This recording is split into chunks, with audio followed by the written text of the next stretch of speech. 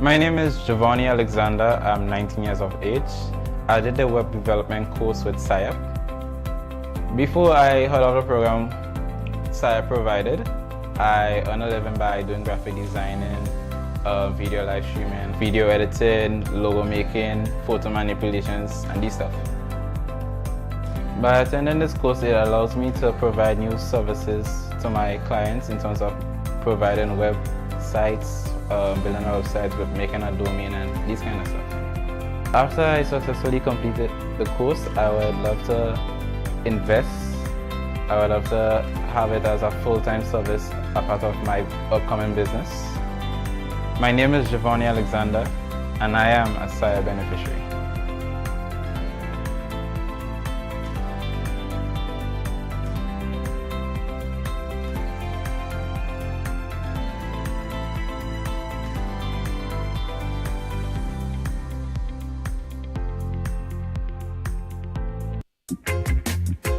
Well, I really see it as a very good project, as a development in the community.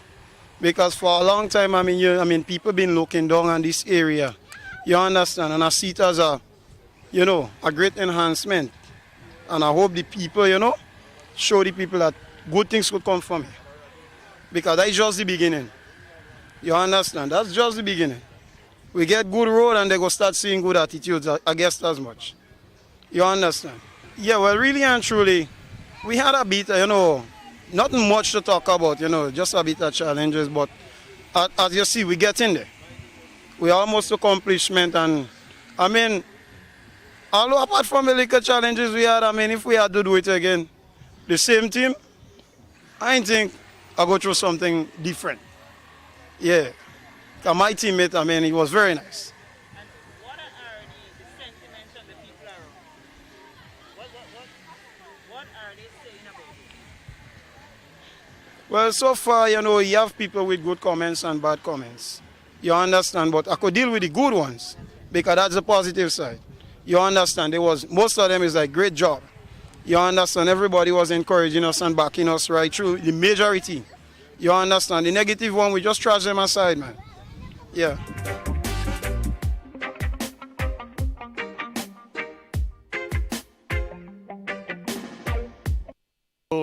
The road was approximately half a kilometre long, so we installed half a kilometre of box drains. There's one cross pipe culvert as well as a reinforced concrete bridge, and then the concrete carriageway varies between 4.5 to 6 metres wide at the bridge.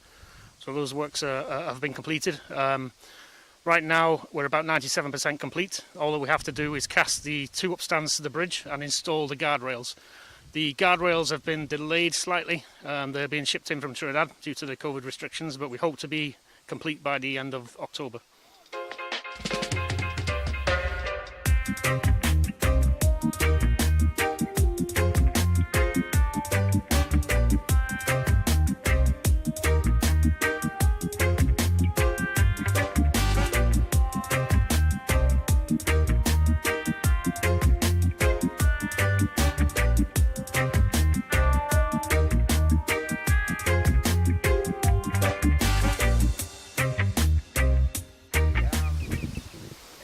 Have a date in mind for the official handover of this one?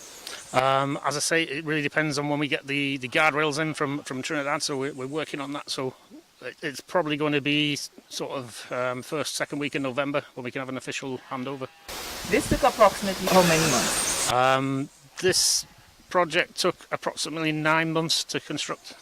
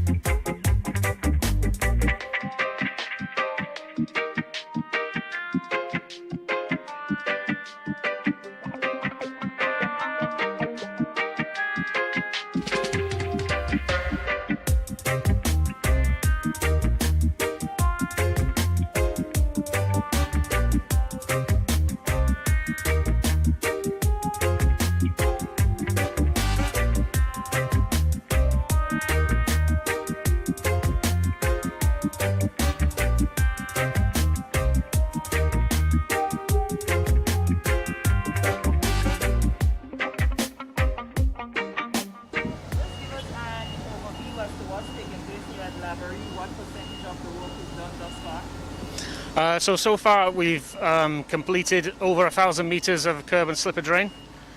We've installed 3 major retaining walls.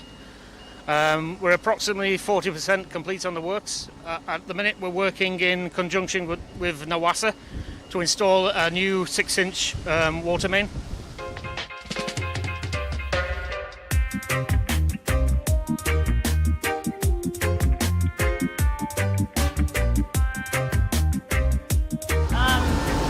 On completion of the installation of the pipes, how long again you think you have with that particular process, and what will be the next step thereafter? So the pipes will probably take another month to 2 months to complete. So we're doing the excavation works and we're doing the backfill works. NAWASA will install the pipe, and then they will do the chlorination and the testing of the pipe to make the water main live.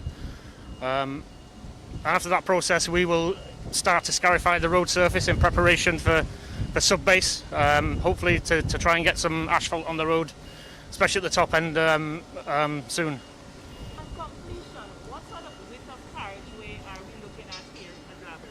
So we're trying to maximise the road width wherever we can. So the widest points we're hoping to get about 6.5 metres. So that'll allow 2 big vehicles to pass easily. And you said you would have installed at least 3 retaining walls. What sort of width and height is that? So the retaining walls vary. They approximately between 1.6 to 2 metres tall, and they are about between 15 to 20 metres long.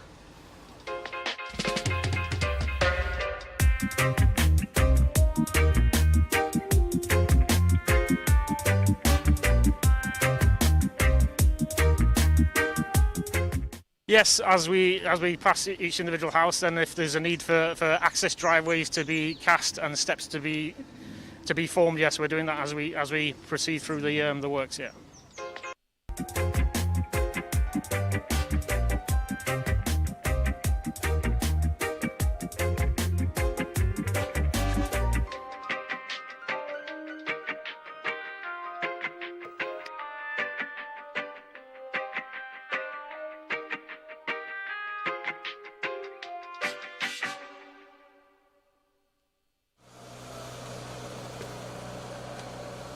Test.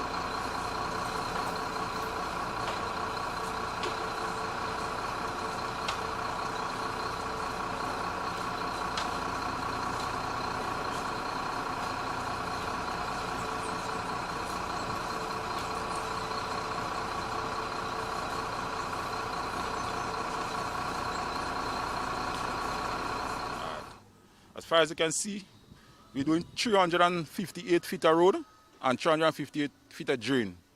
That's slipper drain. It started approximately 3 weeks now, but we have a slight delay due to the weather and the COVID-19. We have a slight delay in process. But as far as you can see, we are about 50–60% completion. That's the last piece we're about to do now. Well, the thickness of the concrete is 5 inches thick of the concrete slab. As a road, 5 inches thick. The slipper drain is 6 inches. The width of the road will be 15 feet wide and the drain is 2 feet. So 15 and 2, that's 17. They have 17 feet of road now, driveway. So what sort of conditions you met when you came here? Well, it was really bad. Vehicles could have hardly come up here. Because you had stone, or the water was in the middle of the road. Then we came, we graded, we backfill, and then as you can see, it's in a good condition now.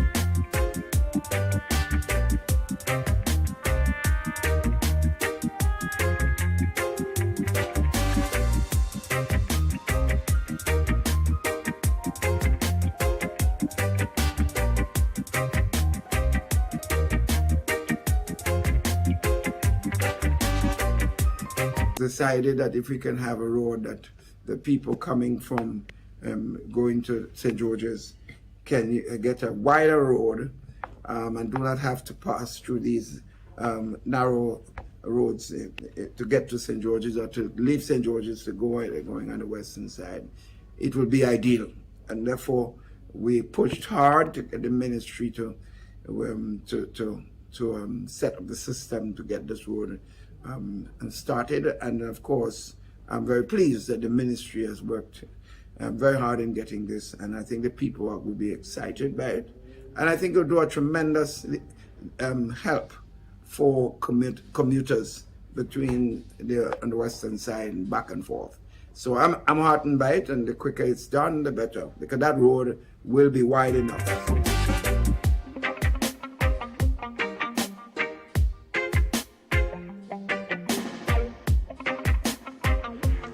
Mr. Glean, as the engineer for the Monkuma Road, can you just give us an insight as to the type of work that has to take place there? Yes.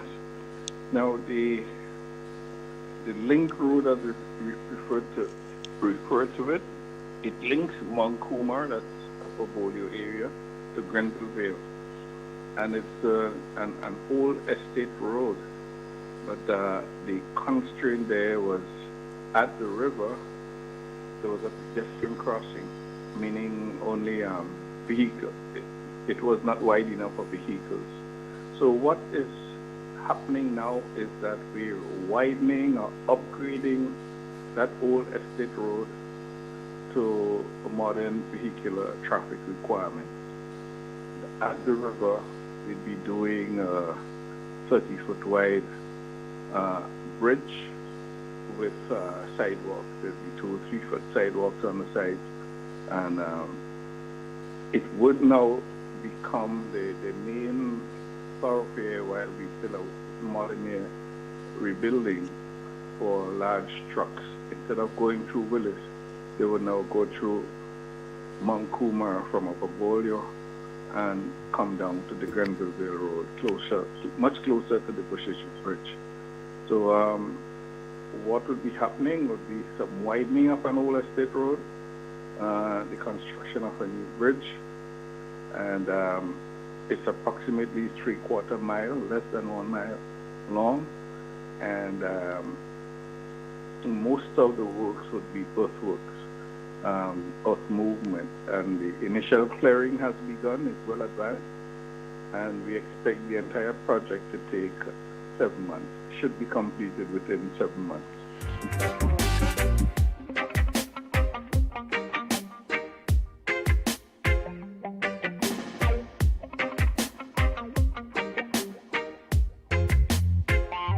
So we're constructing approximately 3,000 feet of 20 feet asphalt roadway. Right now we're doing general site clearance with cutting of trees. The next phase would be the widening of the roadway. I think a lot of soil stabilization would have to be done. We will be doing a lot of cutting on the cliffside instead of trying to work on the downslope.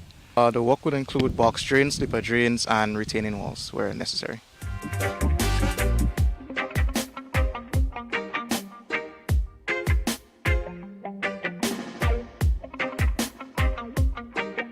One of the areas for clarification, that is on the area on top of Mount Kuma that leads down to the Bolio area. We know that there is a corner right there.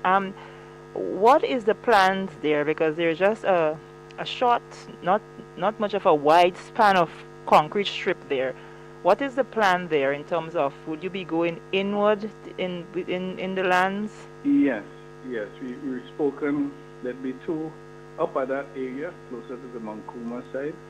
There's two significant interventions there. There's as you approach that Mount Kuma hill, there's almost like a blind spot, meaning it goes up sharply and it goes down sharply. So we would be lowering the high point so that the line of sight is increased. That would impact the byway that connects to it. I think that byway takes you all the way back to Mount Morris also. With respect to the corner that you're referring to, that's the second major intervention in terms of adjusting the old estate road. We have spoken to the landowner. He showed us his plans, and so there'll be some acquisitions that would allow a significant widening of the corner so that 40-foot containers could maneuver without going forward and backward. Okay. So it would be that wide, yeah. And in terms of residents in the Mount Kuma area, who may be affected, are there any meetings, any dialogue with them, and so would you have to remove any houses and so in terms of? Yes, we've started not many houses. We actually aligned the road to minimize that impact, but there were 2 and possibly 3 houses that would be impacted. We've spoken to the occupants, and we're working with them to resolve it amicably. 2 are more or less concluded, but there's one that we still have some further work to do to assist the occupants in finding alternative locations.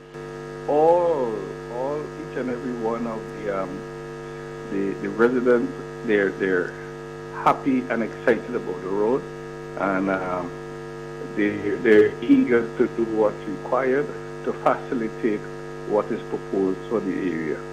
So it's not that they're resisting, it's quite the opposite. They're encouraging and just happy that a development like that is coming in the area.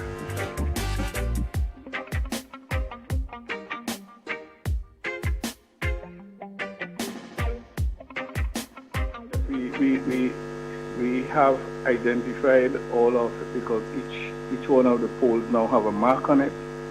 We have identified it and communicated with the utility company, so they in turn would look at alternative. The contractor was supposed to share the plans with them and to see how we could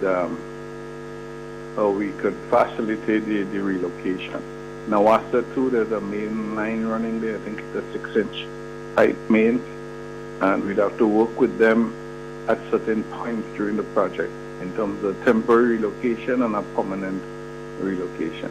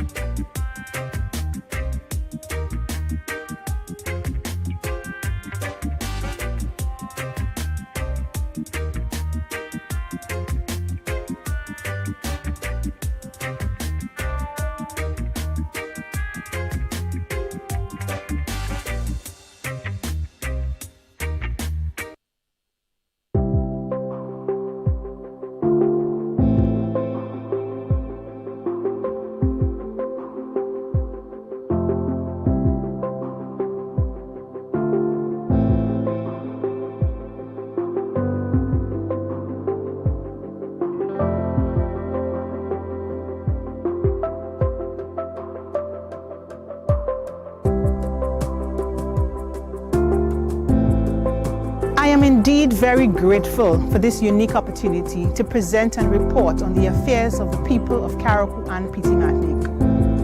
I no doubt would have loved to be physically in Parliament to make my contribution to the estimates of revenue and expenditure as presented by the Minister of Finance on Friday, and to render my unequivocal support to same. However, for personal, health and family reasons, I think well known, I am unable to be physically present.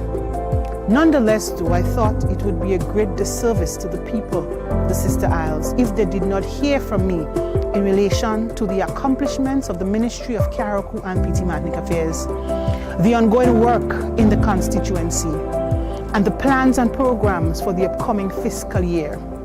Despite another challenging year with the COVID-19 pandemic affecting us, the Ministry of Carriacou and Petit-Martinique Affairs was able to complete most of its priorities and accomplish some of its most important goals. This, though, would not have been possible had it not been for the dynamic and astute leadership of this country, headed by our capable, experienced and brilliant Prime Minister, whose love for the Sister Isles is well noted and documented. I thank him tremendously for his unwavering and continuous support to the people of the Sister Isles, whom I know is very dear and close to his heart. This year has not been without its many challenges. The waters were rough at times, primarily as a result of COVID-19. However, I believe that rough waters are truer test of leadership, for in calm waters, every ship has a good captain. The hardest for me was the lives that were perished as a result of COVID-19 among our most prized and celebrated elderly citizens on island. I take this opportunity yet again to express my deepest sympathies and condolences to all. In the same breath, I must commend our local team and frontline workers on the ground who have responded and who are still responding to the threat of COVID-19 at this moment. I have witnessed personally their valiant efforts and anxiety to do their best to keep our people safe. They have done a remarkable and inspiring job in the fight against COVID-19, which includes vaccination. Their service to humanity will never go unnoticed. Additionally, the contribution made by various persons and organizations with Carriacou roots in the diaspora towards the fight against COVID-19 on island. Various COVID-19 related items and equipment were donated and sent directly to us in Carriacou to better assist in the management of the situation on the ground. We are eternally grateful to Ruthlyn Andrew and family, Wilson David, the descendants of Helen Cox through Dr. Colin Cox, the Leicester Youth in Action, the Kayak Social Club, the Big Apple through Dr. Stephen Samuelson and others, Mrs. Valerie Kwashi and family. I sincerely thank you.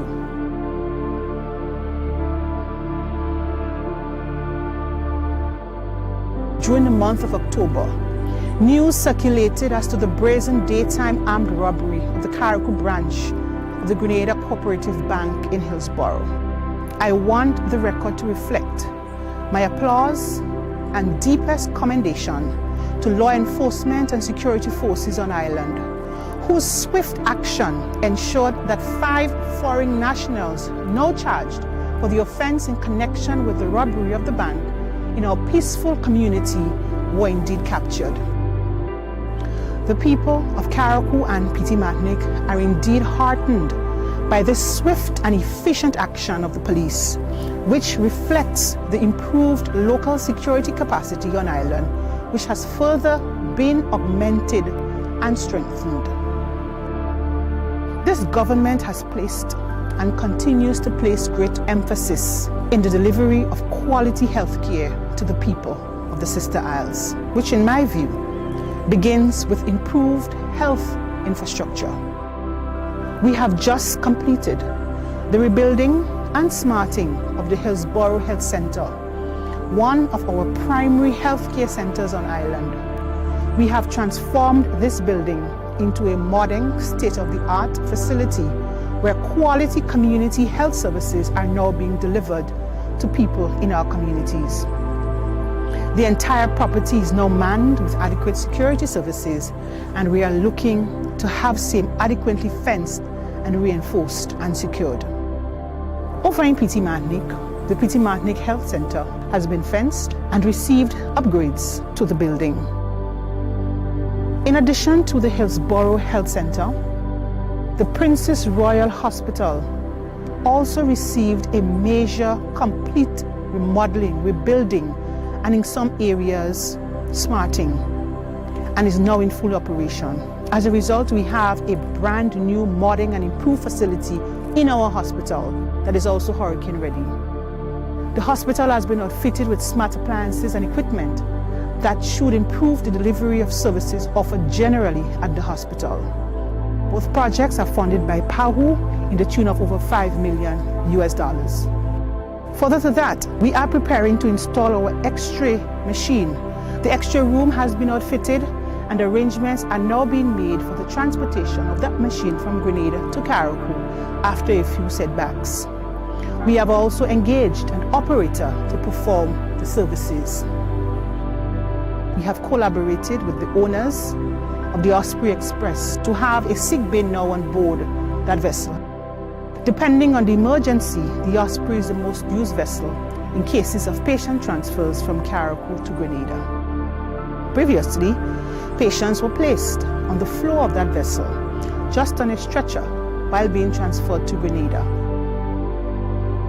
Sometimes in the open, without a care for patient confidentiality. This was a situation that was quite untenable in my view, which I considered very inhumane and degrading to patients. However, I'm very, very happy to report that this is a thing of the past. No longer are we to be placed on the floor at our most vulnerable moments. We now have a comfortable space with a bed fully equipped to transport patients in a more humane and dignified manner. I must also hasten to add that this is of no extra cost to the patients or to their families. Additionally, thereto, it must be noted that in cases of emergencies where the Osprey is not on schedule, for example, where the emergency occurs very late at night, we have made arrangements for the transfer of patients on the said vessel at no cost at all to patients or to the families who can't afford. We have called out the Osprey and the Coast Guard in some cases on many occasions, sometimes at 3 and 4 a.m. on mornings to transport patients seeking urgent medical attention in Grenada. And this is a support and assistance we'll continue to render to the most vulnerable of our people. Notwithstanding the financial position our country found itself in as a result of the COVID pandemic, we were able to press on, and press on we did, with much of our infrastructure projects on our agenda throughout the year were completed. Permit me to name a few. In relation to our schools, Bishop's College, brand new Bishop's College is well underway. We are very pleased with the progress being made on that building. We are 45% completed, and same is on schedule to complete by the middle of next year. Many other schools under the school rehabilitation program are receiving and have received major renovations, new blocks, new bathroom and toilet facilities, new upgrades. I can speak of the Mount Pleasant Government School, which has undergone a complete and total transformation, nearly amounting to a new school after years of neglect, one might say. The Leicester Rosary, the Hillsborough Government, the Hillsborough Secondary. We also have completed the NADMA state-of-the-art building and warehouse at Bel Air. We now have the keys in hand presently at the ministry and is now awaiting the official handover ceremony so that our team at NADMA Carriacou can begin to operate therefrom. During this year, we witnessed the completion ceremony of the low-income houses at Dumfries, Carriacou, where 100 houses were completed, which houses are intended for the use and benefit of the people of Carriacou and PT Martinique. The next phase of this project is the distribution phase, to be completed by the Housing Authority of Grenada. We expect this to be completed by the first quarter of next year. Further, and staying on the issue of housing, our people continue to benefit tremendously from the many programs, the housing repair program, in that over 66 persons receive assistance for the year thus far. Over 30 persons benefited from our bathroom and toilet initiative. More than 5 small houses were constructed for the homeless. Many received assistance from our brigade in effecting repairs to their homes, and I can go on and on and on. Remembering though that all of this and more were done during the height of our first wave of the COVID pandemic on Ireland. I am also very pleased to report that as part of our commitment to provide and enhance the quality of services delivered to our people, the first phase of the Carriacou and Petite Martinique Ministerial Complex was accomplished. The site of the existing ministry building was recently demolished and cleared in preparation for building. The ministry now awaits the approval of the drawings and plans to commence the construction of the complex to house the staff at the ministry. Budgetary allocation have been made in this regard. I am also very proud of the work completed thus far in relation to our road infrastructure on Ireland. We have remained steadfast in our promise of bringing better road networks throughout Carriacou and Petite Martinique. This is quite evident by our many newly constructed roads, drains and retaining walls throughout the length and breadth of Carriacou and Petite Martinique. This has consequently enhanced the safety and convenience of all commuting those roads. Completed thus far is a much talked about Cherry Hill Road under the Agriculture Feeder Road project, a road completed ahead of schedule. Additionally, also completed are the following: 300 feet retaining wall and 1,000 feet expansion drain at Windward. Roads throughout Petite Martinique, 300 feet asphalt and drain and concrete slab throughout the town of Hillsborough. Our power station road, the road in the mangrove, drain, concrete slab, both lower and upper Lauriston. 2,500 feet of drain and road expansion along the Leicester-Harveyville Main Road. Consecutive work taking place at Bellevue South, the Candice and Lally Road in Petite Martinique, a main road in Petite Martinique, the entrance, and many other small special projects throughout the length and breadth of Carriacou and Petite Martinique. In addition thereto, we also entered into many partnerships and initiatives with various community members, groups and organizations in an effort to bring about greater infrastructural community developments, and we did a lot in that regard.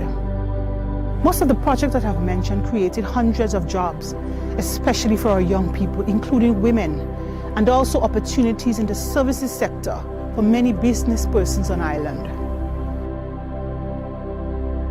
Work have since commenced on the Limley Main Road, another kilometer road under the Agriculture Feeder Road project, to the tune of $2.8 million. Many jobs are expected to be created as a result, as our local economy continues to benefit from these and other projects. We have started the revitalization of the botanical gardens, and significant sums have been budgeted in the 2022 allocation for its completion. The intention here is to create a clean green space in the town of Hillsborough, which can be used for social and other activities by families, by kids and other persons. We intend to pursue that aggressively 2022. 5 student athletes were awarded academic scholarship to attend various high schools in Jamaica in 2021.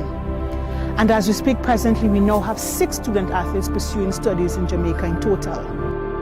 It was a promise I made to the people of Carriacou and Petite Martinique to install and to upgrade our recreational playing fields.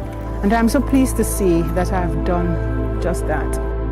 Lights are now installed at the Hillsborough Recreational Ground, as the official unveiling of the lights took place on November 12, 2021. I intend to work assiduously to replicate same at the Harveyville playing field and to upgrade the existing facility there in 2022. Sports and sporting activities are alive and well in Carriacou. Carriacou and Petite Martinique are the male and female champions at the National Primary Schools Tennis Tournament 2021. And as I speak, one of our boxers, Jaffa Shade, is presently representing this country in the Pan Am Games in Colombo. I wish him well. The young people of Carriacou and Petit Martinique continue to be part and parcel of the overall youth agenda spearheaded by the Ministry of Youth. The provision of lifeguard services on Paradise Beach, one of our most utilized beaches on island, became operational for the first time during this year. I am very happy of this accomplishment.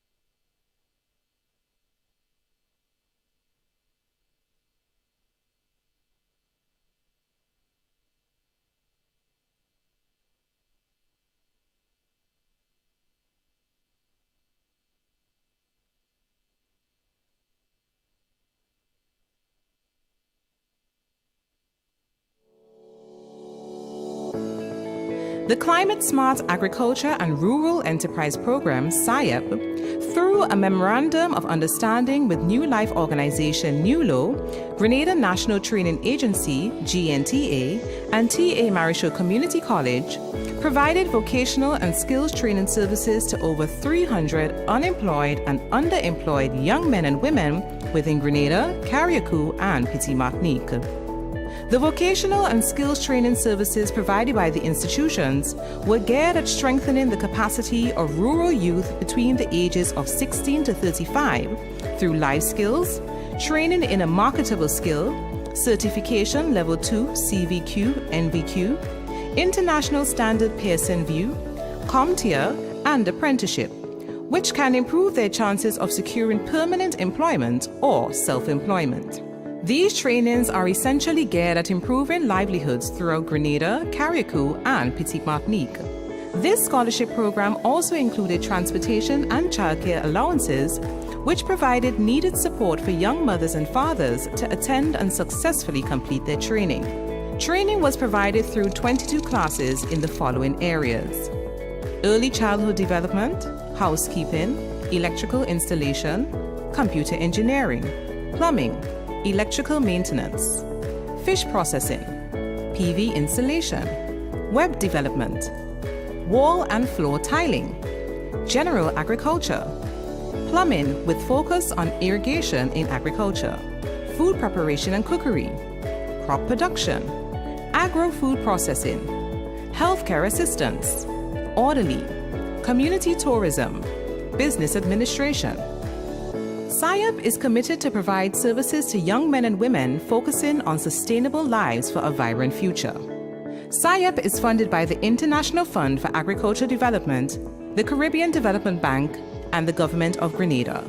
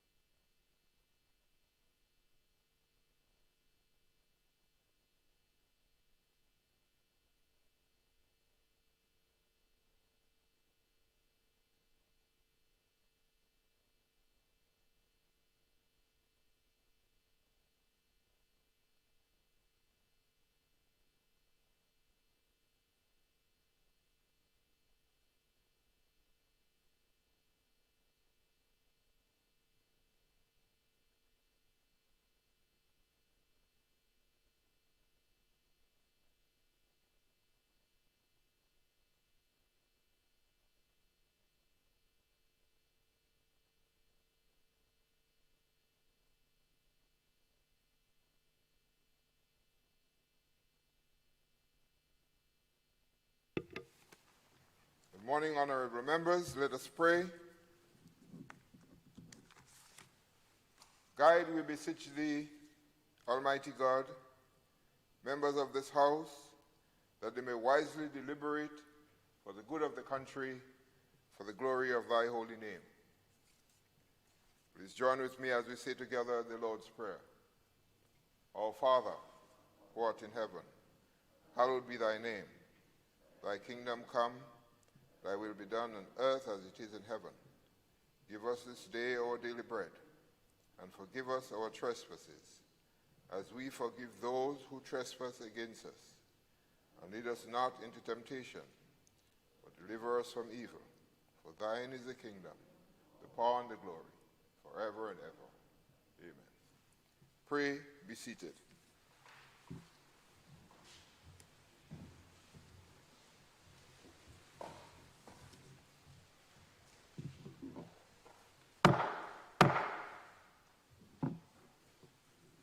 Honorable members,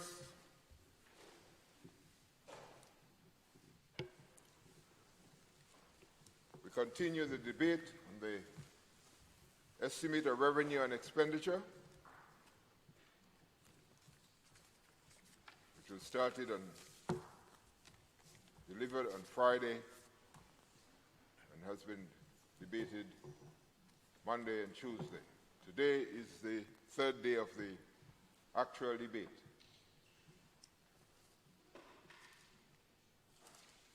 And we now begin. I would call on the Honorable Prime Minister to make his presentation. Thank you, Mr. Speaker.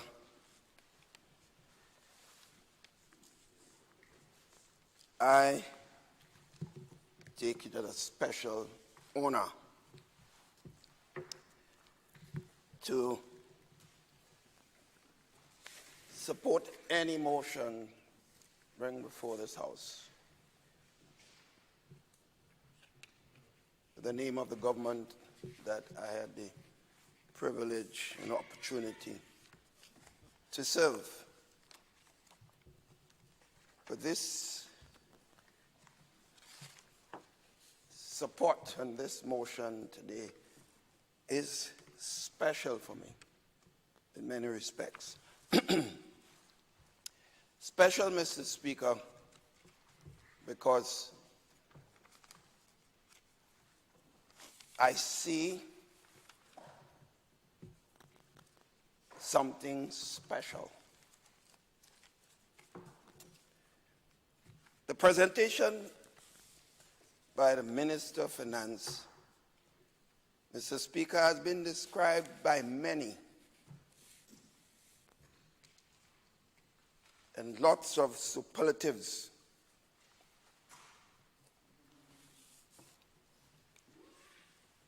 I've heard comments to the effect, this is the most impactful budget that have ever been read in this House. The most significant initiatives that any government have been, in fact, had the opportunity to deliver.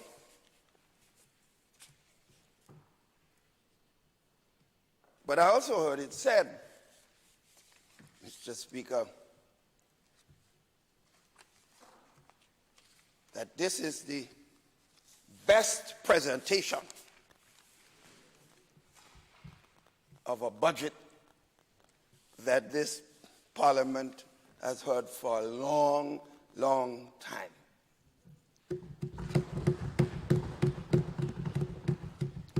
I smile, Mr. Speaker, because it is known that I have presented many budgets in this House. So I must take note, Mr. Speaker. But, Mr. Speaker, what do they expect? I expected this. I was his A-level teacher in mathematics at college. And it is said, a good student is supposed to be better than his teacher. And since they have defined me as grandpa, grandpa must see to it that his sons and grandsons have done better than him. So I love, you're going to hear a lot about grandpa in this budget, Mr. Speaker. I love it. Just like when I was called Dr. Stone, I loved it. I love this one.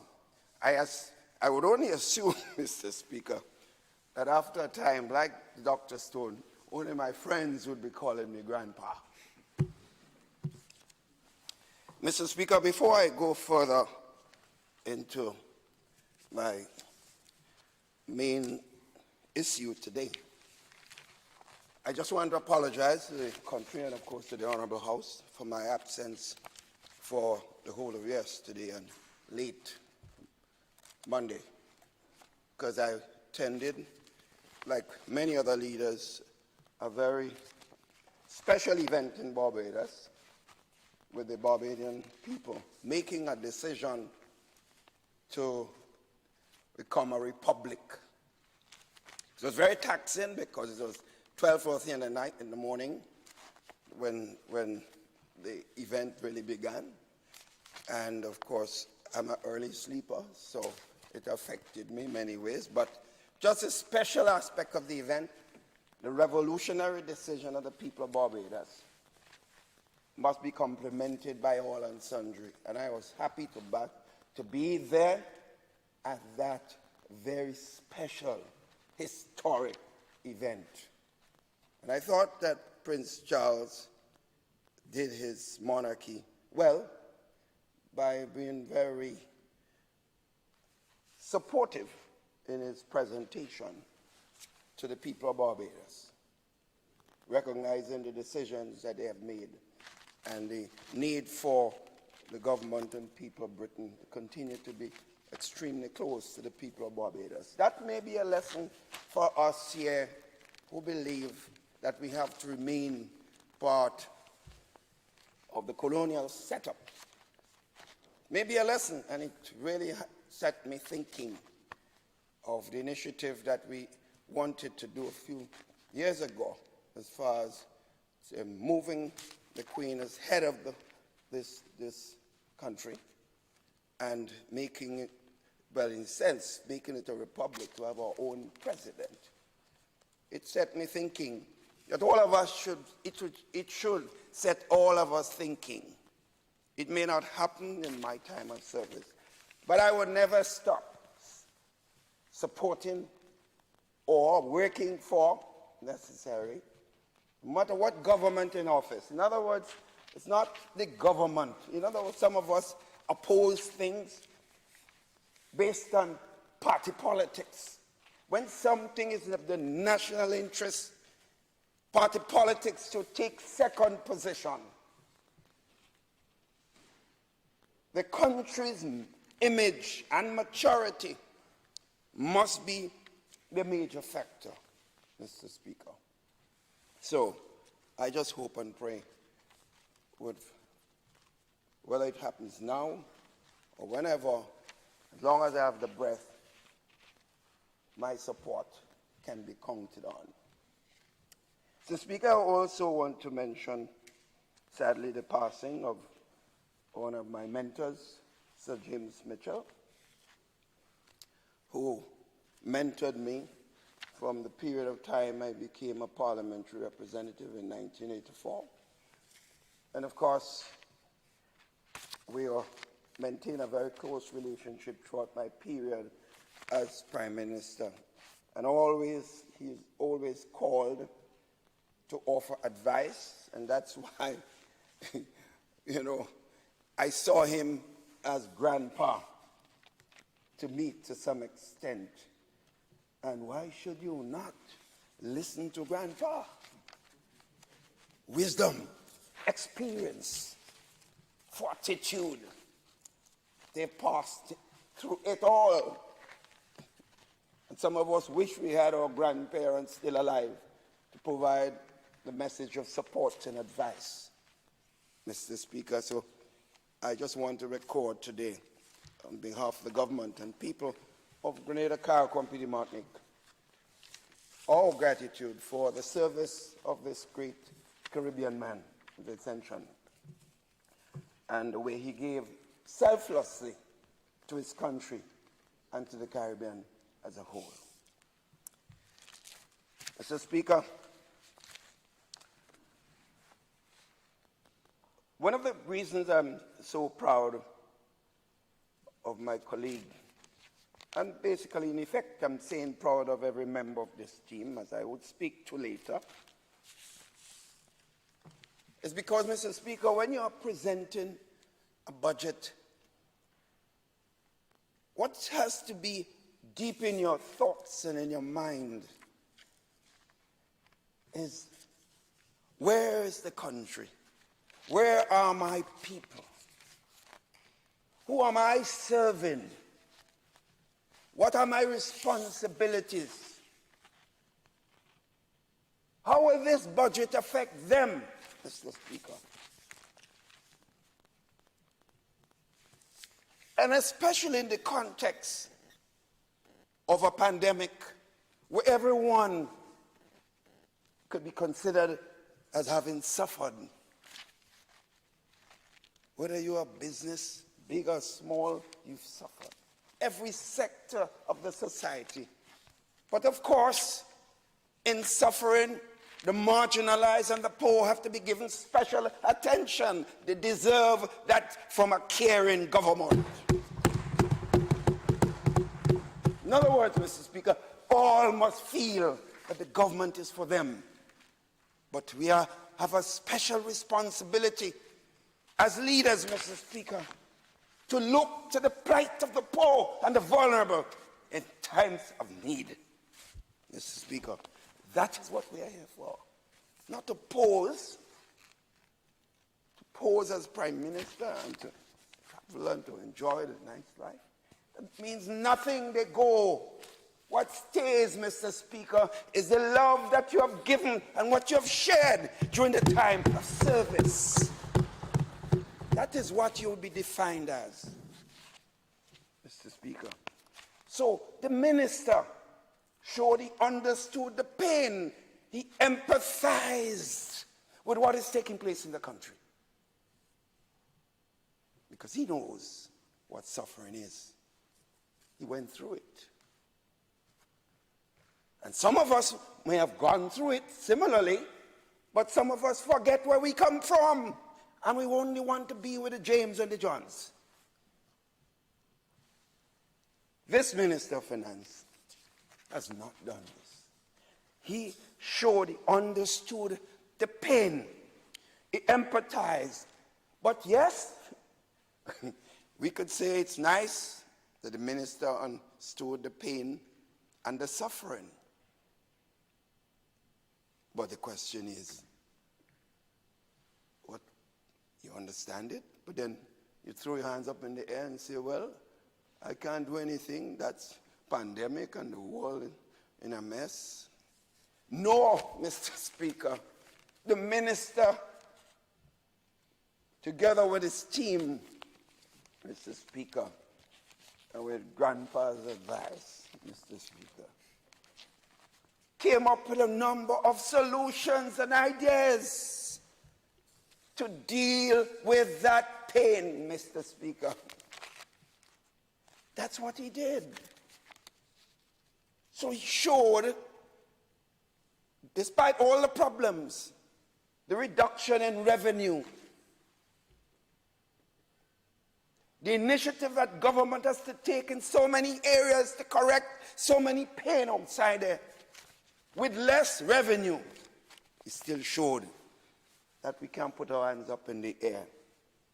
We have to do something about it. Mr. Speaker, and he proceeded to tell us a number of things that he will do, which I will talk to shortly. But Mr. Speaker, in the process of this presentation, I want to say this, that I would be speaking also, in addition to the major portion of this budget on my constituency, the people who have given me that support and has ensured, no matter what, after 60% vote in 1984, no matter when and how, we have never fell below 80% support. That's special, Mr. Speaker. And every election, I have a new opponent, Mr. Speaker. So I don't know who is coming this time. But we are there, and the people in Northwest today. But I also would want to speak, Mr. Speaker, because my constituency in the past, Mr. Speaker, Northwest St. George's and Northeast, for those who don't know it, used to be called one constituency, North St. George's. It was split during the period of the GOLP time and was identified as Northwest being a totally GOLP support base. Almost every village except Morris was known as the GOLP base. My village, Happy Hill, used to be 90% plus. GOLP Brazan, where I was born, 99% plus, Mr. Speaker. Northeast was supposed to be a leaning to the GNP of the day. So it's supposed to be basically because the NMP seemed to have got the support of the GLP base. It's expected Northeast will seem to be more a middle-of-the-road constituency, a leaning against the new National Party. The present representative chose to become leader of the opposition by resigning from the new National Party, which is his right. But I heard very little, because that constituency is close to mine, and I traverse there regularly. So I see myself not just as the representative of Northwest, but to some extent doing everything I can to deal with the pain of the people of Northeast for the lack of proper representation over a consistent period of time. So I will speak to, since I did not hear much about Northeast, I will speak about Northeast, St. George's also. In addition, Mr. Speaker, our dear sister from Carriacou, no one is not here, so I would want to say a few words also on some of the specific activities of the people that are in fact involved with the people of Carriacou and Petit Martinique, Mr. Speaker. But Mr. Speaker, briefly, to just highlight some of the things I would elaborate on later, because they are important, Mr. Speaker. As I mentioned, the minister did not sit and just moan and talk about pain. Mr. Speaker, the stimulus packages, which was mentioned, is significant because it's touching so many people in so many places. So it will help to deal with an aspect of pain. 50 million in 2020, 36 million now demonstrate this. Mr. Speaker, and as we look at what is the analysis that he gave in his presentation, shows the construction sector is booming even in a time of a pandemic, over 22.8%, and agriculture, which people talks about a lot and say nothing has been done, but over 12.85% increase in agricultural activities clearly demonstrate this. Mr. Speaker, it was also mentioned as part of the pain, cost of living increases, which is clearly a problem, Mr. Speaker. But in dealing with the cost of living, Minister proposed a number of initiatives that I would want to elaborate on later. But it's also significant, Mr. Speaker, that in analyzing what is taking place in recent times dealing with the fiscal performance. He was able to tell us that it's because of the management of the economy and the country over the last several years, from 2014 onwards, there was an opportunity to meet some of the challenges that we are now facing today. So, Mr. Speaker, to find $10 million for small business is not an easy thing now, but we found it. It had to come from somewhere. Certainly not an excess of money made now, but funds that we were able to access because of the management and the image that this government has created, Mr. Speaker. People don't give you money like that. You don't get, Mr. Speaker, those amount of soft benefits and loans, over $100+ million US, Mr. Speaker, short period of time. 40 years loan to repay, 10 years grace. Mr. Speaker, in other words, you don't have to pay it in 10 years, and 0.75% interest. Mr. Speaker, just check the record and see if many other countries, wherever, is able to access that level of support for the size of country Grenada is. That is significant, Mr. Speaker. Mr. Speaker, also significantly, we have a great initiative going that could be already ready to start anytime. The question of a tourism school, hospitality arts, to train hundreds of students, young people from Grenada, in preparation from all aspects of the tourism activity. That is significant. They don't have to go abroad to get the training. Cornell University is known as one of the top universities in the United States, Mr. Speaker, for training in that specific area, Mr. Speaker. They are going to be here because of the cooperation of private sector persons, Mr. Speaker, who are interested in the development of this country. So when I hear this government is anti-business because of one investor who feels that he wants to do what he wants in this country, and no one should have a right to tell him anything. And if he doesn't get what he wants, he has to get a change in government and a new prime minister. Let him get it. Is that how he sees us? Mr. Speaker, when I speak like that, Mr. Speaker, I don't have to worry about who don't like it, because it comes from inside here. I feel it.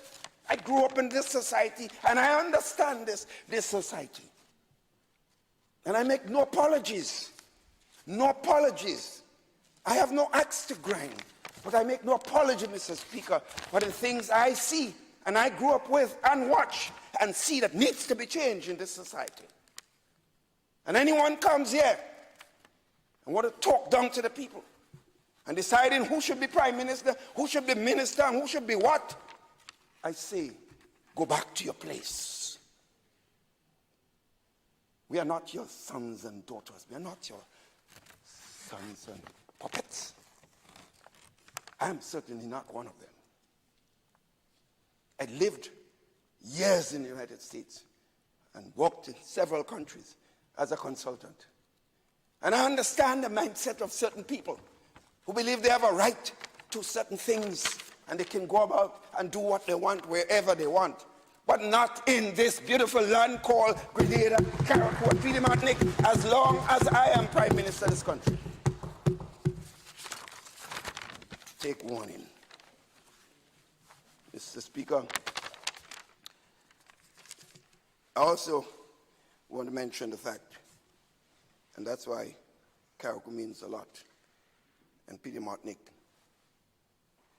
We are now serious negotiation, almost finalizing arrangement to have regular twin auto service to the people of Carriacou and Petite Martinique.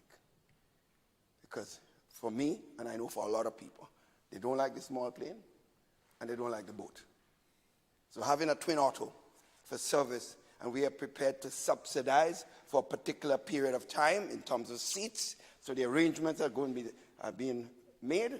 So I'm very proud of the fact that that's one of the serious interventions to deal with some of the problems that this virus has caused this country. Therefore, Mr. Speaker, let me move now to some of the issues that I want to mention as far as the budget is concerned. This COVID-19 pandemic, Mr. Speaker, has certainly created a new normal. And Mr. Speaker, budget is being presented, therefore, in a unique context, characterized by harsh economic reality for the government and people of Grenada, Carriacou, and Petite Martinique. As such, Mr. Speaker, government has identified a broad range of initiatives as articulated by the Minister to provide job opportunities and create some disposable income, particularly for the most vulnerable in the society. And of course, expenditure relief for the people of Grenada, Carriacou, and Petite Martinique. Mr. Speaker, to have almost 3,000 road workers for every fortnight in this country for several fortnights, that's a sacrifice in a difficult revenue period, Mr. Speaker, but it must be done because the poor and the vulnerable need us more than ever. So we make no apologies. Some say some of the road workers not working hard enough. Yes, we should get maximum support, and no one, poor or rich or middle, should not have to do less than they should do for monies collected. But I say, for those who come to me telling me some of the road workers, I say, well, just look around and see who a lot of other people earning big money and not doing their fair share. Get them to also correct their act. Whether they are in the public service or they're in the private sector, wherever they are, we must all give up the best for the resources that we are earning. That's a fundamental principle, Mr. Speaker. And therefore, I want to make this point, that this initiative is, to me, very crucial as far as support to the vulnerable people in this country concerned. Mr. Speaker, we cannot do all things to all people. But I don't think, Mr. Speaker, there is anyone who can honestly say that initiatives outlined by the Minister of Finance do not offer some serious relief to the people of this land. In other words, as a saying that we have picked up recently, it is the greater good for the greater number of people, unquote. Mr. Speaker, I have heard it said that these crucial interventions represent what? Tokenism? Is that really what I heard? Tokenism, yes. Mr. Speaker, I cannot say that I'm entirely surprised by the use of that description, Mr. Speaker. Because when you have been in the ivory tower making fees, lots of fees, and that's your right, yes, from serious business transactions, and you just have to deal with legalistic issues, not even understanding the social and other problems that these issues cause us at different levels.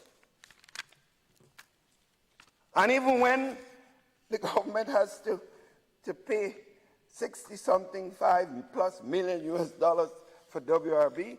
We must pass it through you. And you know the fees related to that, Mr. Speaker. You know the amount of money. We should give back this money to the people of Grenada, Carriacou, and Petit Martinique. You should take fees from the suffering of the people of this land. You should not take fees from that. So now, what we're doing, therefore, is tokenism. Because that means nothing to me. Guys could go in the rum shop now and buy some drinks. And for what I get? Because that's nothing. That's little pocket change. But you know, Mr. Speaker, this so-called pocket change and tokenism is saving a lot of hungry mouths outside there who need our support. But you can't feel that. We will not be able to feel it because we're not used to that, Mr. Speaker. Mr. Speaker, this government is not about benefiting the few, about keeping up appearances, and nice media sessions, and talking nice. Nice English boy, yes. That's not about that, Mr. Speaker.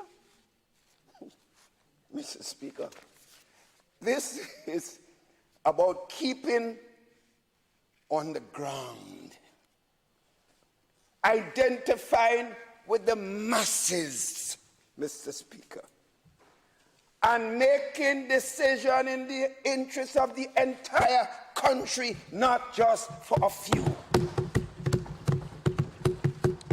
Our frontline workers, our senior citizens, Mr. Speaker, the small business owners, every category of persons and workers, Mr. Speaker, have been identified as benefiting from this important initiative called a budget presented by this government. Mr. Speaker, you think it was easy for the government, through the Minister of Finance, to agree to give a month's additional salaries? You call that tokenism too? To the police officers, the nurses, some teachers, some public servants, all who have made enormous sacrifices. That was not an easy decision. But you keep the money that could be spent there. And the bottom line looks good. The surpluses and everything looks good. And the savings look good to satisfy maybe your friends internationally, while the people of the country continues to hurt. We will spend it, Mr. Speaker, to deal with the pain and the suffering and the commitment that we've seen from most of the workers of this country. I cannot say all of them. I would never always use the word, when I talk about sacrifices, I would never say all public servants, all police, all nurses, all teachers, all everything. You won't get that, Mr. Speaker. But you would get an enormous amount, a vast majority, who have come to the plate, Mr. Speaker, and made sacrifices. And we, as a government, have to make the sacrifice also to share the successes with them. Mr. Speaker, when our people are hurt, we too hurt, Mr. Speaker. Simply put. We feel that pain, and as a caring, conscientious, empathetic government, we take action to alleviate that pain. The minister did precisely that in his presentation. Mr. Speaker, an example of this initiative of this government this whole question of electricity costs. Mr. Speaker, when I speak about this too, it comes from the belly. It's not intellectual. It is the pain. I have people at all levels speak to me directly about increasing costs of electricity and their inability to make their payments. And because of the rule, Grenada has that responsibility to ensure that people pay. But, Mr. Speaker, what number of persons, even persons who represented the company for years, never understood, a lot of people never understood what are the composite cost areas that are responsible for the overall cost of electricity consumption. What are these, Mr. Speaker? I was in the middle of that discussion in 1994 as a lone member of the New National Party who were then cooperating, who were then opposed to the government at the time. Mr. Speaker, we explained that this formula is a biased formula. Mr. Speaker, I had to invoke my past experience as a consultant, going to Africa and other places, representing as a consultant to the IMF and as a statistician. I had to explain that this formula is biased, Mr. Speaker. I went into details of the mathematical formula used because clearly WRB had top consultants in the field of mathematics and statistics. You could have seen it from the formula that they brought in to calculate the cost, the various costs. And I told them that when you're doing an estimate of any particular variable, Mr. Speaker, that variable is meaningless if the error involved is so large, so it falls outside of a confidence interval of opportunity for those you're trying to protect. But I wasn't listened to, because those days, and probably still now to some extent, no matter what you say, no matter what your experience is, no matter your qualification or background for a particular technical issue, it becomes, in a simplistic way, an NNP NDC position. Not the technical ability analysis, not that, but becomes a partisan political issue.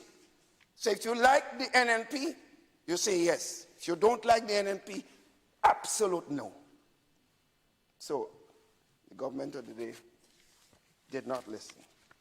But so the electricity cost, Mr. Speaker, is made up of the following. The fuel charge, which we have little control over, as you know, plus the non-fuel charge. All the formula was, in fact, invoked.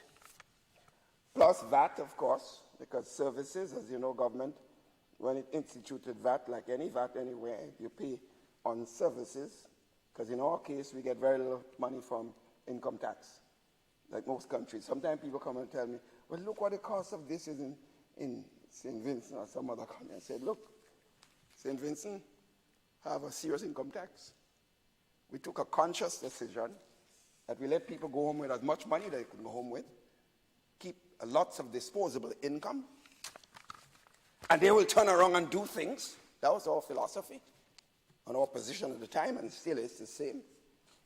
And as they spend and you have a proper collection system, government will generate taxes on the services that are bought. That was the philosophy, Mr. Speaker, that was in full. So VAT is there, and then you have the environmental levy, which is a standard thing in most countries now. So that made up the cost of electricity.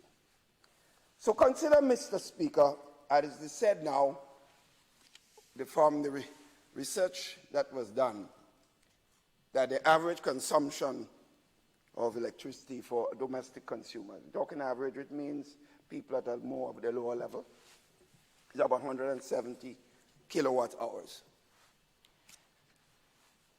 And Mr. Speaker, and that 99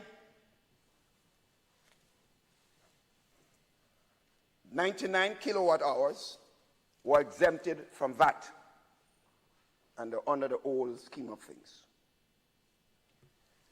So the person who's generating 170 kilowatts as average would pay $157.29, comprising $74 in fuel cost and $68.97 in non-fuel charges.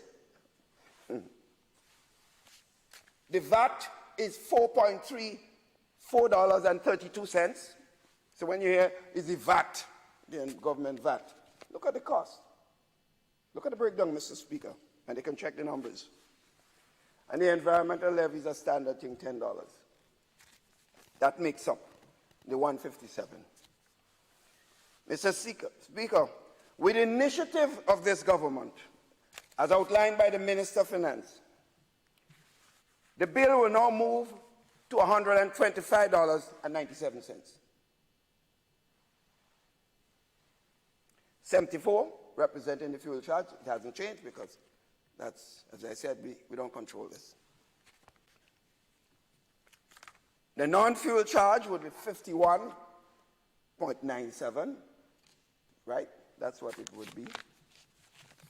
Because what we are doing, government, raising the VAT amount on kilowatts to 500 maximum. In other words, first 500 doesn't info cost VAT.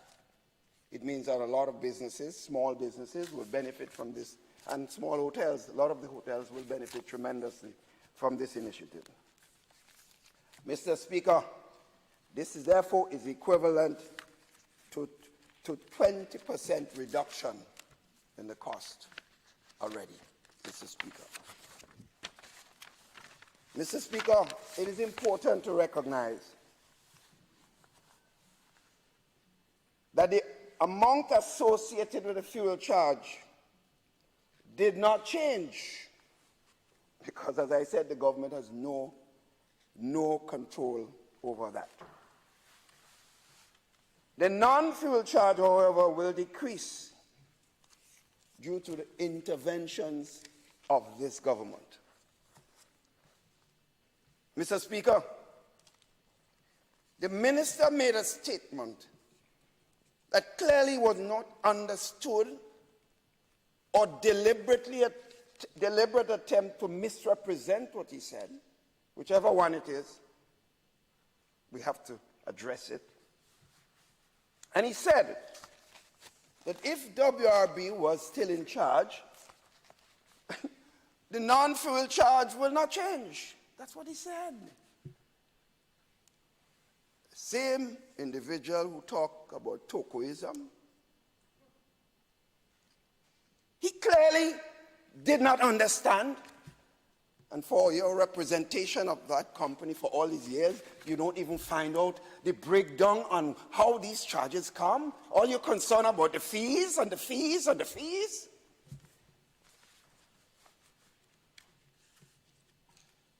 The minister was talking about the non-fuel charge that the government has now intervened on.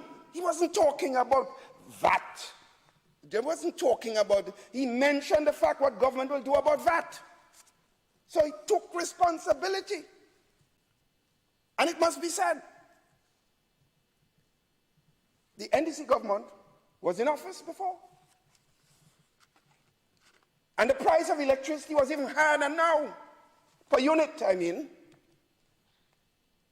But they did nothing. In a time that people had no jobs. Businesses were in serious crisis. It must be remembered. We had no pandemic. The only pandemic was the NDC itself. That is what it was. But they took no initiative. This government is taking the initiative, Mr. Speaker, to raise the amount of kilowatts. That is what we did, Mr. Speaker. So that's tokenism. So that is what he was talking about.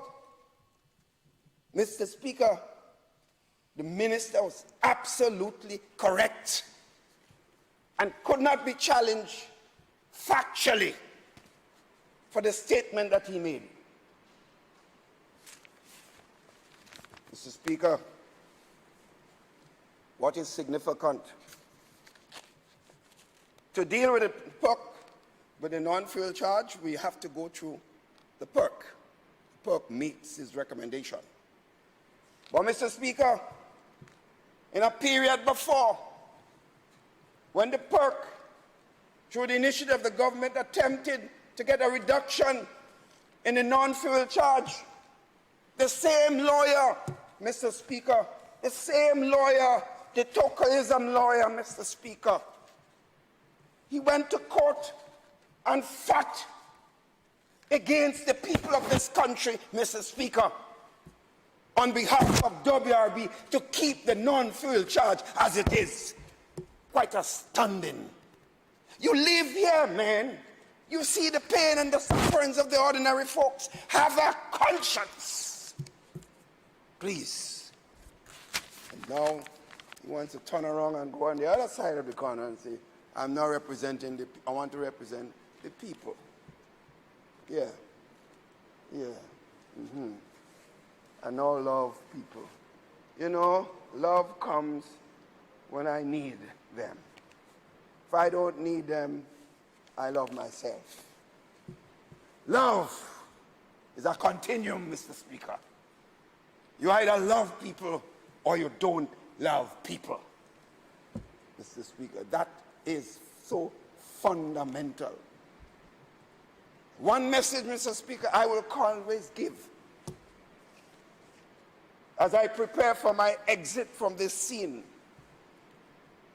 I would always remind people, when you're voting for someone, vote for someone with a history of love for people, Mr. Speaker. If they have 44 years plus, and you have never heard about them, never intervened in a crisis and a pandemic, you're never there to offer a little piece of bread, Mr. Speaker. All of a sudden, you love people because you want a title. So, Mr. Speaker, I don't think this thing called Prime Minister is easy. I am so happy when, just that I love to be seen as doing something, but the end of it means, in terms of me personally, because this, you don't have to be in a position. Whether I'm in government or not, I would always be there, Mr. Speaker, helping a hand, not for votes, Mr. Speaker, not for votes. The most of us here, many times, that spent years in the politics, when people come and tell us what we did for them, I'm shocked because I don't remember. You know why?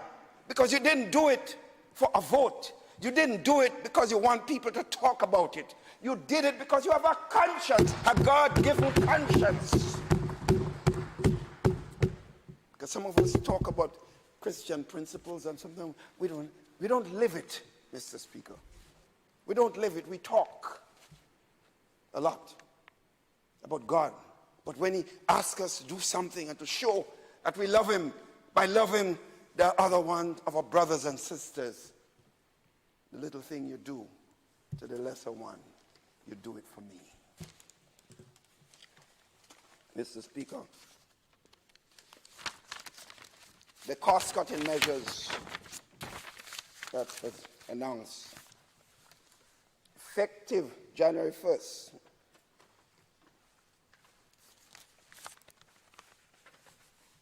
the 15% VAT on certain items will no longer be applied. Mr. Speaker, the attempt at that point was in doing a simulation of what the result will be was to try to see what things the poor persons would use, that they must use. Even among ourselves, we had debates. I can't say I necessarily was on the same wavelength with all my colleagues on it, but we all have different experiences to some extent. So we all mix with different persons. With the average, so the initiative that we came up with was because the overall conclusion was that we need to do something in those areas. I can't say it was perfect. If I say this, I'll be not honest. But when I hear my good friend on the opposition say, why didn't you do it there? Why didn't you raise it there and drop it there and drop? That's a statement of someone with no responsibility except to talk. Except to talk. Mr. Speaker, I brought him into the politics, and I expect him to conduct himself like the Minister of Finance has certainly done. Talk about things that are real, be appreciative of the facts of decision making, understand your responsibility, that the country has to earn revenue. If you try to say, give everything, then when they go in the street demonstrating against the government for salaries and services not met, then the same people turn around and condemn the government. And the leader of the opposition would love this, because clearly, for the little time I think he has left in that position, because you don't know when I ring the bell. I have a bell right in the pocket. You never know. I heard you said change is coming. Change is really coming, leader of the opposition. Real coming. Mr. Speaker, Mr. Speaker, not all my students have behaved themselves accordingly. Not all. And I show you as a former teacher, you're proud of most, but not proud of all. And that's life, Mr. Speaker. Mr. Speaker, he said, Papa God, and Grandpa, just remember, Papa God is at another level. Mr. Speaker, I did say this would be my last couple of years would be the funnest ever in politics, because I feel free. I feel a free man.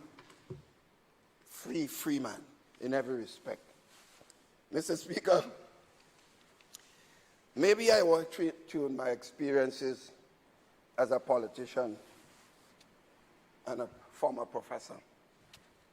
In doing this, Mr. Speaker, I certainly hope that I'm prepared at any time to offer advice, to give my views, maybe not right all the time, because no one is perfect.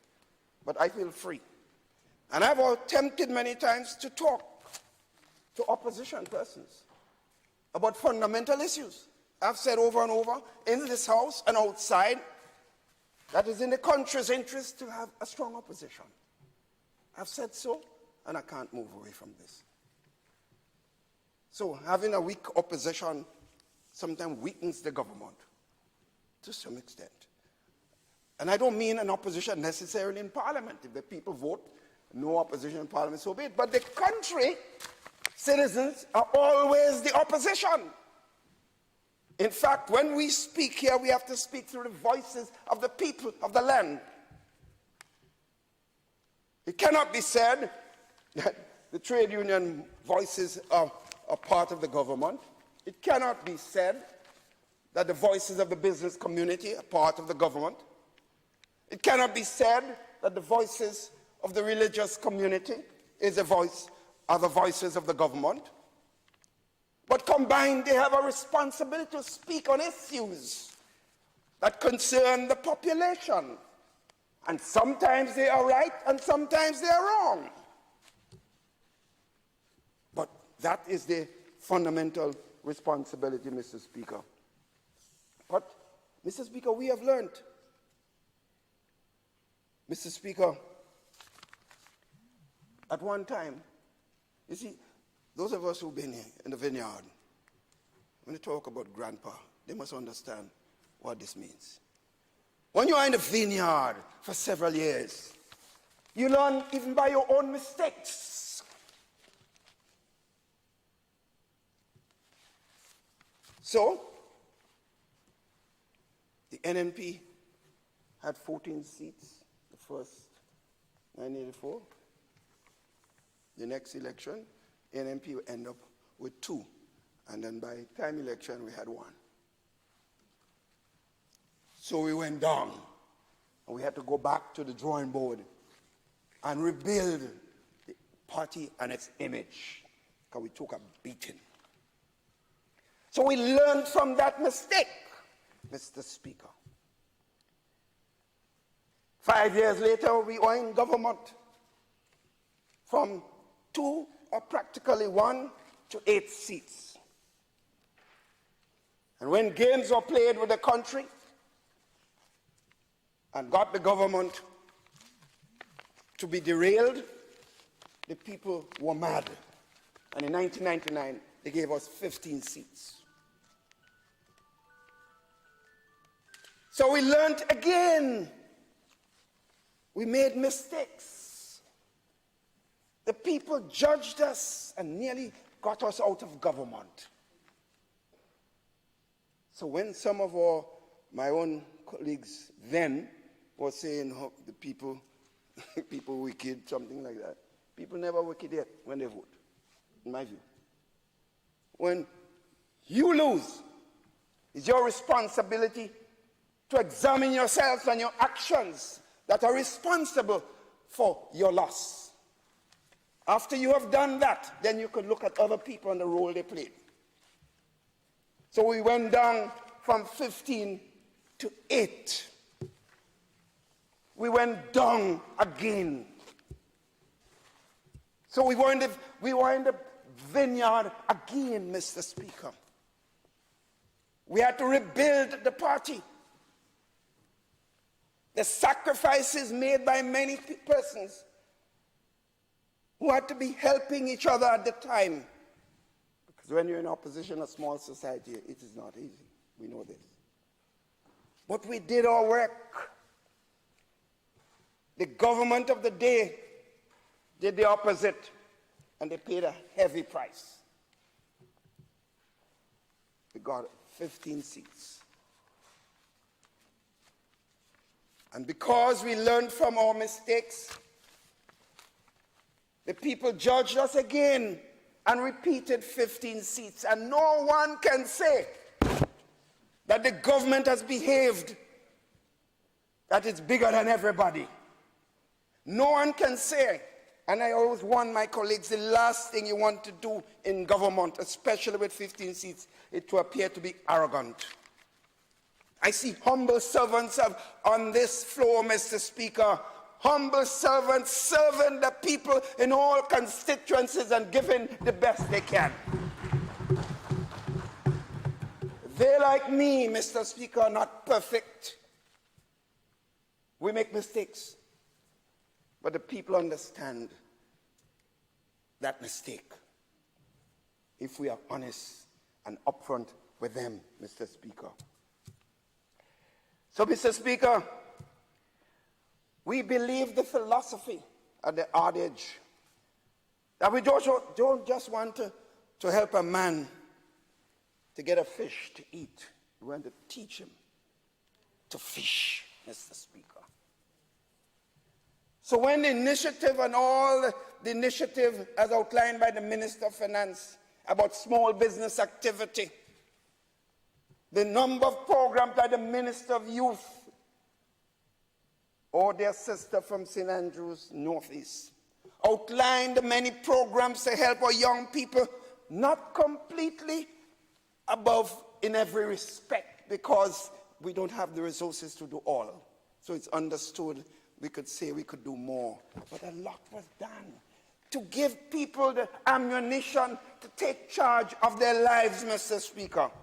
Not to depend on government for hands out because government go, government come. And therefore you do not want to depend on a politician. I remember in 1995 when I was campaigning, I made a statement that we want you to vote for us to be independent of us.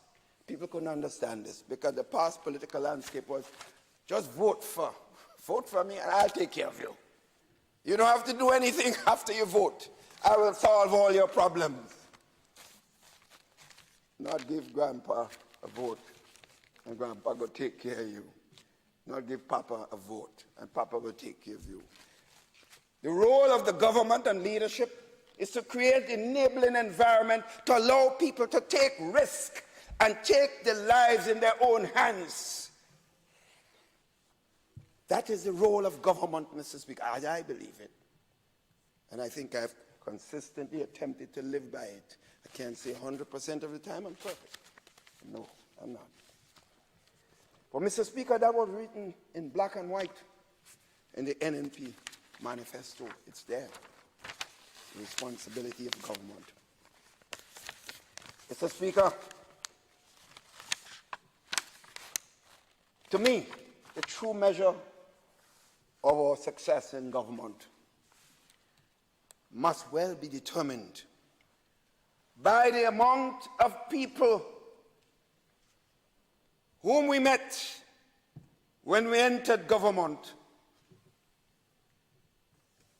who depended on government alone and have been able to make them independent, to have their own lives in their own hands. That is the measure of the success of a government, Mr. Speaker.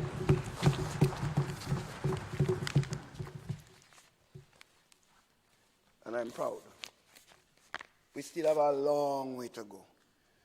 After the journey I have has ended, I know there still will be a lot more.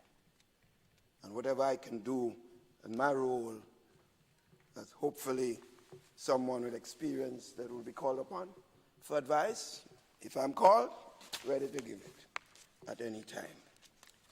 But this is what this decision that we're making is all about. Mr. Speaker, therefore, in my view, any good politician has to be objective in his approach. In taking decision on an issue, sometimes it's easy to say what you believe is popular. I have seen it over and over. Just satisfy what we consider to be the people that we want to pander to. My own view, my experience, that never works. In fact, that only results, Mr. Speaker, temporary popularity. In the long run, if decisions are made just to pander to certain sectors of the society without the greater good involved, it must come back and haunt you. I can tell my colleagues all the time, stand up for what is right. The man who curses you today become your friend tomorrow when he sees the benefit that you have delivered. That has been my experience in my own constituency. People who have cursed me. Okay, fine, but that's my position. Over time, Doc, you're right. Not everybody, but most people. Stand up for what is right, always. I have seen it, Mr. Speaker, over the years. I've seen some in opposition and in my own party try to pander to popularity. But I've never seen success.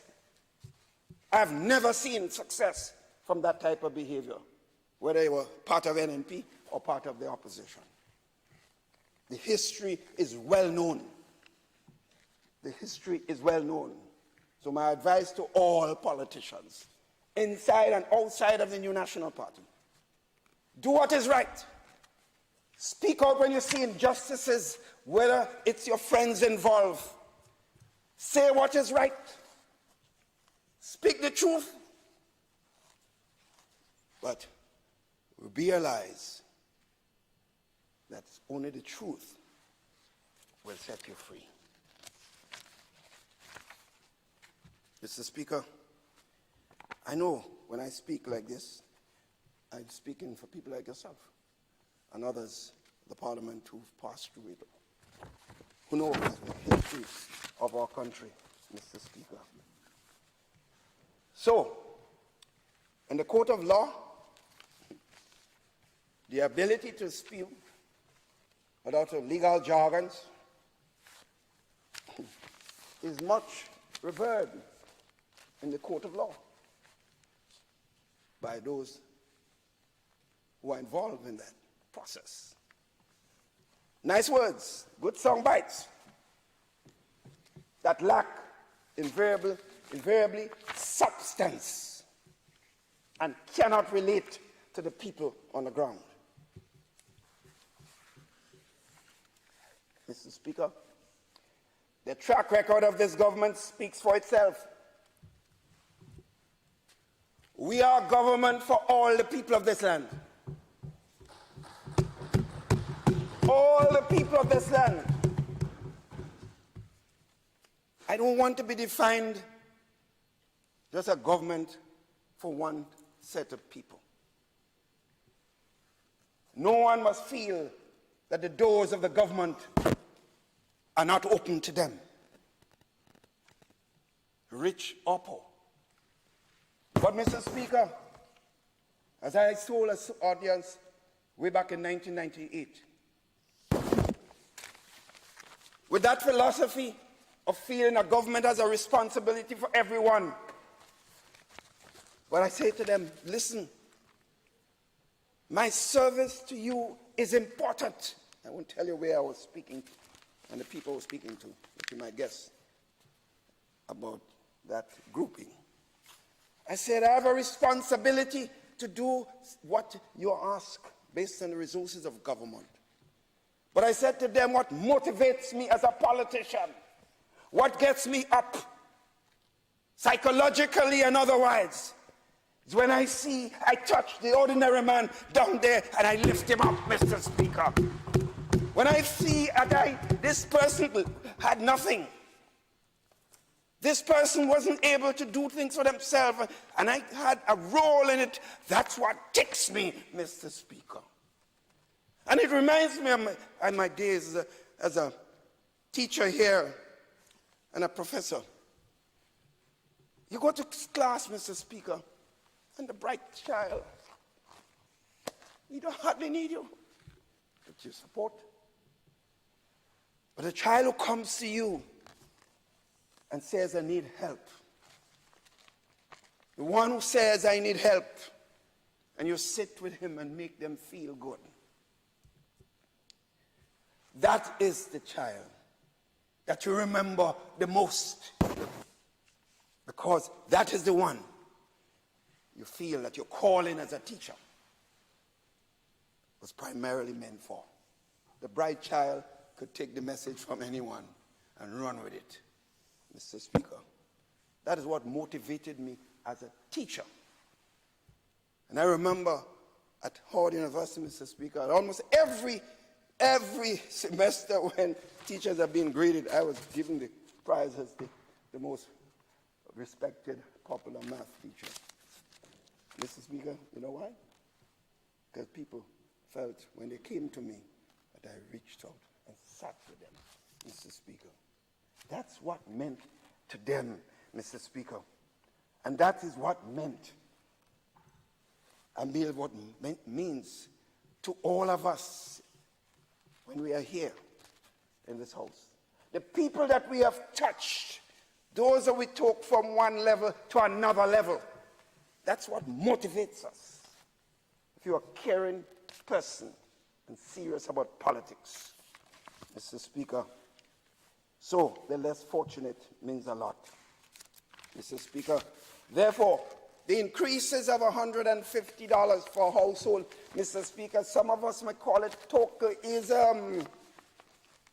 But when that family in that poor household whether they come from St. Patrick's, Carriacou, Peter Martinique, St.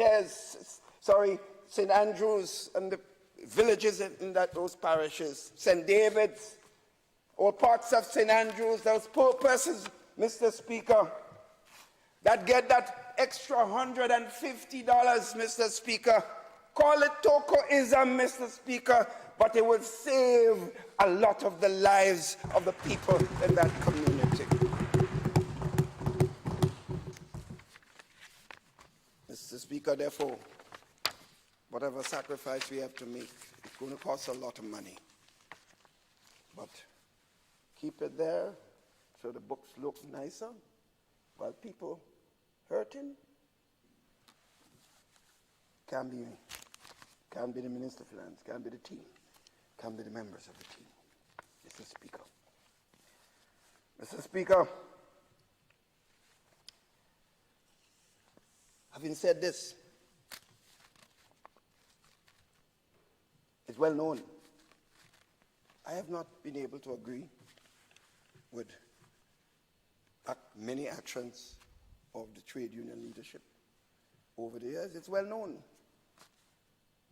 I think we respect each other, but I do have differences with some of the pandering and not thinking about the vast majority of people and the impact of decisions that we make on the country as a whole, Mr. Speaker. But, Mr. Speaker, they will never say that the government that I had the opportunity and humility to lead has ever taken actions against the government, against the trade union and the workers, physically or otherwise, Mr. Speaker, to show high-handedness and I have power. We have never done it in all the demonstrations that have been against this government that I had the humility to lead. We have never taken physical actions. Mr. Speaker, you know when you were leader of the trade union, the teachers union, or the bar boy are you on your leadership? It was the NNP in office, Mr. Speaker. Those who want to be associated with the opposition must ask for the history of the opposition, because they will have to defend the actions of that period. And we didn't. The Caribbeans thing. The leadership of Tao was well known. We had our bantering at the time and so on. We respect each other, but we were on opposite sides in several issues. But he will never tell you that any action he takes, that vehicle nearly rolled over him while he lay on the ground. His life was never threatened by the new National Party. In fact, those who he supported at the time were the ones that literally threatened his life. That is a history that we must not forget, Mr. Speaker. And I will, as long as I have breath in my life, Mr. Speaker, I will not be able to stop speaking about the history of this country, because I have a lot of tales to tell. We have never failed to honor our commitment to the workers of this country. Never failed to do so. Look at some of the issues. Check the record. The former government, NDC, paid 0% to the workers between 2008 and 2013. Zero, zilch. Or they call it not. Because I remember the first time when I went to America in a class and I said not, everybody look around. Not? What is that? So I'm in shock because I know, only thing I know about is not. So they say, Professor, zero. I learned my mistake here. So NSC gave 0 If you didn't hear about zero, not a zilch. Mr. Speaker, NMP in 2013 to 2016 paid off $1,000 for the back amount we settled on to each worker, and 10% between 2017 and 2019. Overall increases. Under the current industrial agreement, we have already paid 8% for 2020 and 2021, and will pay another 4% come January 2022. That's the record. In that sense, I give a lot of credit to the Minister of Foreign Affairs who led the negotiation, and of course the Minister of Labour who intervened on specific times to help us to reach that situation where we had an agreement. Mr. Speaker, let us also put on record, Mr. Speaker, that it was this administration, it's amazing, and we don't hear we get enough credit. People say that one thing at the NMP, you don't talk enough. This administration that tackled a long-standing issue of public officers' pension. None of us could be said to have been involved then when it was removed. And were there the decision to remove it by the policymakers of that time. We didn't have anything to do with it. But government is a continuum, so you can't talk about what previous government. You have to solve the problem that you meet. So the long-standing issues of public officers' pension, we were the government that tackled it. That was a very difficult thing to tackle. So today, let me make it clear because people seem not to understand. Today, we have no issue with pension and gratuity. And let me explain, because before some people jump to conclusions. The necessary amendments were made to our pension laws with our support to grant pension and gratuity to qualifying public officers appointed between April 4th, 1983 and February 21st, 1985. That agreement was in place and is in place. This completed the pension restoration commitment that my government made to the many hard-working public officers of this country who continue to provide yeoman service. All I ask is those who continue to make enormous sacrifices continue to do so. And those who are not pulling their weight must not hold the shirts of those who are pulling their weight and get the same thing every time we have negotiations. They must also pull themselves up and give the sacrifice commensurate with the resources given. We also committed, Mr. Speaker, to pension reform and therefore engaged the unions to find a solution for the workers who joined the public service post-1985 February. When we signed that MOU together in 2018, Mr. Speaker, we agreed on the following. The record speaks for itself. Pension benefits will comprise NIS and government benefits, a combination. That was agreed. Public officers completing 26 2/3 years of service will receive 70% of the last salary. That was agreed to. The unions didn't agree that should be by itself. They wanted 25% of gratuitous payment, one time, advance. Well, you know, if you have hundreds of public officers and you have to pay 25% of gratuity to workers, government will have to have a special pot of hundreds of millions of dollars to start to pay.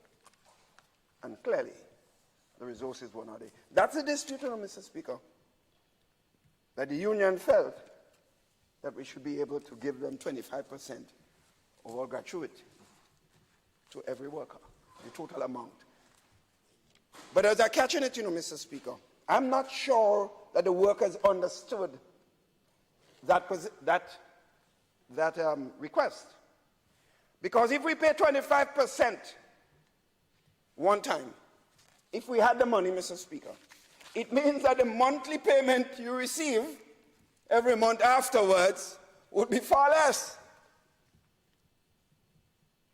So the time will come when those advance payments are done, you might not be able to live with the rest that you're getting on a monthly basis. In other words, I'm not sure that the position of the union was necessarily in the best interest of the workers. That is my view. They may have another view. And clearly they may have another view because clearly they wanted 25%. But that's going to be cheap popularity now. But as people live on, they might start blaming you for not being able to see to it that they continue to get sufficient resources on a monthly basis. Mr. Speaker, therefore, we believe that we had a moral obligation to settle that issue, because we knew a lot of workers were hurting. To date, Mr. Speaker, therefore, we have successfully honored this commitment that we made to the workers. Mr. Speaker, we have honored in excess of $2 million so far to qualified public officers who have applied for the benefits. We have $2 million already have been expended. That is set 97 retired public officers to date. The 5th batch of qualifying applicants has been processed and has been submitted to the Accountant General's office for execution. In other words, soon another batch of public officers will be receiving their pension and gratuity on a monthly basis. Mr. Speaker, we are moving. We can't sit down. We are therefore moving in the best interest of the country and the workers as a whole. Mr. Speaker, the Department of Public Administration conducted a sensitivity analysis of the program related to contract workers and all benefits related to workers. And it has some recommendation for strengthening the initiative to bring relief to even more of our retired officers. And we'll look at those options soon. Mr. Speaker, while I'm on the subject of public officers, permit me to address the issue of contract work in the public sector. Because again, I believe we have not done a good job of explaining the whole issue of contracts. So let me attempt to do some of it now. Contract employment, Mr. Speaker, is a legitimate practice that is done everywhere, whether it's private sector, business, sports, anything, contract. You won't become a member of the football Premier League if you don't have a contract. You want a contract. You want it, and the employer wants it. Mr. Speaker, the government has 3 types of contracts. 1, a public service commission contract, through which contractual appointments are made to the establishment. Some workers avoid that public service appointment contract simply because if you accept that, you may have to receive the salary that the cap exists in the public service.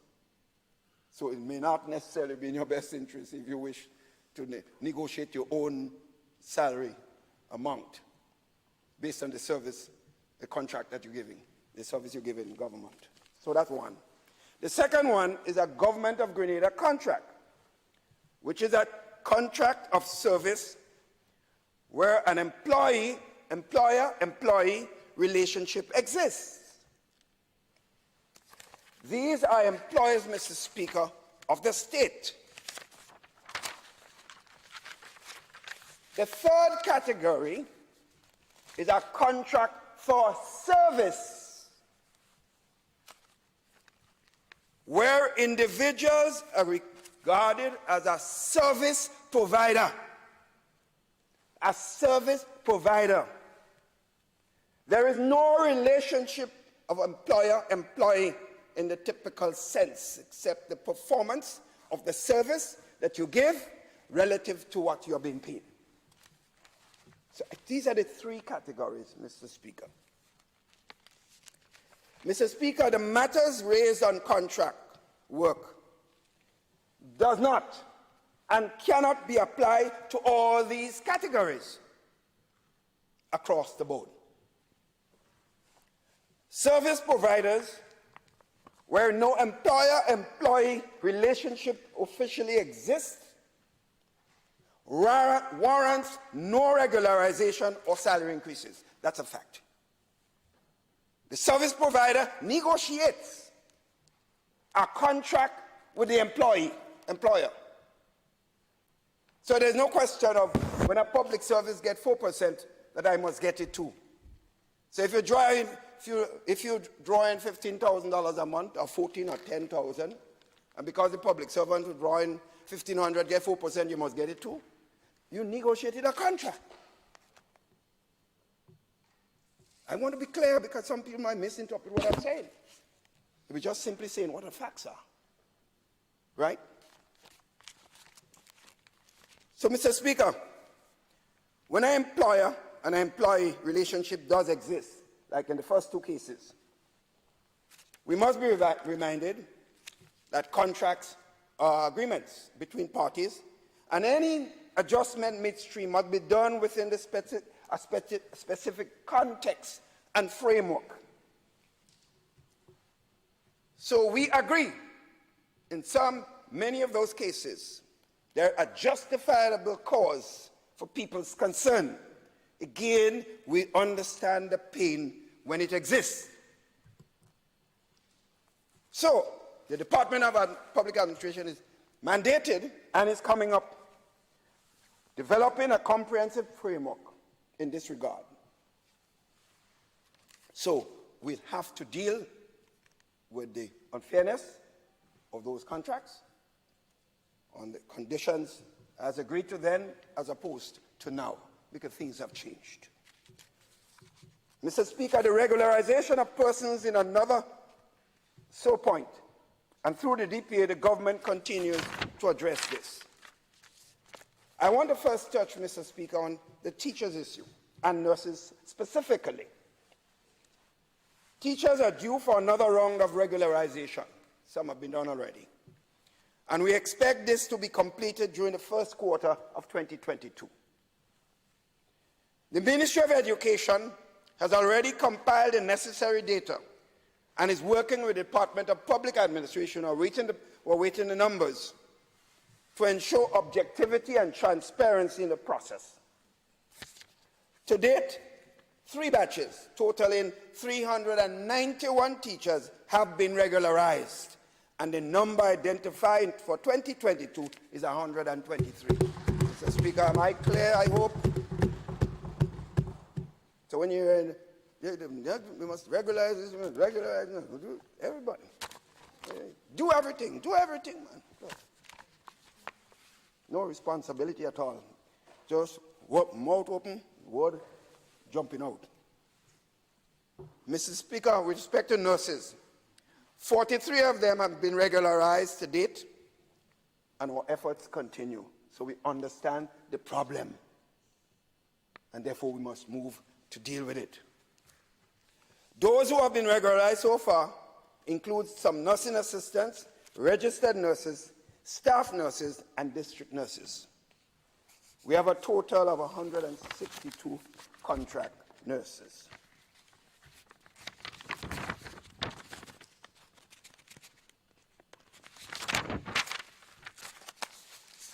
Mr. Speaker, the manpower plan for 2022 will normalize the employment status of eligible contract doctors. It must be noted that space on the permanent establishment, Mr. Speaker, because some of us talking with no understanding, we haven't spent a day in the public service. We don't know anything about the public service. We have never run a business, but we know it all already without any understanding of what takes place in the system. The numbers in the public service, the establishment is fixed, Mr. Speaker, and we have to agree to that.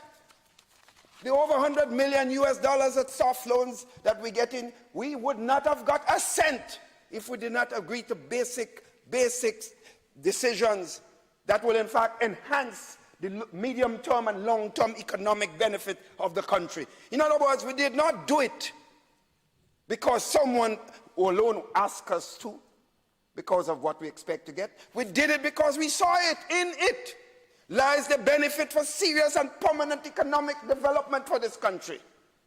By doing what is right, being responsible, and managing our affairs. In other words, you can't spend X dollars. You can't raise X dollars and spend X plus Y, Mr. Speaker. So people must understand. It's easy to say, put everybody, put all the money on the permanent staff. Put all nurses on the permanent. Put all, everybody. Just put them because you're wicked if you don't do it. Yes, go in government. Go into government and do that and find out who is going to support you. Go, then you will find out and they'll say, I didn't understand and I did not know. That's why you have to come in to a training school first and learn before you become the jefe, the paratrooper, coming from on top and you're landing in hostile enemy territory, Mr. Speaker. Mr. Speaker, the Ministry of Health will work with the Department of Public Administration to ensure objective, transparent, and ongoing process exists in this whole process of permanent establishment positions that are available. The plan will also address persons who have been acting in truly vacant positions, because it is not fair. You can't have a person in a vacant position for 10 years, 12 years, 15 years, and don't regularize them. Especially by you keeping them there, you are in fact saying they were performing the job. So the problem is the system. If you tell me that the person was not performing, then you are the problem. So we have to accept responsibility. If the person was not performing and they should not be there, they should be in another place doing something else. But you can't keep them there.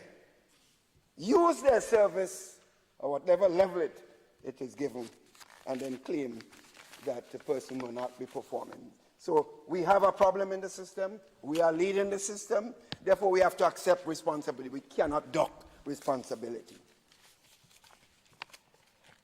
Mr. Speaker, policy recommendations have already been drafted to establish the eligibility criteria to manage that process. That has been done. It's been given to me. There are some permutations that we have to do again before it reaches cabinet. Likewise, persons who are holding temporary appointments will also be remedied insofar as truly vacant positions are available to do so. In other words, Mr. Speaker, we can't just put everybody in, because then we have a $25 million in January or February to receive again. You know what? That's a lot of money, Mr. Speaker. 25 million, over $60+ million EC. We will lose it if we go and do any foolishness that people regard as being not responsible for the long-term benefit and future viability of the economy of our country. Mr. Speaker, the government therefore continues to work to deal with all areas of problems, guided, of course, by the limitation of the resources of government. Mr. Speaker, therefore, we are working to provide tangible benefits to all, not just a chosen few. I'm being mindful also, Mr. Speaker, of the consequences of the decision that we make. And I've said, Mr. Speaker, in my latter days of representation, I will not do anything for cheap political benefits to get a few extra votes that will hamper the long-term, medium-term, and long-term benefit of Grenada, Carriacou, and Petite Martinique. Mr. Speaker, another major area of emphasis and concern is youth development, and I submit this to the Honorable House.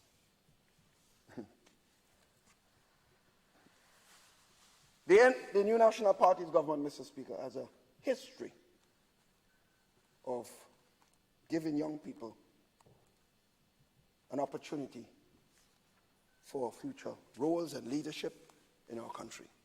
That's been an ongoing process. The leader of the opposition is a testimony. It's a testimony, leader. Just listen. You may hear something that you like. Don't react just because you hear something referring to you. It's a nice thing I come with. He was a beneficiary of the government initiative. When I said to him, as a member of the Senate at the time appointed by us, that don't sit there. We are in government. Let us help you to get a scholarship, an opportunity to go abroad and fortify yourself. This is the recommendation and the views and advice of our grandpa, Mr. Speaker. That's what grandpa does, Mr. Speaker, provide advice to his grandchildren, Speaker. And I am happy, I know that he made good use of that advice. So even when he comes back and he wants to criticize grandpa, so be it. Grandpa accustomed to that. And that's okay, because he owes the leader, the Prime Minister and the NNP nothing. In fact, no government owes anybody anything when it does something that it is elected to do. That's my view. So looking for anything and saying he's ungrateful, no. You're not ungrateful. I want to make it clear. So I want you to know it's nice thing I'm saying. So, Mr. Speaker, given this, when I decided to take on the Ministry of Youth officially as the official minister, Mr. Speaker, it was not expected that I would be the one on the ground identified. It was to provide support to a very capable, hardworking, caring, loving, service-orientated leader, Mr. Speaker, at the Ministry of Youth, the minister in the Ministry of Youth, who happens to be the parliamentary representative of St. Andrews Northeast. And I'm proud. When I listened to her yesterday, I felt poor grandpa was happy. Grandpa is a happy man. I'm sure you realize this. So, Christmas coming, grandpa coming for sorry, eh? Mr. Speaker, therefore, it is obvious a number of initiatives have taken place in the Ministry of Youth, led by our distinguished minister in the Ministry of Youth, who has helped a large cross-section of young people over the years. Mr. Speaker, the creation of opportunities and the many programs, the flagship program of the ministry, the Youth Vibe initiative, Mr. Speaker, the Empower program, all these programs are meant to transition young people into opportunities, Mr. Speaker. The loans that are given for small business for young people, who was initiated years ago by the now Minister of Education, who was then Minister of Youth, where young people have owned some farms today and producing seriously in agriculture. Opportunities in so many areas by the Ministry of Youth. The loans are available under good conditions that the young people can accept. In some cases, we don't have to bring a lot of land paper and so on if you show your credibility and that you have letters of recommendation for a certain level of loans. The government intend to risk, and the minister has been doing an excellent job in those areas, Mr. Speaker. Mr. Speaker, we are keenly aware, Mr. Speaker, of the need for skills training and how that lends itself to revitalizing the local economy, while at the same time creating value opportunities for trainees into transition. And that's why the issue of the Hospitality Arts School is so important. Cornell University coming here and establishing a name and recognition internationally. Some of my friends in the region are already asking me when we're starting, because they want, instead of they going to North America, they will come to Grenada, to Cornell University establishment in this country, Mr. Speaker. Mr. Speaker, and the Minister, of course, taught a number of initiatives in those areas. Mr. Speaker, I was also proud when I went to base in Munich, the garment factory cooperative in the Pearls area, Mr. Speaker. I was proud to see the young people given the opportunity, the sacrifice government is making to get them to do their work. And I hope and pray that more of us will start looking at what they're producing, some excellent stuff. You know, I did not talk to my own people. They still want to go and buy other things. I said, go to St. Andrews and look at what they're producing. Encourage young men and women, Mr. Speaker, who are producing quality stuff, empowering themselves and making them proud citizens of Grenada, Carriacou, and Petit Martinique. Go there. And all of us, ministers in our own homes, should take the lead by example. Go there and come and do what we have to do, Mr. Speaker. I think this is so important, Mr. Speaker. I also want to talk about the need for us to have a more agile, flexible, and be responsive as we pursue the transformative agenda. And central to that is ICT. The initiative of the DG4R project was meant to be. There have been a number of issues related to this, and getting the necessary support in the public sector to ensure that we can move the thing faster than we are doing has been a problem historically. But that initiative will transform our society in many respects. And the Caribbean component of it, ICT component, a combination of both of these would propel Grenada and the rest of the region. Would we have an additional benefit having a standalone program, DG4R. Mr. Speaker, government takes seriously its role as a facilitator, creating the environment and is conducive to the type of development that is necessary to move this country forward. As such, government continues to lead the way in digitization of some key services, not only modernizing the environment in which we operate, but providing additional convenience for the people of this country who we diligently serve. Mr. Speaker, the onset of the pandemic created added impetus for innovation in this area. Government's online portal, if now fully operational and up to September, 53,000 payments were transacted using this means. Transaction amounting to more than $20 million. If not that, we'll be pushing a set of paper all over the place, and people have to walk back and forth all over the place. So people are helped, governments are saved, in many ways. Continued expansion of that portal is imminent, making more government services available online. Mr. Speaker, as lead head of science and technology in the Caribbean, I didn't give myself this. My colleagues historically gave me this responsibility and a number of initiatives recorded over the years as far as ICT is concerned, which Grenada had a central role. Mr. Speaker, in that context, we were asked to lead, as the lead head of science and technology, to see to it that there are tremendous reduction in roaming charges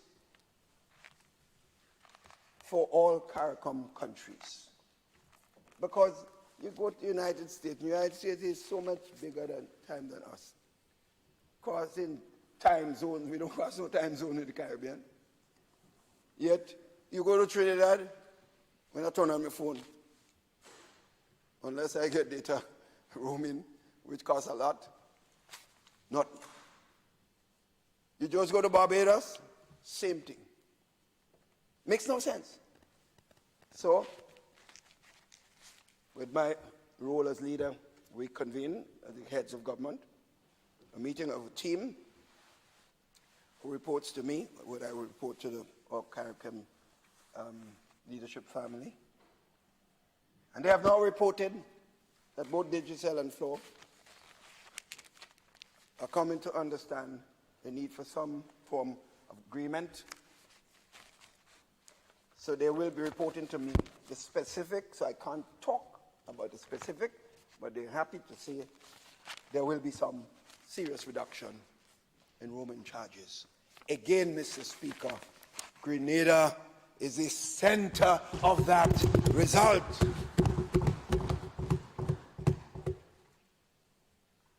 Them paratroopers must know that. Mr. Speaker, it is significant, you know, because Grenada was then, way back in the 2000 plus year period, we were asked to lead the discussion on the liberalization of telephone cost, telephone operation in the OECS, Mr. Speaker. And I remember, even locally, elements in our own society clearly did not understand, but they were protected of a few jobs, opposed this concept of liberalization. I remember the hostility of cable and wireless at the time. They refused to negotiate. In fact, a local man who was then the representative of cable and wireless from Jamaica,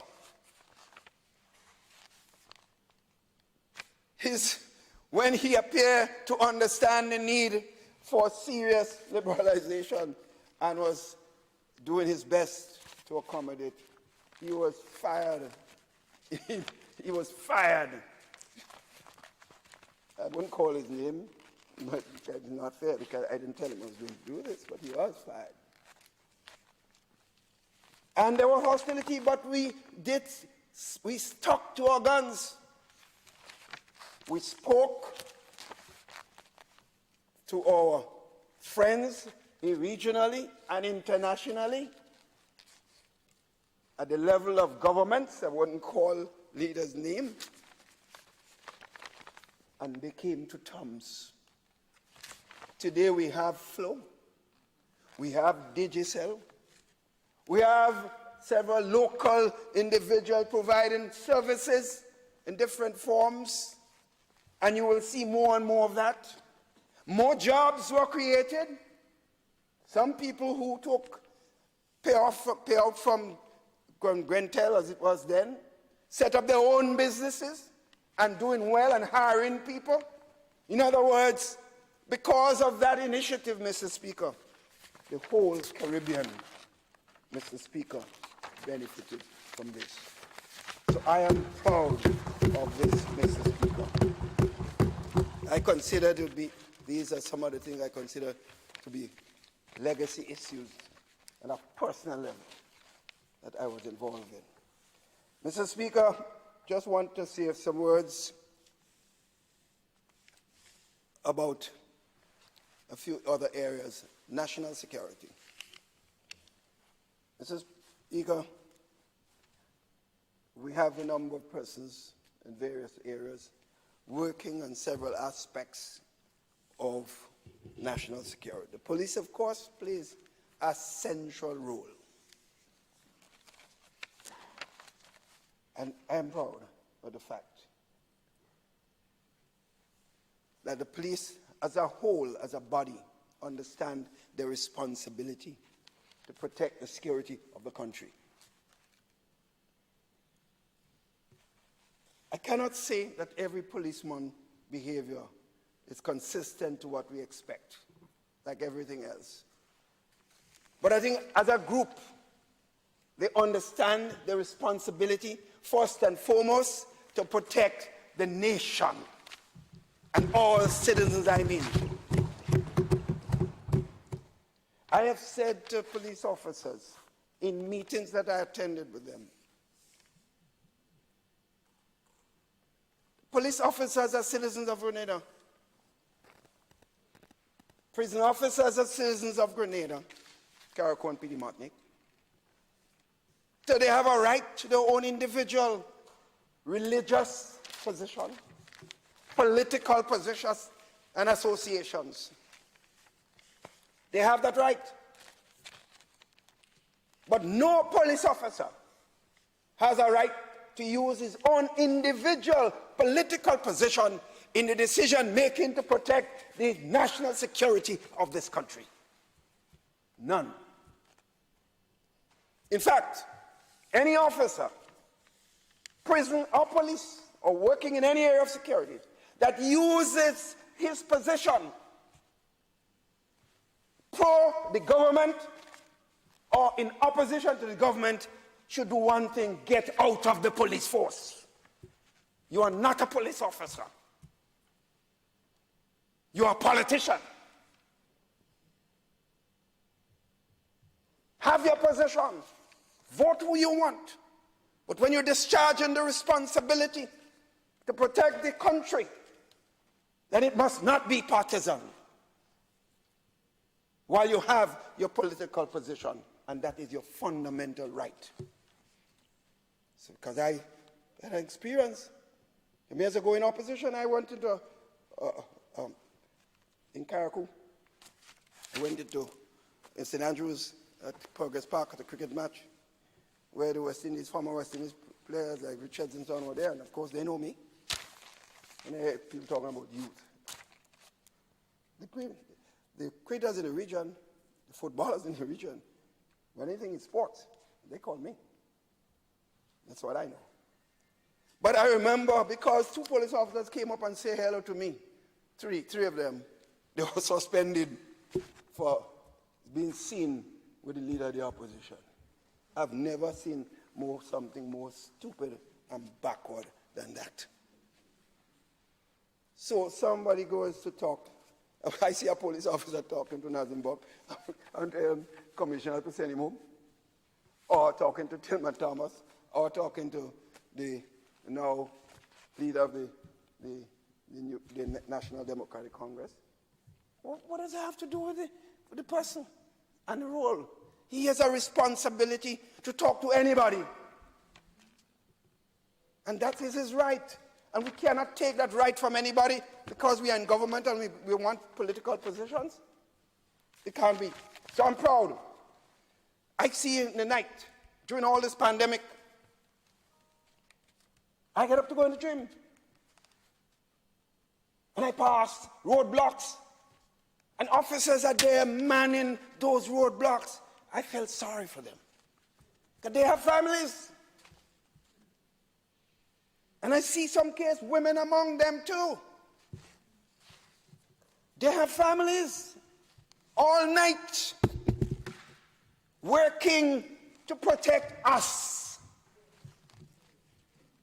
So when the Minister of Finance announced 1 month additional salaries for all police officers, I say I am proud to be part of that decision.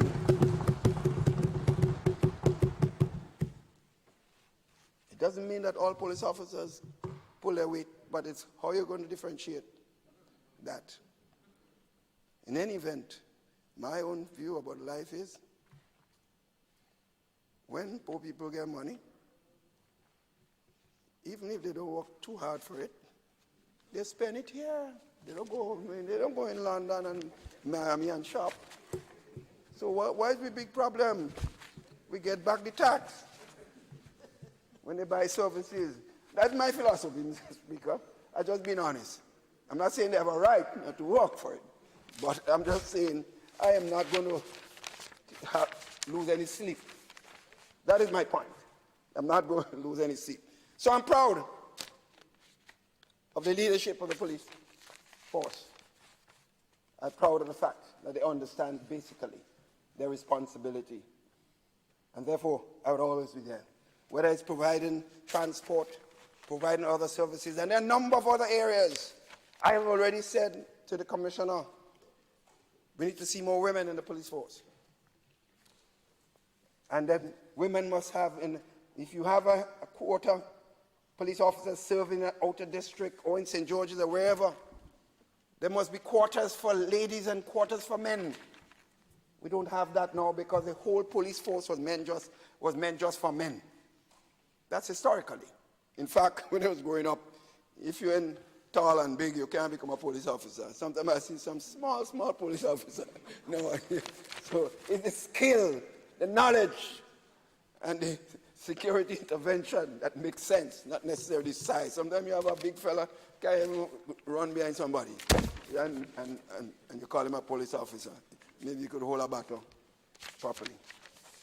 So, Mr. Speaker, on another level, I want to now turn, I see it's almost 11 o'clock. So I want to turn now, Mr. Speaker, as I promised. I didn't realize I'm talking so long. Mr. Speaker, because I did understand with the leader of government business that I have extra time because I have to speak on Carriacou and some other areas. Mr. Speaker, there is no question that the people of Carriacou and Peter Martinique have benefited tremendously from this government, historically speaking. Whatever you can say about Carriacou and Peter Martinique, whatever major development have taken place there and is taking place now, has been the work of the new National Party historically. Our late brother Elvin Nimrod was a major transition owner of the development of Carriacou and Peter Martinique. The service that he gave, selfless service. And Mr. Speaker, it was his recommendation for our sister, who is now the elected parliamentary representative for the constituency of Carriacou and Peter Martinique. I'm proud, Mr. Speaker, of her service. I've seen her grow, over the years, politically and otherwise. Mr. Speaker, Sister Stewart has shown us what service is all about. Being proud of bringing benefit to the people of Carriacou and Peter Martinique.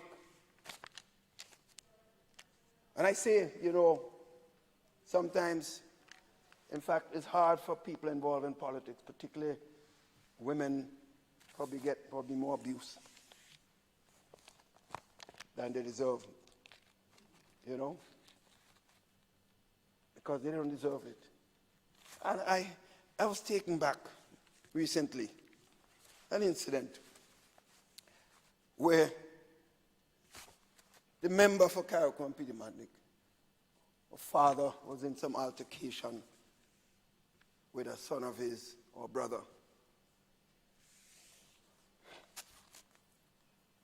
And she was being attacked for the behavior of her father.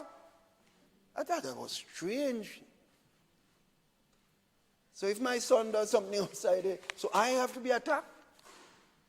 A big man, past 30 years going, I must be attacked for his behavior? He has to stand the consequences of his behavior. If I have to support him in any process, I will do what I have to do as a father. But I can't take responsibility for a big man's action outside there. So especially if a father decides to be against his own daughter, whatever she does, I don't see how. And to have the prospective representative for the opposition party on social media blasting away at the representative, that is the level of irresponsible actions of individuals wanting to be in politics. The immaturity, the lack of understanding of a role, the cheap political initiatives, the lack of feeling and love was demonstrated there. Inexperience, they need some more grandpa advice and support. But they make him chairman of the party. Chairman, you know. Chairman. Mr. Speaker. Bonji. Well, we don't beat. Mr. Speaker. So, I'm proud. And this just represents some of the things that have been done, Mr. Speaker. The rebuilding and the smarting of the Hillsborough Health Center, transforming it into a modern facility, Mr. Speaker, to deliver better health services for the people of Carriacou and Pitimatnik. Over in Pitimatnik, small upgrades have been done already to the building, health center, and more in 2022. The Princess Royal Hospitals also receive a complete remodeling. We now have an improved facility that is hurricane ready, and an X-ray department has all now been added to the Princess Royal Hospital in Carriacou. Progress, Mr. Speaker. A brand new secondary school, Mr. Speaker, Bishop's College, getting ready to be completed. Consultation already underway regarding the temporary relocation of TAMCC Carriacou to facilitate necessary repair work at the current location. We have a construction of a new NADBA building and warehouse at Bel Air in Carriacou that is basically expected to be handed over soon, complement the United States government and people. The low-income housing project spearheaded by the People's Republic of China has also been completed, will be completed in 2022, and we expect that these homes will be distributed. We also saw this year the completion of the Cherry Road under the Agriculture Feeder Road project. A major project to come on stream in 2022 is the Carriacou and Pitimatnik Ministerial Complex. Mr. Speaker, these are just a sample of the amount of activities in the sister isle of Carriacou and Pitimatnik. Mr. Speaker, I was also pleased and the police was involved in this, with the solving of that bank robbery in Carriacou, with quick action of the people of Carriacou and Pitimatnik and the Royal Grenada Police Force. We need to give them high commendation for this, Mr. Speaker. Mr. Speaker, I would like to give an idea of, these are just some of the issues, Mr. Speaker, but in the Northeast constituency, where, as I said, on the other side, we share, in fact, we share portion of New Hampshire as one of the bigger villages in that north. As I said, the constituency used to be one before. Mr. Speaker, I didn't hear the representative say anything, but maybe he doesn't know because he's not really there. 62 persons receive assistance at house repairs, and 9 new houses were constructed under special circumstances. For the bathroom and toilet program, 41 persons receive assistance. Now, I want to qualify this. I have said over and over to members of our government, we should not give out material to someone unless there is a plan to make sure it's used for doing of the work that was intended. I can't say we have always stuck to that. Even in my own constituency, I can say that everyone they follow that principle. But that's the fundamental principle, because no point giving somebody material, it sit on the ground, dry rot, after a period of time it's destroyed, it's spoiled, or some people even take it and sell it sometimes. So one has to be careful wasting government resources. But the intention is there, and we need to put stronger systems in place that we could bring more and more. I am sure, notice to the size of the constituency, they could do a lot with a lot more resources and a lot more opportunity, because there are a lot of people who are looking for help in those areas. Mr. Speaker, 37 special projects have been done in that constituency. In New Hampshire, Mardi Gras, St. Paul's, Mount Gay, Bolio, Vendome, Boca, Tempe, Mount Parnassus, and the Lamwood area.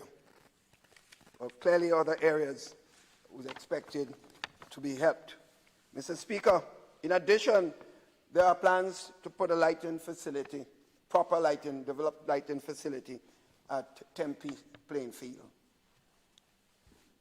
Also, Mr. Speaker, in New Hampshire, when that ground is completed and grassed properly and lighting is brought as expected to do, with work continuing now and into 2022, this will be one of the bigger playing fields in the country.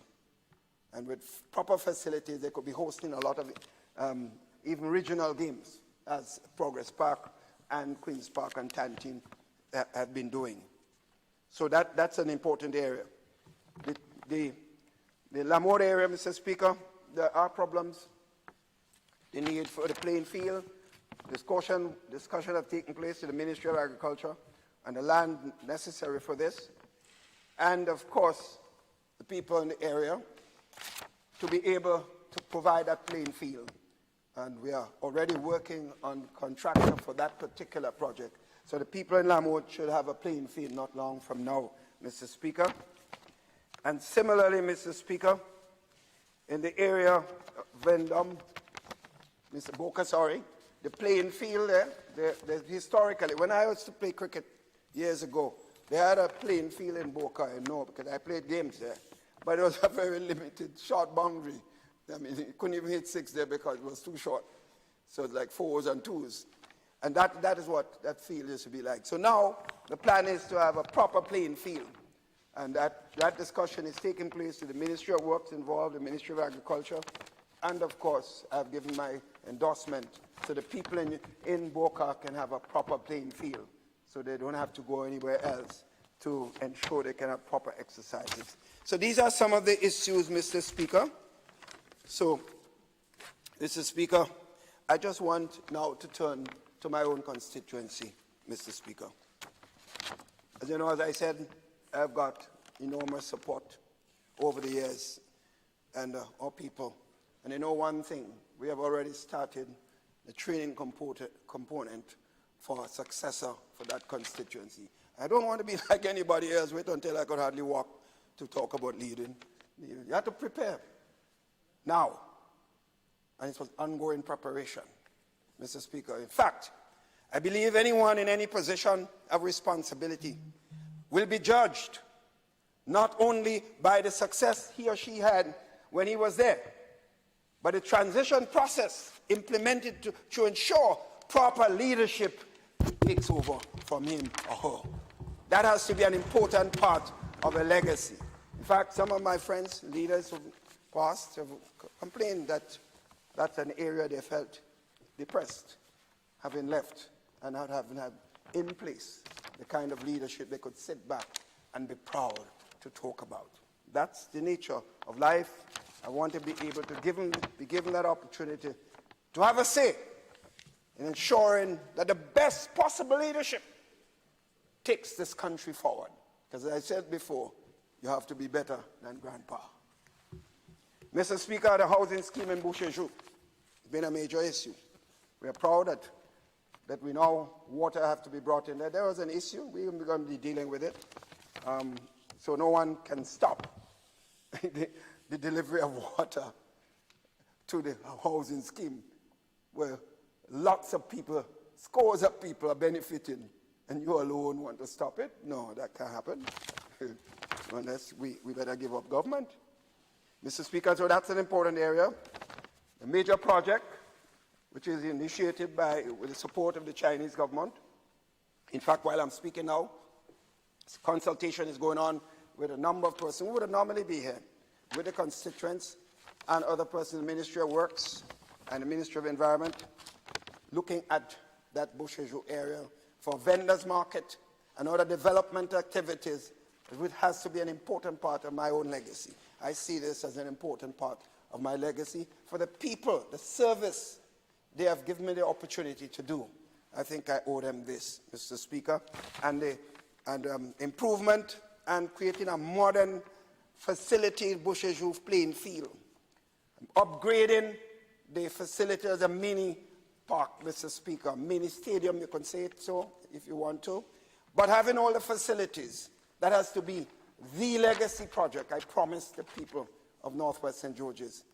And at the same time, Mr. Speaker, the Dragon Bay is now being done, again with the support of the Chinese. A welcoming center is going to be done, modernizing that entire place, because we were not satisfied. There were a lot of buildings being put up by our brothers looking for a livelihood, which was making the place look very bad. And I spoke to them. Sometimes as leader, you have to tell people, not play with people. Tell them when they're doing something that's not right. And I called the brothers, a lot of them are Rasta brothers, and said, look, we want to do something better for you all. But you can't do this, have all these little pieces of board all over the place, making a joke of the place. We want to do something good. And they all cooperated. The booths were broken down. The building of the Welcome Center going on now. And also, they're going to be building some other booths. And persons who go there would have to sign on to certain responsibilities in ensuring that the place is kept with a certain standard, and responsible actions alone will be allowed there, Mr. Speaker. The Fontenay Diary Road, where farmers up the hills, that has been done, Mr. Speaker. It's going to be, this is one of the things that are being worked on right now. We had some excellent discussion with the community. I was so pleased when I went up there about a few weeks ago and saw so many young boys and girls who are farming way up the hill. And I myself was representative. I never went there. I didn't know the place exists. But they took me up there. And, you know, if Grandpa wasn't fit, he'd have been in a lot of trouble, Mr. Speaker. So I went up there and I told him, in fact, I tell him at the time, I said, I don't want to kill Grandpa. What do you take him all up there for? So we agree, and they all agree. And work is with the Ministry of Agriculture, the Ministry of Works. A contract will be given soon, and work will begin start. I look forward to that project because I saw the contribution. People are taking loads of agricultural stuff to bring up there, way up on the hills, and bringing them up when they are produced down to go to the market. I couldn't believe walking there without load is a problem. It only take me back to going to Mondo and Bakano in the days as a young boy, bringing up load I am, and you have to drag on stone going up. And when you're coming down, you have to sit down on your backside and go down and walk and go down some stone. And if you fall, you could break your neck. When I see where we used to pass as young boys, bringing loads of yam and potato, you're going up like a donkey and you're coming down like a donkey. That's how it was. But that's the nature of life. In fact, that made us stronger, you know, Mr. Speaker. In fact, I always tell people, you don't work, never makes you get hurt by doing work, because it kept you, grow you as a person. You have to strengthen, so no one can come and talk to you as they wish, because you know what struggle is, Mr. Speaker. Grandma playing field, lighting of that field is going to be done. The Molyneux slippage, Mr. Speaker, that the Ministry of Works have already reported on that on several occasions, and work is going to begin in 2022 in bringing back, relocation that road back into service, Mr. Speaker. with a number of, and it's a few $1 million are going to be spent. And at the same time, because of the problems we have in there, the Moncuma Road, that is going to be over $11 million. I didn't realize it was going to cost all that money. But that is a necessary road. It's going to help the people in Northeast St. George's, and of course the people on the western side coming to St. George's and going from St. George's up to the other side. Mr. Speaker, these are just some of the issues that I wanted to raise as far as those constituencies. I give you a limited amount because I realize that I'm coming close to the end of time. Mr. Speaker, just a few views on some political issues that I think I must touch before I sit down. Mr. Speaker, I heard it being said that this is a Santa Claus budget. I don't know who said it, but who said it? Wear the shoes. Well, Santa Claus is coming. So what else do you expect us to do? Bring Santa Claus. The budget is meant to help people, to help themselves, to provide resources that can help them to better their lives. Yes, when Santa Claus comes in and after Santa Claus goes, that is what it's meant to be, to help people. So whether Santa Claus coming or it ain't coming, it is for people. People getting help. The policemen that get the extra month, what you expect them to do? Say, Santa Claus coming, I don't want it? So I don't understand it. Mr. Speaker, investors and the acceptance of our sovereignty. Said this over and over. Having lived abroad, me taking no nonsense from anybody that feel they come here, because I took a lot when I was abroad. I know what racism is. I know when people look down on your color and who you are. I understand that. And I have no chip on my shoulder. But no one should feel that they're better than another person. I got a lot of white friends, and I make no apologies for it. In other words, we are all people, and we must be respected. Mr. Speaker, I see a letter written by a certain individual. I'm calling on him. Certainly, the letter is here. A letter written to a minister of government, literally referring to the behavior of the Prime Minister and saying, you all should know what you have to do. In other words, he advocating to change Prime Minister. What? I mean, give me a break. Imagine a man come here at the acceptance of the people of the country. Appear to be nice. He doesn't get what he wants. All of a sudden, we're the worst country in the world.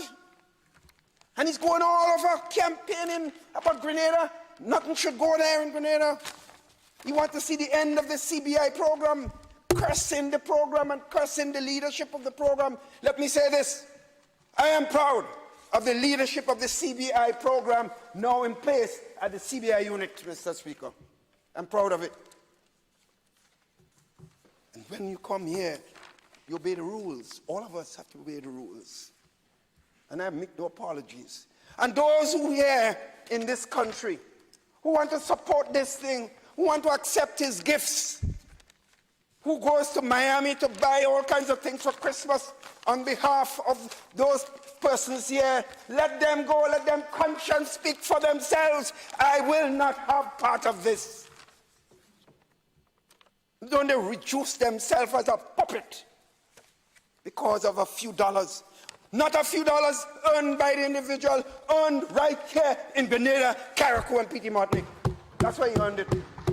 Bosin, he has money now. He has money now. So he's waiting for his new leader. I mean, I would be ashamed. No one can say they bought Pete Mitchell. No one. I have friends, but no one can say that I am bought. I'm not afraid to call a spade. And at the coming to the end of my period of service, I will be more careful now than ever before. Because if I didn't create it before, I don't want to create that now. So, who want to curse me? Change will come. The members here will make the change. It will come. And the people of the country will come. And I am ready to make that change too, Mr. Speaker. But from abroad, you come here, you said to me that you didn't think that black people were human beings when you were growing up in South Africa? Oh yeah? I could forget that statement. I thought it was a past thing, but now I see the behavior now. I know that feeling is still there. So we are not people. So you come where you come from and you want to change government. You want to change government. And some people here are prepared to accept that type of thing, Mr. Speaker. Mr. Speaker, vaccination, I must talk about it, and we all have to talk about it. Who want to duck responsibility, not speaking about that issue? History will condemn us, you know. Those of us in responsible position in the society, in politics, and across the board, in business, in religion, we have a responsibility to the people of the country to tell them the truth. To tell them the truth. The 3 vaccinations, the 2, and now they're advocating boosters. We should be advocating this for people and doing everything possible to get people to protect themselves. When people get sick, when they die, the 200 died, there were NDC supporters and NNP supporters. I hurt for all of them, Mr. Speaker. And that's why it hurts me when we praise the actions of some members of the opposition for taking part in serious initiative. In one case, I did it with an individual and a national address because I wanted to send a special message. That if you do good, I'm prepared to give you all the credit, and the NNP will give you all the credit. Instead of certain elements, we're cursing the gentleman. We're cursing him instead of praising him for doing what is right and making the party look good. They started cursing them. But if your role is just cursing people, you want to run country, and all you do is just run in your mouth on everybody. Everybody wicked, everybody this, everybody is all kind of thing and so on. You know, you can't run any business that way. Mr. Speaker, I heard it said in this House that this statement of the Minister of Finance of 2020, renewables is a problem. I heard it said it's a problem. The leader of the opposition said, so how are we going to achieve that? Germany can't even talk about that. Germany is a massive country. One serious initiative in renewable energy supported by the European Union and others could bring 15 megawatts of power of renewable energy to Grenada. That's close to, we get with solar and other benefits, and that one coming from underground, with heat underground. And if you get solar and wind, where we have a lot of capability, a combination of that in quick time can give us what we want, because we are a small country, my friend. So it is reasonable. So if you understand what renewable energy can be, the size of the country, and the magnitude of what we have here as power, then 2030 for energy to the main supply of Grand Lake is not an impossible act. And so on, and with the change in electrical cars and all the things like that, we will be contributing immensely as far as our country is concerned, as far as in that area. Mr. Speaker, this budget will impact on all members of this team. Mr. Speaker, while I was away, I was listening to some of the contribution when I got some time before the event. And I was so proud to hear the presentation from this honorable House. Every member. One could say if you're giving prizes, you might single out a couple of persons, but I feel everyone contributed to what I considered the image of a capable team working together to build this country in the time of a serious crisis. Every member in his own right, Mr. Speaker, in his own ways, because we are all different to some extent. But I was proud, Mr. Speaker, and they talk about young people. What they think we were doing when we got the leader of the opposition as a young man. I don't even remember if he was 20 years yet. But he was given a chance in the Senate of the country. Several members, when we got into government in 2013 and 18, several young members, professional young people and others were given a chance to serve in the Senate, the upper house. Several members here, you look around, Mr. Speaker, of members who are a certain younger than who they call young, Mr. Speaker. Younger than that person, if it's age you're talking about. And how nonsense you talk about age when you're talking about leadership. Well, if age is the factor, go and get a 21-year-old volunteer from the country because he's younger than you. Ages can't be chronological age in any event. What is chronological age? Yeah, a man 40-something and a fella in the 60s, 70s look more fit than him. What are you talking about? It's the mind and the body. The mind and the body, Mr. Speaker. Give me a clap now, man. Give me a clap. Give me a clap.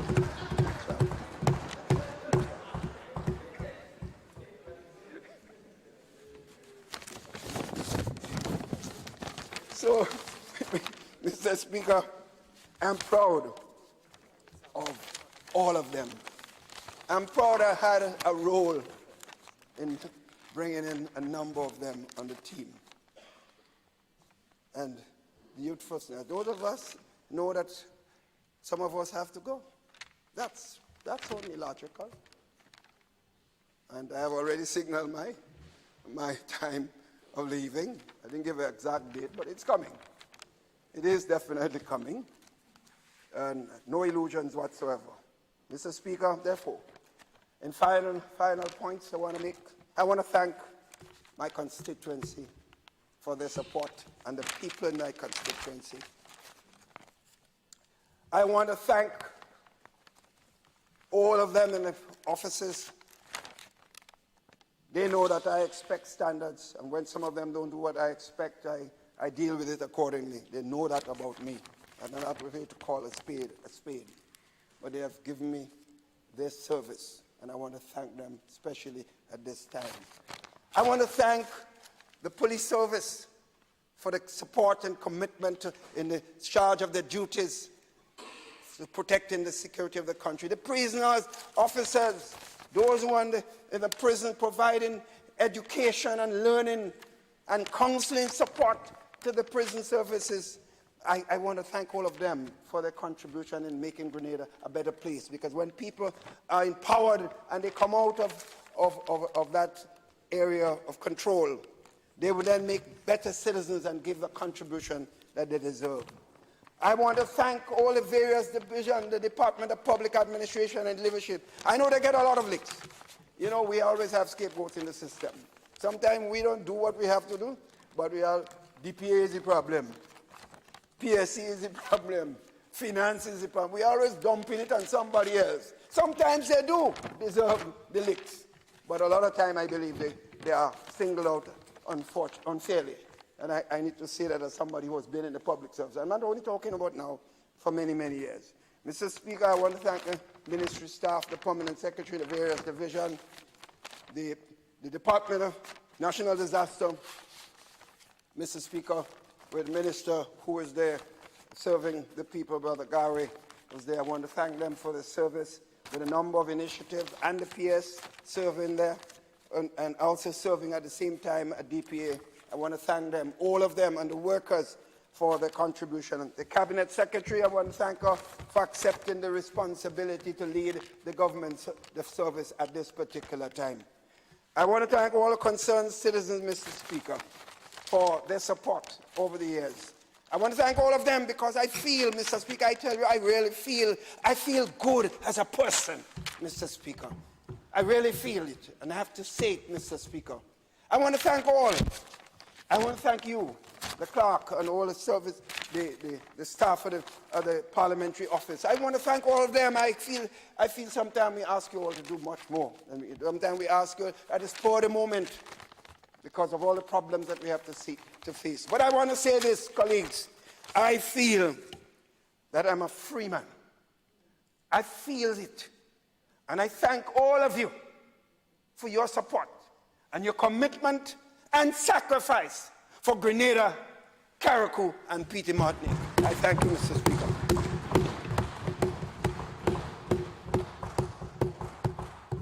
Thank you, Honorable Prime Minister.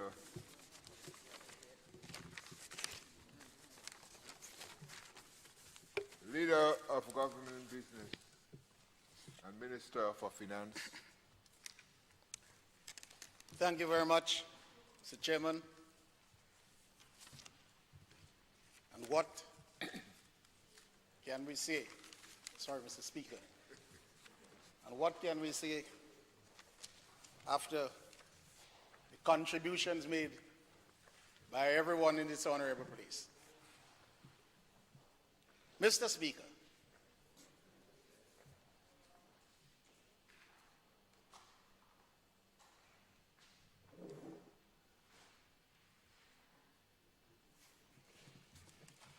Mr. Speaker, as I rise to wrap up the debate on the 2022 budget, I must thank all my colleagues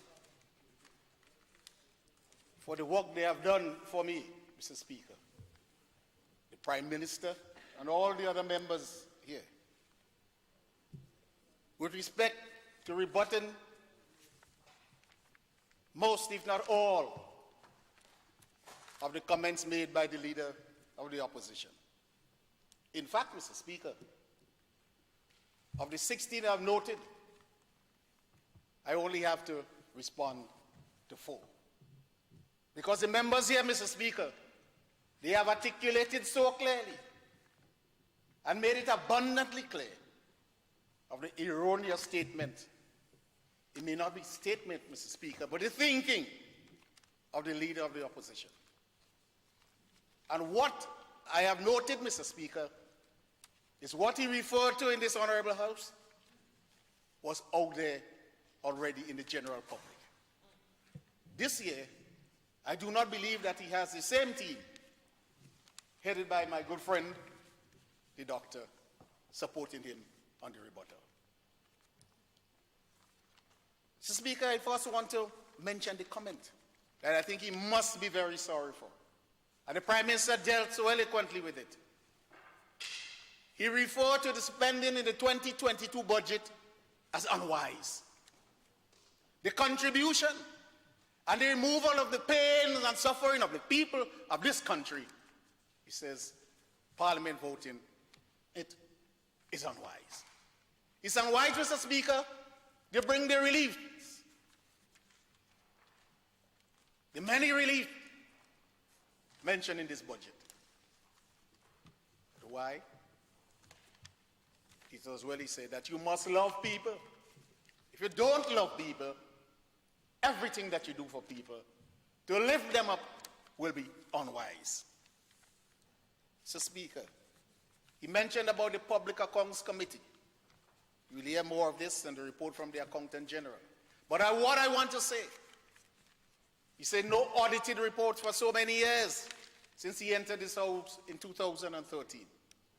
But Mr. Speaker, the audit that must come to the Public Accounts Committee will be the external audit.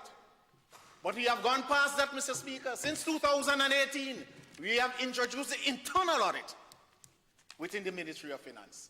That will ensure that we get all the work done, that we follow the protocols. By the time it reaches the external auditors, smooth sailing. And that will make the work so much easier for the external audit, Mr. Speaker. And we are being watched by the World Bank and the IMF with the internal auditing of the system. In 2020, Mr. Speaker, as part of the receipt of the $25 million US, the World Bank will come in and see how far we have reached. Have we set up the steering committee to ensure that our auditing has progressed significantly, Mr. Speaker. He referred to the budget as deceptive. Why? He said, why are we calling monies from CBI grant? So for that reason, the budget is deceptive. But, Mr. Speaker, the category grant has been approved by the World Bank, by the IMF, by the European Union, by the Caribbean Development Bank. Why? Because they recognize anything that you do not collect from the taxpayer and you do not have to pay back must fall under the category of grant. And he sits here, Mr. Speaker, since 2015-16 in the standing order, the Standing Finance Committee, and go through the budget with all of us. He never made that statement. But lo and behold, Mr. Speaker, at the end of the budget presentation, I heard a certain lawyer mentioning this. And at the same time, that's what he comes with, Mr. Speaker. You hear more and more of this, Mr. Speaker. He said nothing said about the Grenada payment in 2020. Nothing said. He was here at the budget in 2020 when we were doing the budget for 2021, and he said nothing. Why? Because none of us knew, Mr. Speaker, the result of the arbitration while we were in Parliament. It came exceedingly close to Christmas when even the Senate had met already and announced on the budget. So how could we preempt the tribunal to say anything about payment when we did not even know what we had to pay or whether or not we had to pay anything, Mr. Speaker? It reminds me again, Mr. Speaker, of everything coming from a program or from others and not from the team that he had last year, Mr. Speaker. Not at all. Again, Mr. Speaker, he said we take credit for removal of tax when that is government prerogative. Well, the Prime Minister dealt very eloquently with that, Mr. Speaker. I just want to give you another bill. The Prime Minister gave you a smaller bill, but for the bill of 500 kilowatt hours per month, that's the limit. The figures will be taxes, 1, the VAT, $24.40, $10 for the EVM, $202.85 for the non-fuel charge. That's the one that we could touch. The fuel surcharge will be $220. You add all of that up, you'll get your bill. But we want to segregate it. So the removal of the VAT and the EVL, which we could do anytime. The world knows this. That comes up only, Mr. Speaker, to $34. $34.40.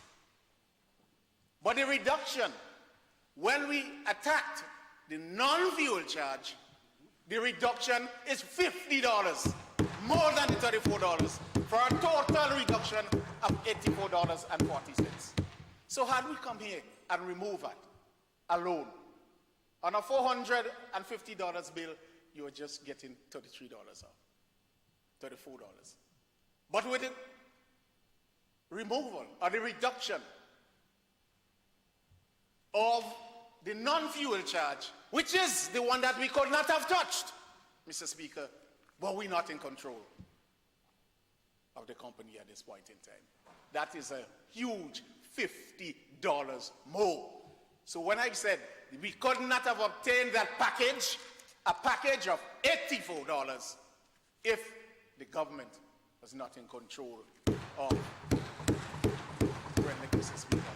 That is fact. That is a fact. We could only have given you 34. So we took the bold step, Mr. Speaker, to move in that particular area. And he said the Minister for Finance said the lawyer for WRB is NDC leader. If you go back to the Hansard and you look at this, you would not see that I said that. Because he knows that. And because the world knows that. I said WRB lawyers. Well, he has now made it abundantly clear to all what we have already known, that WRB lawyer is the leader of the NDC, Mr. Speaker. But further, he went on to say that we should be careful that Grenada does not fall back into WRB's hands. Remember, he's a part of them, Mr. Speaker. whether formally or informally. So I thank him, Mr. Speaker, for exposing the plan. Yes, yes. So I ask Mr. Speaker, what is the quid pro quo? Yes. What is it, Mr. Speaker? If, when you get there, I will come back, what am I giving to you? Yes, yes. And if you look, if you ask him, and if you ask over 3/4 of Grenada, you will understand they know where financing for a certain person and a certain group is coming from. And when he exposed that, I said, no, I understand. Because there are certain people, they don't love you, you know. They only wish to use you.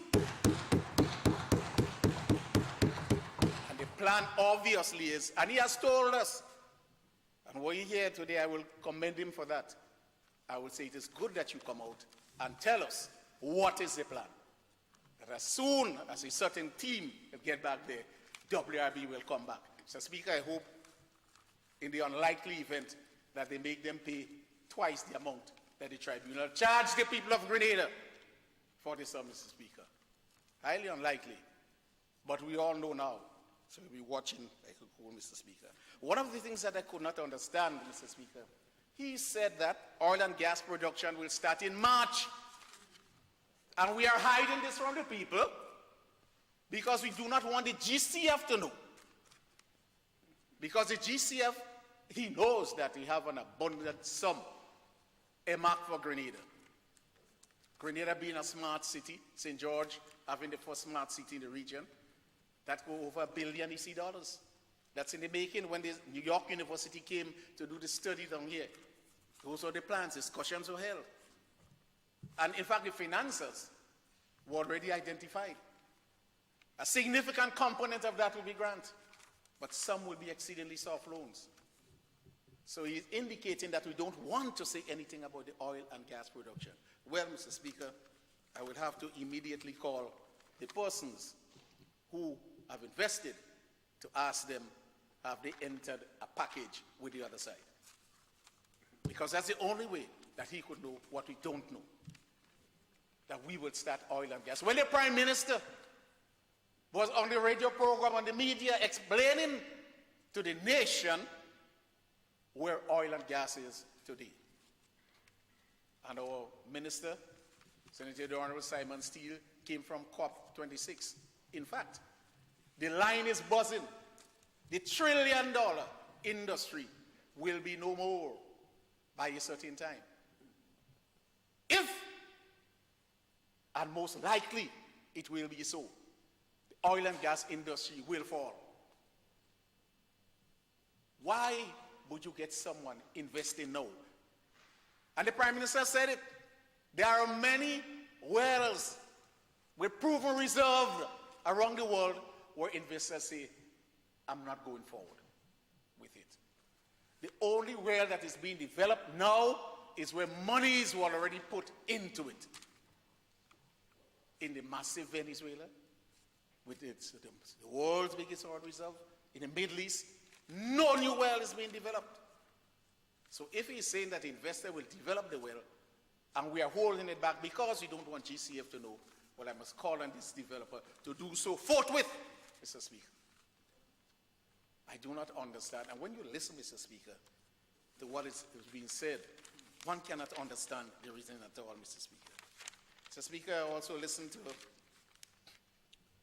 the member for St. Patrick's West, and one of the things that he pointed out is that the government must move on a massive vaccination drive. Because, Mr. Speaker, as I said in my budget presentation, the economy could close down again. The risk of keeping us afloat lies in our best choice of being vaccinated, Mr. Speaker. You hear what is coming. We do not have an economic flywheel with such a grand inertia that we could withstand many of these waves. The US may be able to do it. The G7 countries may be able to do it. But if it hits us once, and it hits us twice, we will not be able to withstand the third, Mr. Speaker. In fact, no country in the Caribbean will be able to withstand the massive waves. It is therefore imperative for us to heed that call and for all of us to be ready and prevent a second or third wave.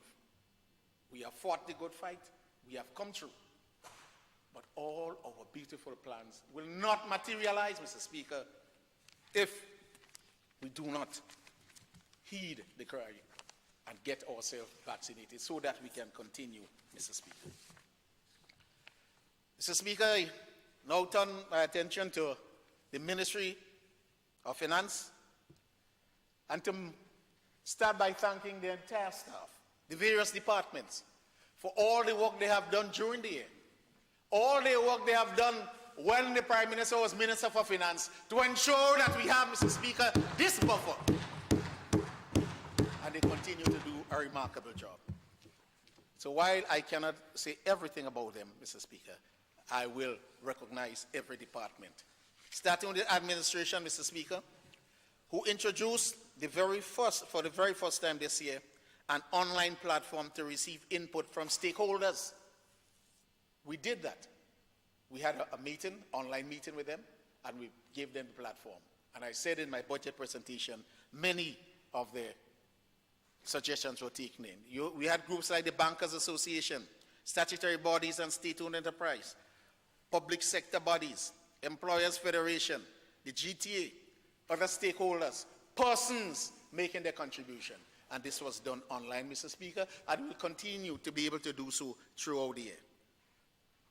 Mr. Speaker,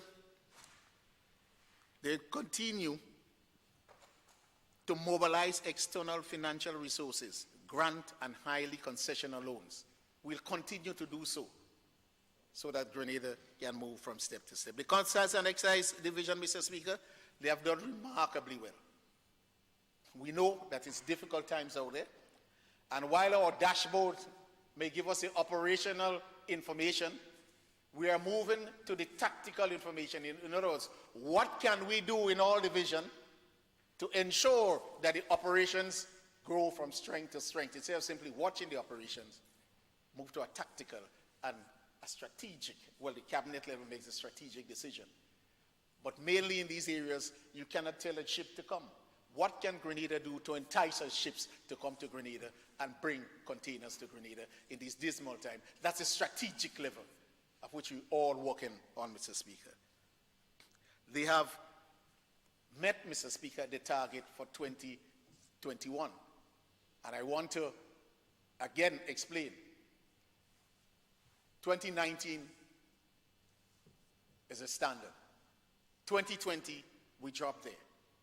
So our prediction and forecast for 2021 is here, not up to 2019.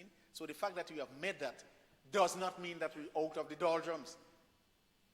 We have to predict and plan accurately, and we met where we planned. Similarly, Mr. Speaker, with the Inland Revenue Department, we're 90% and over meeting where we planned. We still have a month to go, so all of us may end up just about 100% or 105%, which we have planned, and we did all in our parts, Mr. Speaker, to let the revenue come into Grenada so we can meet our recurrent expenditure and get a little bit over to do our capital work, Mr. Speaker. So kudos to the Inland Revenue Department and the Customs and Excise Division, Mr. Speaker. The Accountant General Division. While we bring in monies, Mr. Speaker, we must follow and ensure that it is spent prudently. And that's where the Accountant General Division comes in. Look to see that expenditure is in line with what is planned, and to really tell us in the various ministries where we're at, what we can do, and how we should do it, Mr. Speaker. And I want to compliment them for doing that very well, Mr. Speaker. That is why we were able to manage in this system that the way we did, Mr. Speaker. So this Ministry of Finance, Mr. Speaker, has tremendous knowledge in this regard. Mr. Speaker, the Economic Management and Planning Division, and one of the things that we must recognize them for, of the many things we have there, it facilitates the timely payment of debts and management of judgment debts, Mr. Speaker. That's of critical importance. Because the bondholders, where we cut the hair with a 50% shave, they're not happy. Nearly every month they call, and they visit Grenada at least twice per year to meet with various officers in the ministry to see how we are doing. They want to see the books for itself. Remember, are we making monies and hiding it from them so that we do not pay certain debts? Are we faltering in certain areas so they can go to the IMF? Because that MFF that we signed, Mr. Speaker, it has a lot. The Prime Minister mentioned one. If we bloat our employees list, then that goes, The millstone comes back around our neck, All the benefits that we negotiated from the structural adjustment program falls back on the people, The haircut.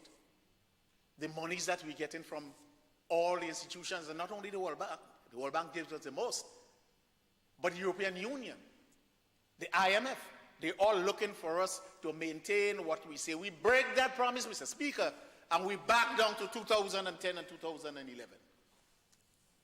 So when people are saying, oh, you can do this, and oh, you can do that, as soon as we break it, then listen, nearly $800 million in the debt the haircut that we must pay the people. And according to our magistrate, when you ask him, pay when? No! We got to pay, Mr. Speaker. What will happen to us? So you got to manage the economy prudently, Mr. Speaker. We have drafted guidelines for an emergency fund for the statutory bodies and state-owned enterprises. And this is of critical importance. There are statutory bodies that may have a little surplus, and there are statutory bodies who are just there, just breaking even, and they want to borrow. So we should make this fund within, it may be kept in a bank, but statutory body A could be borrowing from this fund, and the owner of those funds, those SOEs that put in, will be getting benefits. You get from the bank now, what, 1%, 2% at most, they may lend to each other for a small amount. I remember Minister Joseph, member for St. David, indicating that he thought the cooperative bank had the monies for all cooperatives. And this reminded us of the plan that we have to have those statutory bodies coming together. Maybe the welfare department in the police force could say, well, I'm putting my monies there, and the other statutory bodies will borrow. I will get a better interest rate and better returns that I get, Mr. Speaker, from the bank at this point in time. The Department of Economic and Technical Cooperation, Mr. Speaker, fundamental in the development of the country. The successful engagement of the GCF to mobilize readiness support for capacity development and implementation of the National Adaptation Funds. So, Speaker, the $125 million given as grant to Grenada, the National Water and Sewage Authority, that is managed by the GTZ, the German funds. So Germany managed it and low for 7% here. We're not managing it for free. But if we do as another Caribbean island and we establish the capacity to manage this, then the Department of Economic and Technical Cooperation will be taking that 7% of the 125 million EC dollars. For the $8-9 million they will have on their own, bringing into Grenada, that leaves Grenada. And it will take us maybe 2 years, 3 years to get that. So when we get any further grant, then a massive external organization must come and manage it. The Caribbean Development Bank is seeking to have that capacity. So we might say, well, let's give CDBs ours. For a while at least, until we build that capacity. So this is of fundamental importance, Mr. Speaker, and we want to recognize the work of the Department of Technical and Economic Cooperation, Mr. Speaker. And they were fundamental in us moving from under 50% to 80% implementation rate, Mr. Speaker, because they're looking at everything, advising, speaking with the donors, speaking with the financiers, speaking with the ministries, and getting the Ministry of Finance to do whatever is necessary to ensure that we expend the funds before us, Mr. Speaker. Mr. Speaker, we also have to look at the statistical department, Mr. Speaker. It is of critical importance because the statistical department must provide statistics for us. And I want to mention two areas, Mr. Speaker, where we are engaging on. One, it is the labor force survey. Every quarter, we must do the labor force survey to see what the unemployment rate is. Over longer periods, we'll do the poverty assessment.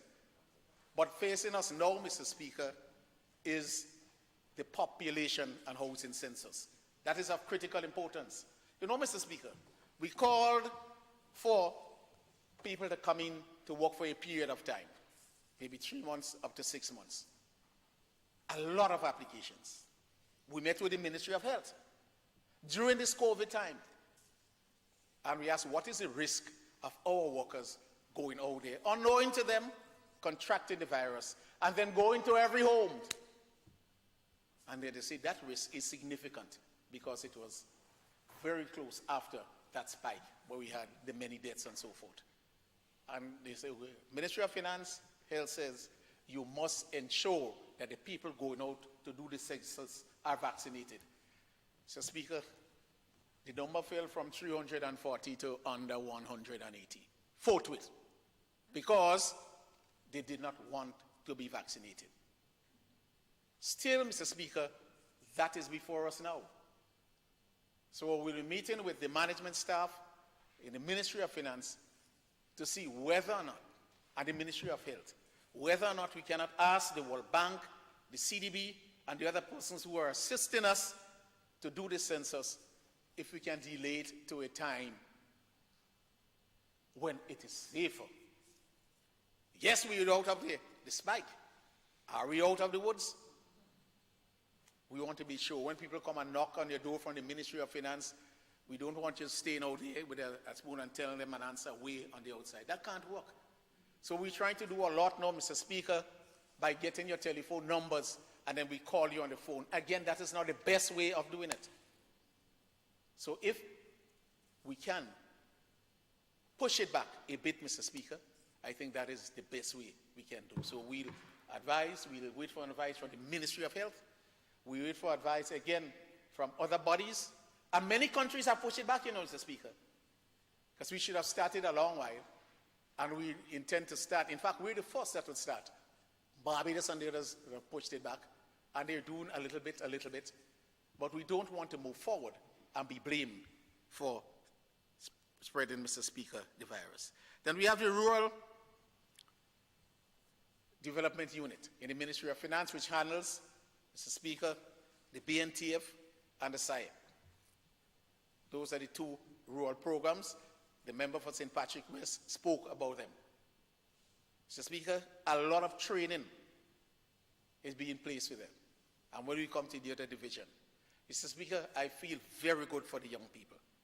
And I have always said, if we get 1,000 small business jobs, micro, and if each of these persons could just take with them one person, when you get that loan, and you go into business, take one person, the salaries will not be great, but at least someone will be earning an income, and they will be in the locality of your business, so the expenses to go and get from work, to go to and get from work will be minimal. And so the small salary that small business will be able to pay will at least, Mr. Speaker, put 1,000 more people, and in particular young people, within the employment division, Mr. Speaker. In that context, therefore, the RDU has significant training and significant components for business startup as well. It is not only in the GDB that this is going on. And significant sums, Mr. Speaker. Youth, startup, youth, women. That's where the concentration is. Because you took a census and you say, and we know that among the youth and among women, employment is the least, unemployment is the highest. And so the program has targeted these people. So small businesses, Mr. Speaker, is an area that we're looking strategically to help us, Mr. Speaker. And then the population census will indicate to us where we're going. For the first time, Mr. Speaker, we in Grenada have placed the question on the population census whether or not everyone polled, what is your take on small business? If you get the startup financing, will you get involved in small business? That was never there in the many years before in the questionnaires put out by the World Bank and the other people. But we want to concentrate and move them, Mr. Speaker, so we'll be able to analyze and we'll be able to vote in this honorable place, Mr. Speaker, so that the startup loans will be there. And we'll hear more about that, Mr. Speaker, when we come to the GIDC. So for the central ministry, Mr. Speaker, that's where we are so far and they're going. So I want to thank every one of them for their contribution to date, Mr. Speaker. The Energy Division. And this, I'll make a point to a comment made by the leader of the opposition. With the ozone layer, and with all the carbon going out there, is hydrofluorocarbon is the one that contributes the most to the detriment of our layer.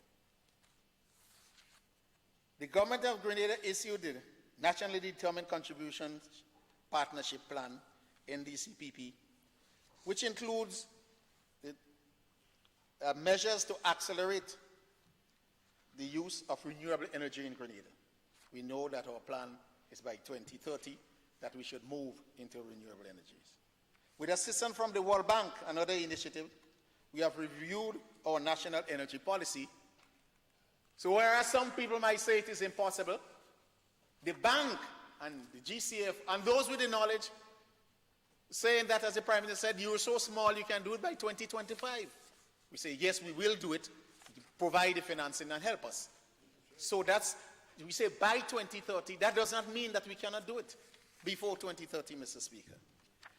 The national energy policy will be updated, and the policy will seek to promote renewable energy and energy efficiency, Mr. Speaker. And we'll be monitoring the framework.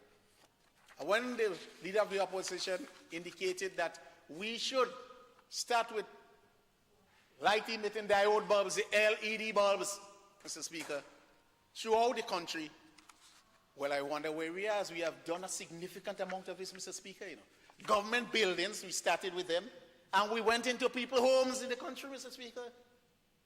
Yes, there will be some who, when a bulb fails, may simply replace it with an incandescent bulb. But we went to a lot of homes and did that, Mr. Speaker. The savings is good, but let me tell you, Mr. Speaker, where the savings will come from. It is from RAC, refrigeration and air conditioning. And while the small man home does not have air conditioning, he or she has a refrigerator, Mr. Speaker.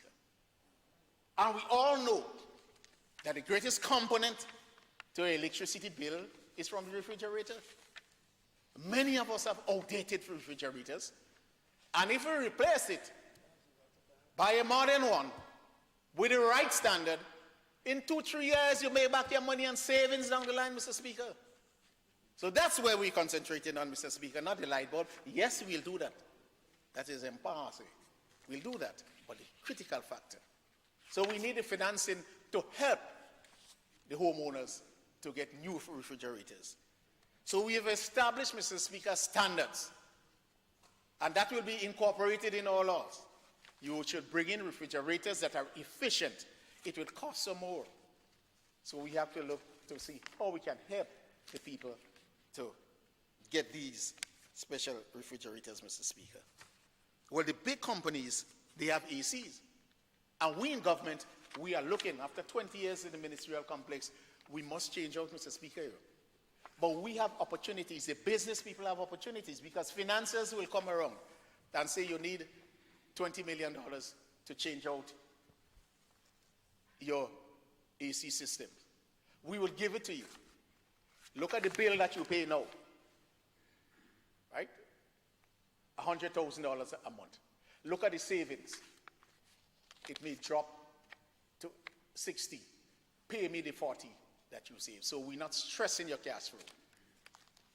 So people within the Ministry of Finance and people within the big buildings, education, etc., or even the private sector, they will get the same offer. So they will be able to survive much better than the smaller homes. The smaller homes will look to the government to help them to get the refrigerators. And I think the leader of the opposition, since he raised it, and we have the online portal, will be able to put in his idea of how we can help the people of this country to get refrigerators and cut the light bill so that we can have energy efficiency, Mr. Speaker.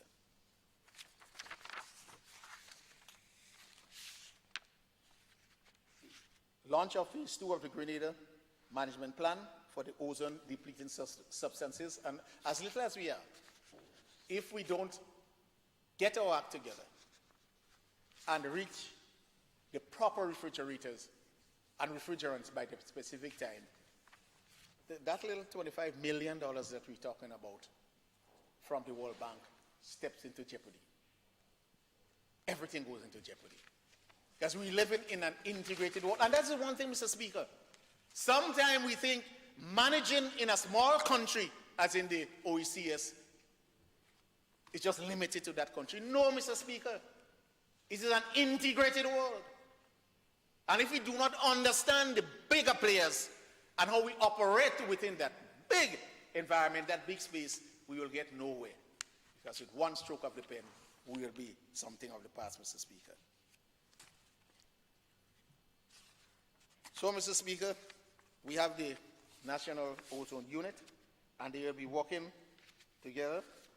And they're training as well, you know, Mr. Speaker. They're training engineers, they're training people in the private sector, they're training people in the public sector to ensure that we know what we must do, and that when this new technology reaches Grenada, then we can handle it, Mr. Speaker. So kudos to the Ministry of Energy, including the ozone layer,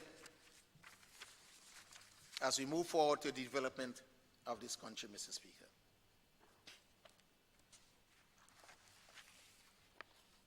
Mr. Speaker, $2,914,928 is spent just on training from the RDU, and training of our young people, because they cannot run the business without the specific training. Mr. Speaker, state-owned enterprises and statutory bodies. Despite the economic fallout caused by the pandemic, the GDB was able to maintain its non-performing loans ratio under the benchmark set for commercial banks. And the commercial banks under the guidance and the supervision of the Eastern Caribbean Central Bank, whereas the GDB and other banks here under GAFIN, Mr. Speaker, in some other areas. They were 2.23% non-performing loan when the limit is 5%. For the year January 1st, 2021, the bank disbursed over $23.8 million to the critical sectors of the economy, due in no small part to the new conditions. GDB's disbursement January 1st to November 36 went to the medium, the micro, small, and medium-sized enterprises, small hoteliers, and the Small Business Development Fund disbursed $3.2 million. Now the GDB will take loans $300,000 and above, in fact even lower than that. But for the small business, the micro business, you have for the $40,000 that will go to the Small Business Development Fund, Mr. Speaker. They're all housed in the Grenada Development Bank system, Mr. Speaker. The GIDC Business Development Center, and Mr. Speaker, the GIDC Grenada Investment Development Corporation, because we're looking at trading and so much businesses, we have established a center where training has been done for many businesses in Grenada, including the young people who have not yet started their business. They will be trained under the SIAP, the other programs, the CASE programs, where they got startup financing. They will be trained here before the monies is disbursed to them, Mr. Speaker. The CASIP, GID Virtual Incubation Program, that's one of the training programs, Mr. Speaker. 6 batches training were held this year. 186 young people trained there, Mr. Speaker. 367 people have been trained to date. That's this year alone, 186, and before, making a total of 367. The grant financing, that's when SIAP give the person a grant, our CASEP give a grant, or any programs give a grant. We have 76 beneficiaries so far, Mr. Speaker. 100, but that's for this year, 161 so far trained, Mr. Speaker. Existing enterprises, 21, and that's very good. When you're an existing enterprise and you see training and you want to better the management of your business, come out and get trained, Mr. Speaker. And to just a run through of the basic training, effective record keeping, budgeting, strategic planning, customer service leadership, financial planning and effective management of financial resources, risk management planning, Mr. Speaker, effective recruitment and management, getting your workers recruiting effectively of critical importance, branding, packaging, labeling, all of those will be part.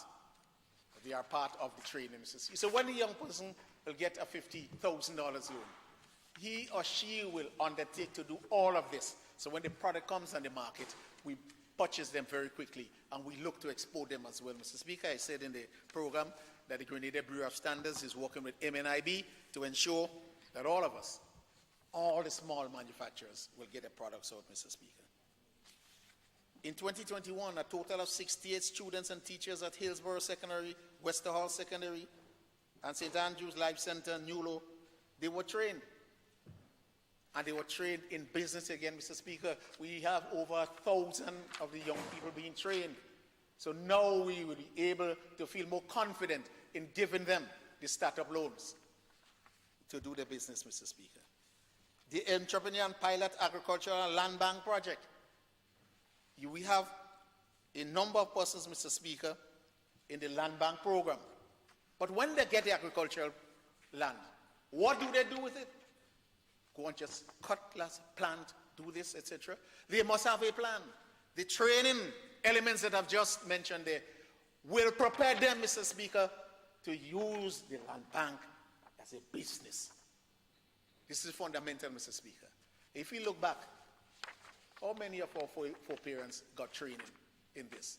I know that many of the younger people that they work hard and send their children to TAMCC and the others, they will come back and help them perhaps with a little book, a little system, and they too get a quick job and they're back in the doldrums again. But agriculture in particular, we keep saying it, agriculture is a business, but we never prepare them for the business. Now we are doing so, Mr. Speaker. Let me see, facilitation of startups. Startup is when you just come, you're new, you get a grant, and we are training people in that area as well, Mr. Speaker. At least 20 projects are now in the implementation mode. What we must give GIDC credit for is, as the Minister for Agriculture indicated, we have the priority sectors where we ask investors under the CBI program to come in and invest in Grenada. But do you know what, Mr. Speaker? They come in, you say, this, agriculture. So you're leaving out the hospitality, agriculture, other things, manufacturing, other system. They say, well, I didn't hear you call mine. So what is yours? Hotel. All of the big projects, Mr. Speaker, CBI. When I asked the Permanent Secretary in the Ministry of Finance, have we taken out the rest when we advertise through? Because he is a member of the board. No, it's there. They know that they can invest in it, but they're coming only in the hotels. We have a very small amount of agricultural projects, but they're so small. The hotels are reaching $2 billion US. Somebody will just come with a 1 million, $500,000 so far, and then you'll see them gravitating away from it.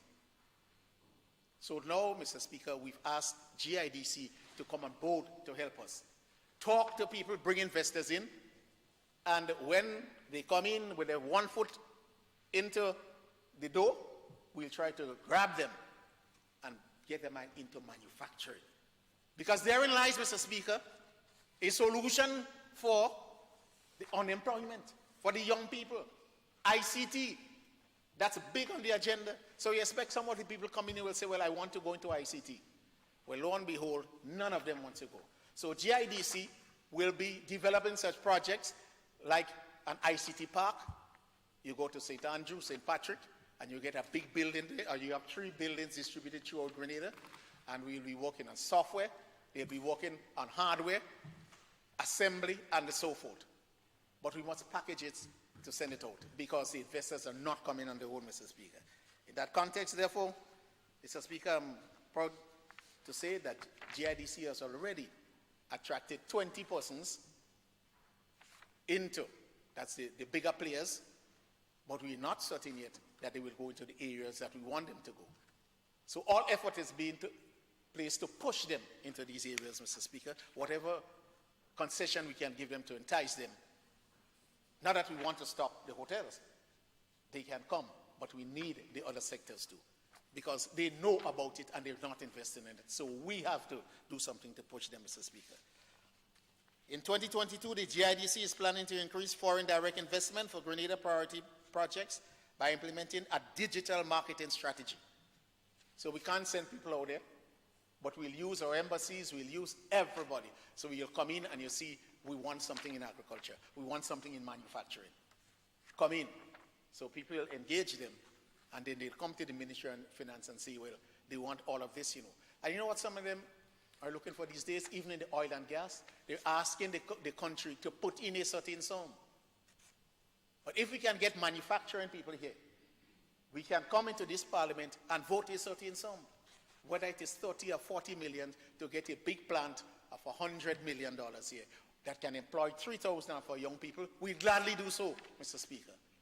So we're on the track, and we know, Mr. Speaker, that we will get there.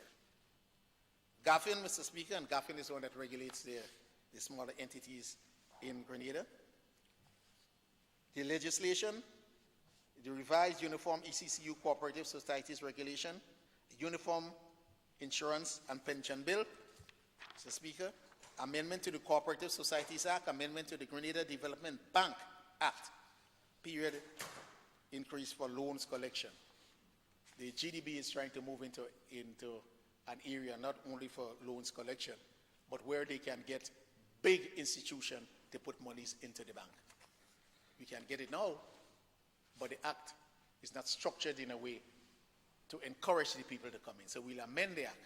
So if we have some big and massive pension funds in the US that want to put in $100 million into GDB for housing projects and other systems, the act will encourage them to so do, Mr. Speaker.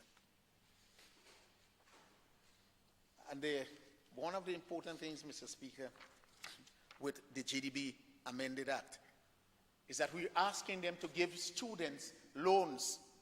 The government helped with $2,000, but they can get loans to further their dreams, to the whole university degree from GDB.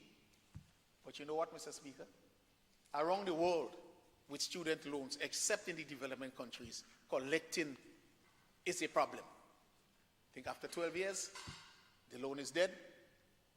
So then you take it and you lime around and you think around the bush, and after 12 years you say, well, you can't take me to court, you know. I have nothing for you. This will make it better for the GDB to be able to collect the loans. I think we're going to approach something close to what government, when you owe government, something close to 50 years.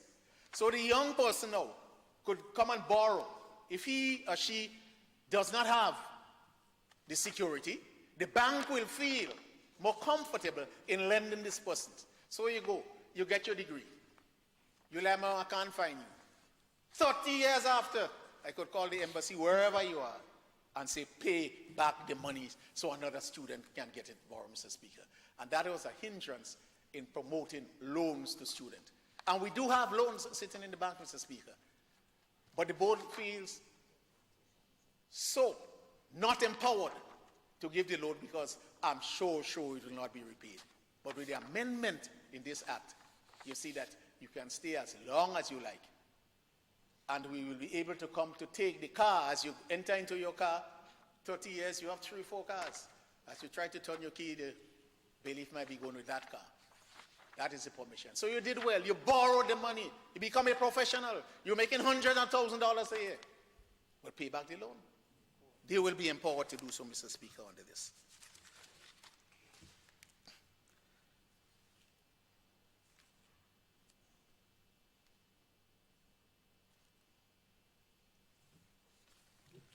Thank you. Through the Speaker. and Mr. Speaker, I think we have said a lot about the Grenada Bureau of Standard in my presentation, so I would not mention any of MNIB in my presentation, and a lot of people spoke to it, the Minister of Agriculture, Mr. Speaker. So I will move, Mr. Speaker, now to the constituency of St. George Southeast. Mr. Speaker, I commence by thanking all the people in St. George Southeast, the constituents, for the support that they have given to me, Mr. Speaker, over the many years. And as we work together, Mr. Speaker, to ensure that during this pandemic, we serve the people.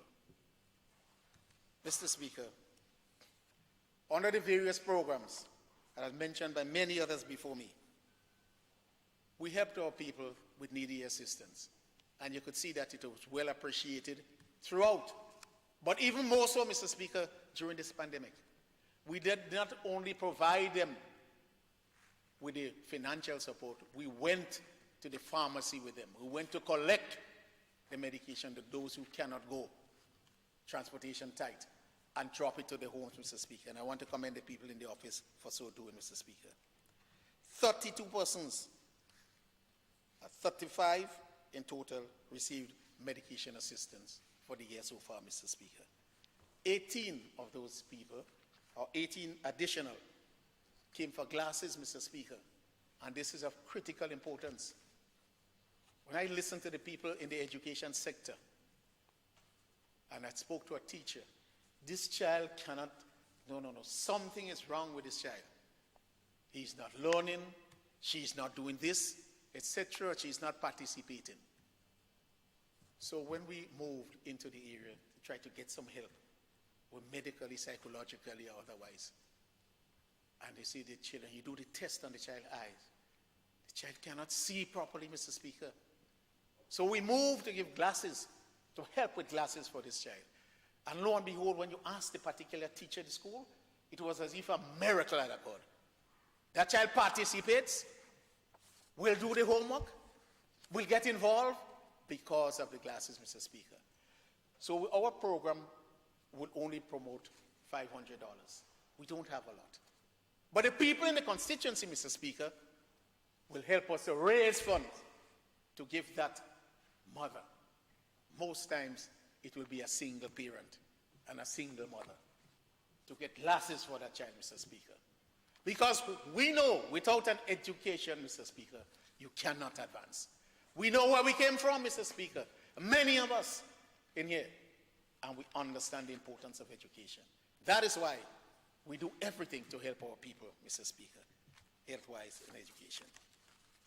Education-wise, Mr. Speaker. Mr. Speaker, we do have the tuition, education tuition. 32 people receive assistance to TAMCC, to SGU, UWI, University of the Southern Caribbean, and smaller online institutions, Mr. Speaker.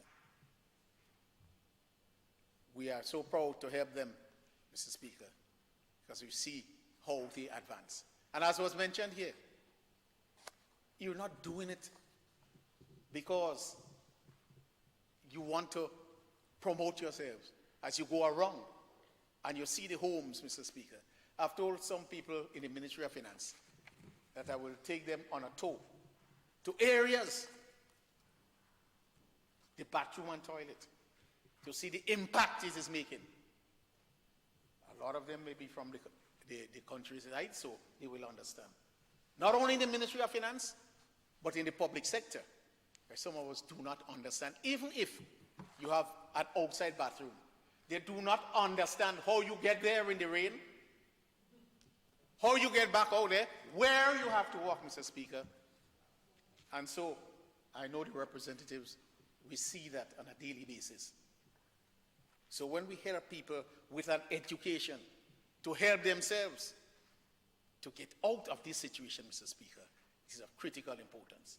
So every year we will continue to vote for this particular assistance, Mr. Speaker, to our needy people.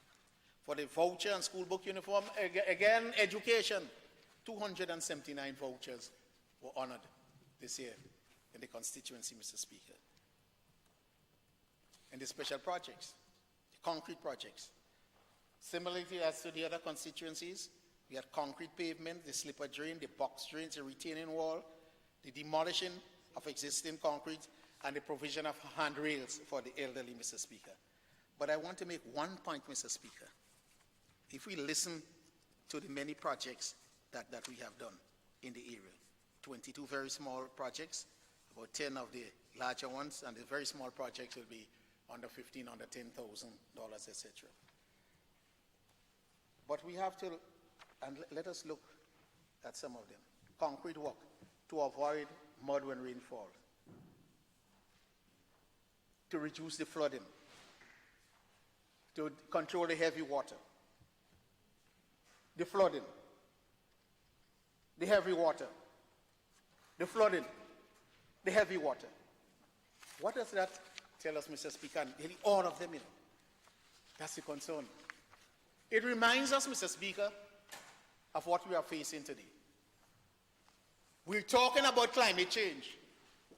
And as in Europe, they did not see it until the massive flood came and moved away.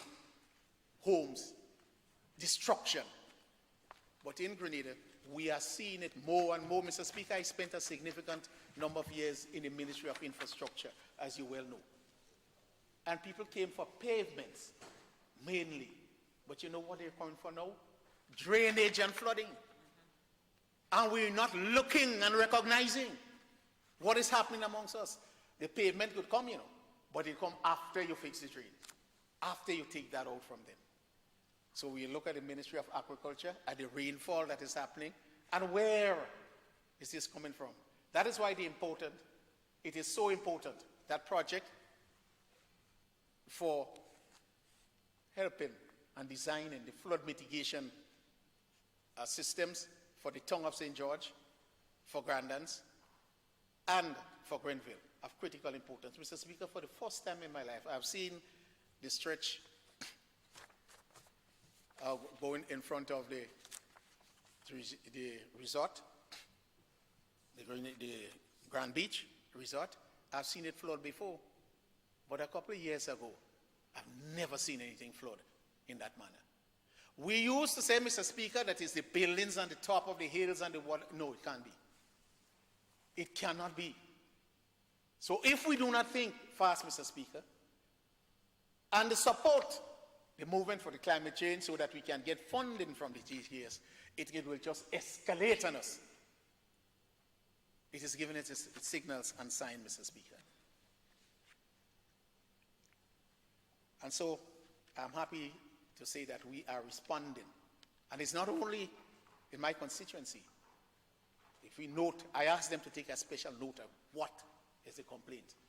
And it is the same throughout as they interact with the compatriots throughout Grenada and Carriacou and Petit Martinique, Mr. Speaker. In that context, Mr. Speaker, we have done a significant amount in all areas. And I simply want to mention those areas that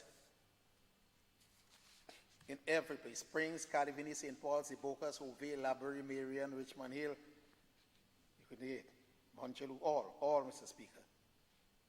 Same problems throughout. And Mr. Speaker, let us go to some of the areas that need special mention. Again, the ravine bank protection in the Defoe Springs. The entire river course is being eaten away. Why? The rush on the flooded waters that will come so regular at different forces. We have commenced that, Mr. Speaker, with the revetment and stone across there, so the people there would be happy. In Monjaloo, Mr. Speaker, the same thing. And it is moving from where the ravine was, it is moving under to your homes. Good Hope, Mr. Speaker, it is the same problem. We, in Good Hope, we have the tenders out so that we can safeguard. And it's always best to work during the dry season. We could not wait in the so we had to start. So most likely, the contractor might say, I cannot do a lot. I might only do a small amount during the rainy seasons. But in the dry season, we'll get a significant portion work, Mr. Speaker. Things to be done again. A retaining wall at Monterey. The family, 2 families, Mr. Speaker, one on either side of the road. Those of us who know the cemetery, we may be from all over Grenada, but we may have a friend who was buried in Monterey, and we come to that funeral.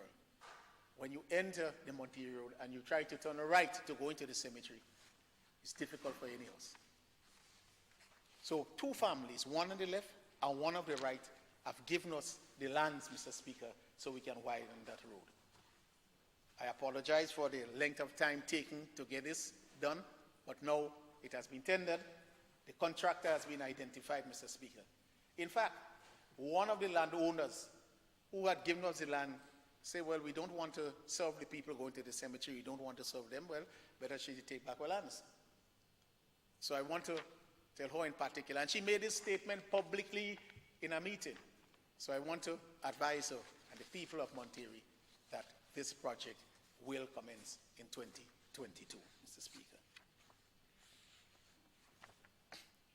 Mr. Speaker, we do have other projects to commence. One at Top Road Library.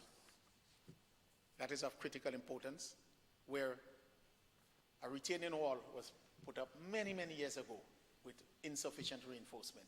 That is causing problems to homes. We have the contractor now, and he could start before Christmas. We hope he would, but there's a lot of things to be done. The houses must be protected to do a particular job. And so we'll commence that, Mr. Speaker, either before the end of the year or very early next year, Mr. Speaker, of critical importance, these projects, Mr. Speaker. Then we have the playing field pavilion in Library. We started that before the pandemic, and it has come to a stop because of the pandemic. This, Mr. Speaker, will recommence so that we can complete the pavilion in 2022. Another critical project for us, Mr. Speaker, in 2022 is the lighting of that same playing field. A lot of people use them, Mr. Speaker. It's not big like last suggests, but the quantity of people who use that, Mr. Speaker, is extremely large. We also have, Mr. Speaker, the Good Hope. And I remember asking my colleague to take some of his allocation to do that lighting there. Well, it appears that we'll have to do it solely from our side, so that, and that is on stream, and that will come on, Mr. Speaker, in 2022, because our people use the facility as well, and we want to ensure that they all benefit from it, Mr. Speaker. Mr. Speaker, I want to recognize a particular category of citizens, of constituents, Mr. Speaker.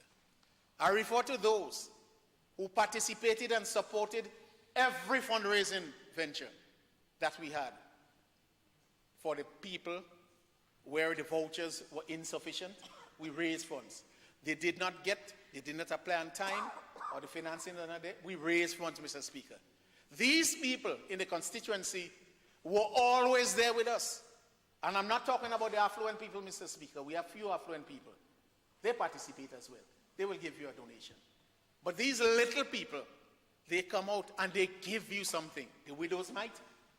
And they're there with you as you're preparing the goodies to go to sell. And again, I want to compliment the people from St.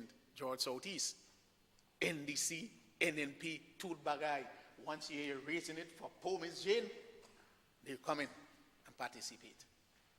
But this special category, Mr. Speaker, they're always there, giving and helping. Not a lot, helping in preparation. But what has happened to them, Mr. Speaker, because of the pandemic? They cannot give. But I feel the pain when they come to me. Say, Chief, you know, I want to ask you for anything. I really badly have you. And I see in them the pain of just to ask to be helped. But I say, Mr. Speaker, these people are an inspiration to me. And I tell them, remember the philosophy in my budget presentation. We have been our brother's keepers. And so we'll do everything now to help you. Everything that we can, Mr. Speaker. That is why when this side of the House sat and voted for what? For the Christmas program. Well, there are people out there, Mr. Speaker, who will not see Christmas, who cannot see Christmas. And what we give them, Mr. Speaker, no, is a little help.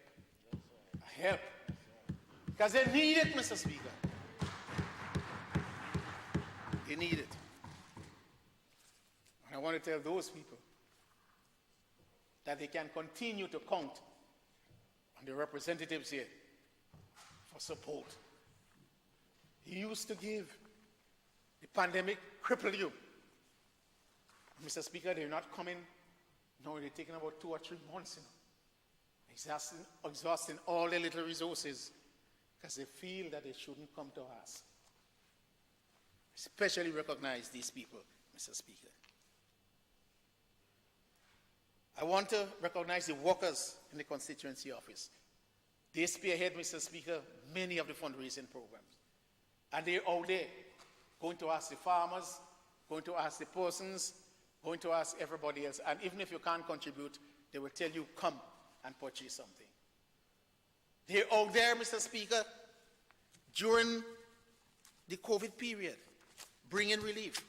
Over 300 food baskets. And this again, Mr. Speaker, is not the normal Christmas food basket. It's that people who are in need, and they don't want to come. They are free to come. Some of them cry, Mr. Speaker, when you bring the little goodies to them. And then some of us are saying, unwise spending. No, Mr. Speaker. No. Mr. Speaker, I want to recognize the religious leaders in the constituency. They too, Mr. Speaker, they put out. People will come to us, people will go to them. And at times, Mr. Speaker, we collaborate to ensure that whomsoever they left out, we get, and whomsoever was left out from it, they will support. So I want to commend them, Mr. Speaker, for the work, both the corporal work, the social, the psychological, and spiritual work in the community, Mr. Speaker. All of them. And you know what, Mr. Speaker? I've never heard one of them tell the population or the congregation not to be vaccinated. Every one of them, Mr. Speaker. And I attend all the congregation. Before they start, during, and after, they ask the people to be vaccinated and to follow the protocols. So I really want to commend them, Mr. Speaker. They play an integral role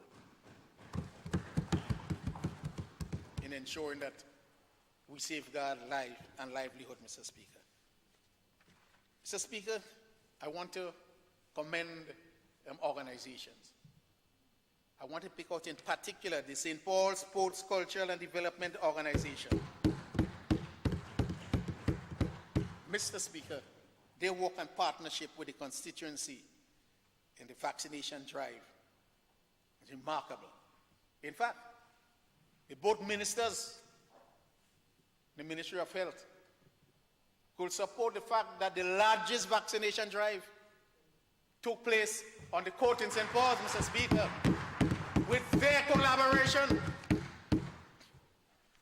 and all facets. The Ministry of Health was there. We went to people's home, the shut-ins who couldn't walk, and they took the drive. And your humble servant played his part in ensuring that the people come out to be vaccinated, Mr. Speaker. Mr. Speaker, I want to commend all the donors who have given us support in the constituency. And we do have the corporate sponsors who help us with water tanks so that the infant stage of the school in Laborie, the government compound, we were getting water. There was a tank there already. It passed through the medical station and it went into the preschool. But the infant level above, they could not get. So we got a new tank and we built up a stand so that that tank is above the level so that we can gravity feed the infant component in that area. I want to thank the corporate sponsors and all the others who supported. So the workers in the area, yes, they were paid a small amount, but they made their contribution, Mr. Speaker. Mr. Speaker, I want to thank, again, my family for the support that they have given in this. And Mr. Speaker, looking at it now, my youngest daughter just started working, has asked me, how can she contribute to certain persons? And she's already doing it. Just started to work. Yeah? Well, my son, and people look at this now, he's not working for many years. He has taken the Bible as in. So he did a degree in chemistry. But I'm sure he's going to do a master in theology. I don't know who he will go from one to the next. And the people in Laborie can tell you, Mr. Speaker, when he lived there, he will go to all places, illegal or otherwise, armed with the Bible. And they were more afraid of him, Mr. Speaker, than the police. Because he's going to preach to them there. Yes? And he goes into all those areas. Yeah? So, Mr. Speaker, all of them give me their support in terms of helping people. Not only this, Mr. Speaker, as young people, they look and analyze the system. They analyze things. And they will ask, did you all make that decision? I know you and my wife is from St. Andrew. So the St. Andrew bunch is saying, no, they'll never do this stupid. Lo and behold, whatever it was would be lies in the media. But my children will tell me, I don't think, how could you all do this? So I will tell them, we have made errors before. But one of the good things about this new National Party administration is that we always learn. And we move forward, Mr. Speaker. So I want to commend them for the support. Nothing is too much to give away. And if they will take from their own and they'll put forward. That is why, Mr. Speaker, I am happy with every other person in the constituency who gave. And they do, you know, Mr. Speaker, a small sum. When you have Christmas, when you have this, when you have that, Mr. Speaker. Already there is an organization and a young man in Defu who has secured through his organization some toys. And he wants to help in the constituency by giving out some of the toys. Because he recognizes that every year we go out and get financing to do certain things. And this year, he says, it isn't looking so rosy. I tell him, no, it is not that rosy. Not only from the financial standpoint, but from the transportation standpoint. Things cannot get to Grenada. We did all we can. So it is extremely unlikely that you will be given toys given out. But I told him he must be very careful. If he picked his area and picked one area in the constituency, then that could be a problem. So his work may be cut out. He may have to give just the most needy in every area. And so I want to make it clear to the constituency that I'll be working with certain persons and that in the normal way, we will not be able to give toys at least, for Christmas. We will continue, though, Mr. Speaker, to look at those who need so much and continue to give them the basic necessity to ensure that is, along with the food basket, what a little medication that we can give to them. I recognize, Mr. Speaker, when we did the Maslow hierarchy of needs, and we see those big-time professors, back in the 18th and 19th centuries and things like that, they come up with a philosophy. But, Mr. Speaker, I've seen it firsthand. We are talking, Mr. Speaker, about change. How do you initiate change? You must satisfy the lower need, and the next higher need, and the next before the population will look to make change. A very good change, Go and try to tell to people who are hungry. Go and try to tell it to people who are living outside. And the needs from the Maslow hierarchy, is food, shelter, etc., etc. You must satisfy these two, Mr. Speaker. So when some people want to say, I will make change, without understanding how changes are made, and without understanding the social interaction to get change, Mr. Speaker, then we're staring down the barrel of a gun. Our people must understand where we are, Mr. Speaker. And they must know that this administration is moving them in the correct direction. And you cannot go and bulldoze, Mr. Speaker. You must involve, integrate, intertwine, interweave. That's the human nature. So, Mr. Speaker, I started out in the science, as you know, ended up in the arts. In fact, there's an interesting philosophy which says that there is no social component. Everything is run by nature, by the science. And so it is the science that controls people's interaction. And it's coming there, it's coming more and more so. It is a theory in economics and social sciences. Don't think that we are too different apart. What causes a man to behave so? The natural environment, the social environment. What causes people to do certain things? Again, from the scientific standpoint.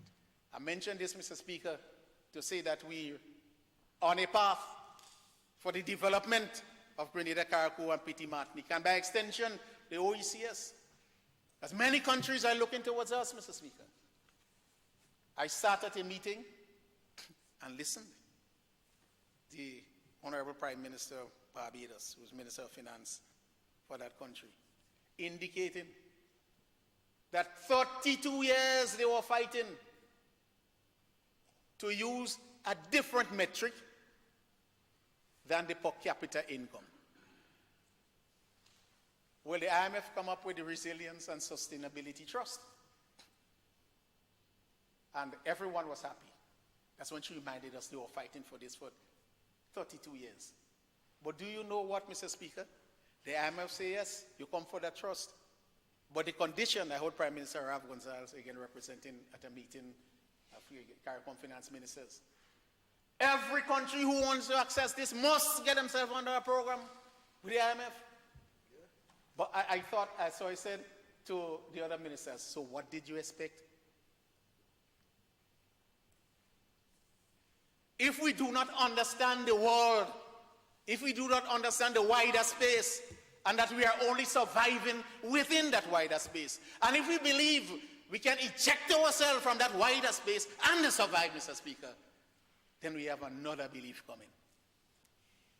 And I see some people trying to influence our population to think that that can happen. Cannot happen, Mr. Speaker. No man is an island. It's practiced and preached within the context of the World Economic Environment. The World Health Organization. Look at the mighty powers that be. They haggle, but they're still in one system. One can't do without the other. Much less Little Grenada. Mr. Speaker, as I close, I want to, again, give thanks. I have given the Ministry of Finance thanks in my budget presentation. I've thanked a lot of people.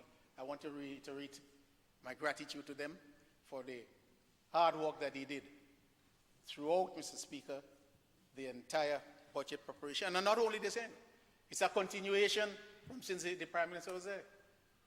We may do one or two things a little differently. They may have new faces. But one thing I want to say, Mr. Speaker, is that they work diligently. And they work in confidence, Mr. Speaker, during the period of the budget preparation. I thank them for the support. I reiterate my comments and thanks to the people in the constituency of St. George Southeast. I want to thank, again, I did in my budget speech, the Prime Minister for the confidence that he has placed in me. I want to thank all my colleagues, and the others don't become jealous or in any way take my next remarks in any negative effect. I want to really commend the member for St. David. We have worked on many committees, Mr. Speaker. We've worked when the rulings came down from the arbitration to get a figure reduced from over $80 million to $63 million. We've worked with all the massive projects going on today. And he understands them just as I do, Mr. Speaker. Because to some developers, it is a business. So why are you complaining? In a business, I try to take everything I can from you. What you have to do, don't vex with me. Line with me still. Just try to take something from me too. And if we don't watch it, Mr. Speaker, then we would not have been advancing. So I really want to commend him for his support on all the committees that I'm on, Mr. Speaker. I want to commend all my cabinet and colleagues. We're in constant contact in the Ministry of Finance, and they understand where we're going. That is why, Mr. Speaker, if you do not have compatriots who understand where you're going, there'll always be a bickering. He didn't give me this and he didn't give me that. It started with the Prime Minister, where, all of us knew the problems and that we were trying to build a buffer. And now, as we use that buffer, we must try to replace that buffer. So when I speak to one and we say, no, we can't go there, okay. So what we look for a solution. That is why we're able to run this with all of us remaining on course, Mr. Speaker, so that we can have a united front to take the difficult decisions that must be taken. And there are many difficult decisions that we're taking. Some of us, even though we were not pleased, we understood where we were coming from. And I want to thank the Almighty, the police force, to you, Mr. Speaker. We worked a lot when I was infrastructure and transport, etc. And now that we're having the vehicles, and we're planning to take 25% renewable vehicles, we must ensure that we increase our renewable generation of electricity. Because if we're going to take fossil fuel generated electricity to put it into the electrical vehicles, then we have done nothing, Mr. Speaker. We must increase. So whatever we put into the vehicle, we must have an additional. If it is a 300 kilowatts, we must have that plant coming in, whether it's from the private sector or from the government or from Grenada itself. We must have that coming in. So these are the things that we must know about, must be knowledgeable in. These are the things that we must lead our population in. And these are the things that we ourselves must show by example, how the country must go forward. So careful. Remember, those who can do it, make it look easy. And those who want to come in without a clue will come in and say, yes, I can do it. Remember 2008. That's right. Remember. Yes.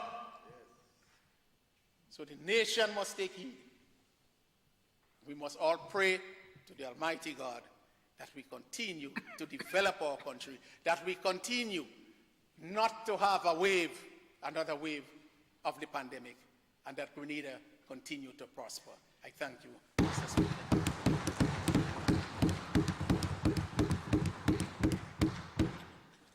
Thank you, Honorable Minister for Finance. And now we have come to the question on the motion as presented by the Minister for Finance.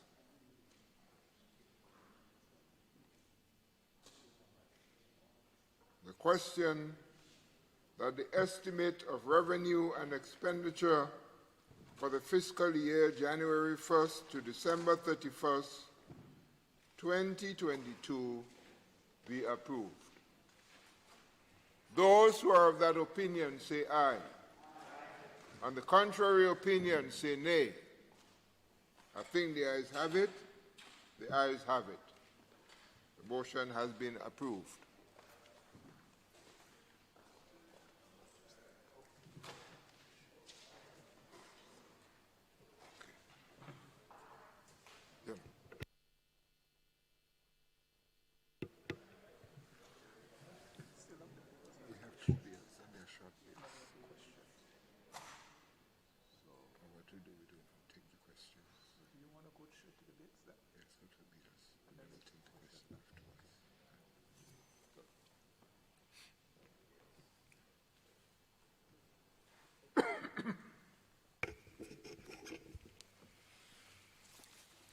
Item 15, bills.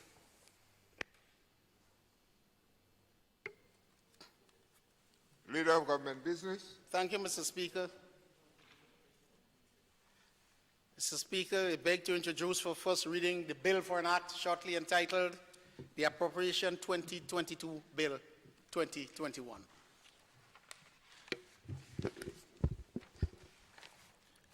A bill to make provision for the appropriation of a sum not exceeding $1,352,210,635 to the service of the State of Grenada for the period 1st January to December 31st, 2022, shortly entitled Appropriation 2022 Bill 2021. Leader of Government Business. Thank you, Mr. Speaker. I beg to move that the relevant standing orders of the House be suspended to take the bill through all stages at the sitting. Honorable members, the question is that the relevant standing orders of the House be suspended to enable the bill to be taken through all its stages at this sitting.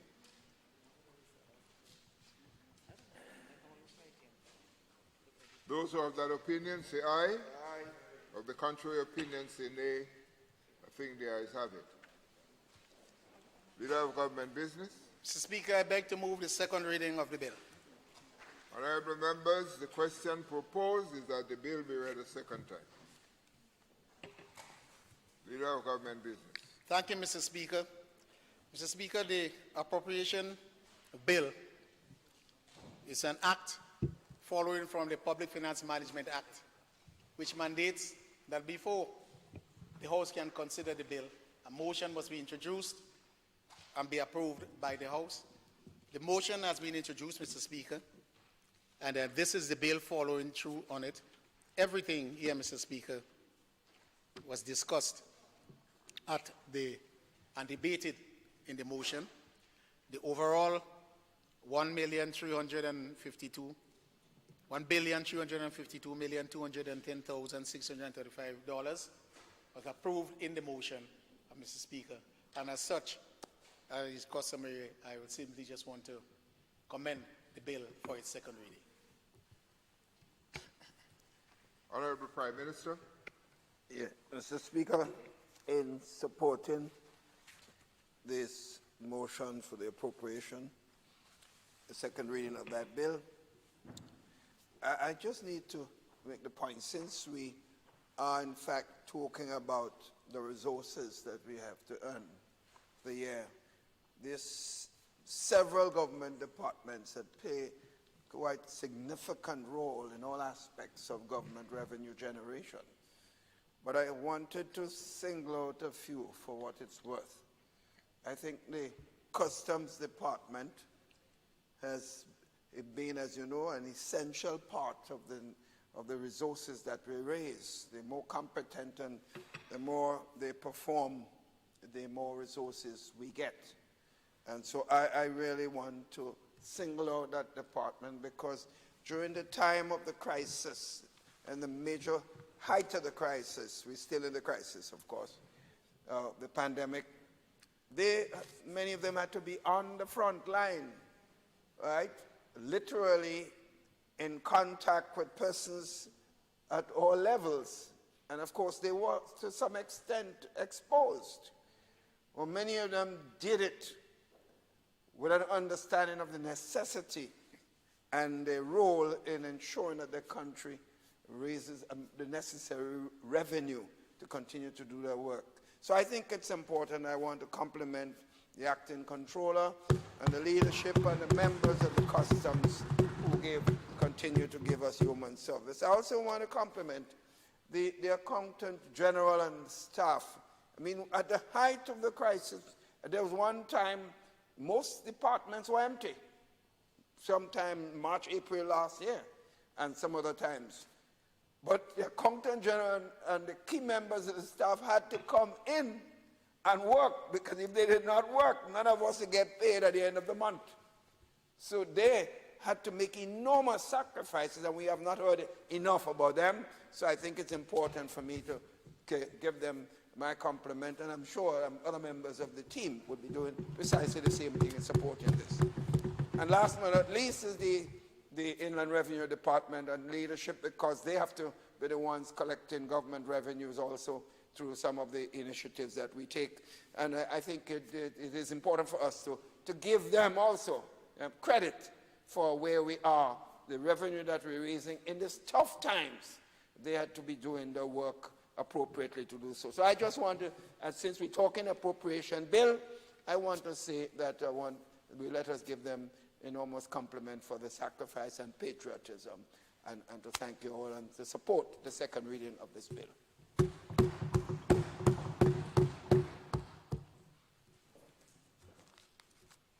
Honorable members, the question is that the bill be read a second time. Those who are of that opinion say aye. Of the contrary opinion say nay. I think the ayes have it. The ayes have it. A bill for an act shortly entitled Appropriation 2022, Bill 2021. Leader of Government Business. Thank you, Mr. Speaker. I beg to move that the House resolves itself into a committee of the whole House to consider the bill clause by clause. Honorable members, the question is that this Honorable House resolves itself into a committee of the whole House to consider the bill clause by clause. Those who have that opinion say aye. Of the contrary opinion say nay. I think the ayes have it. The ayes have it.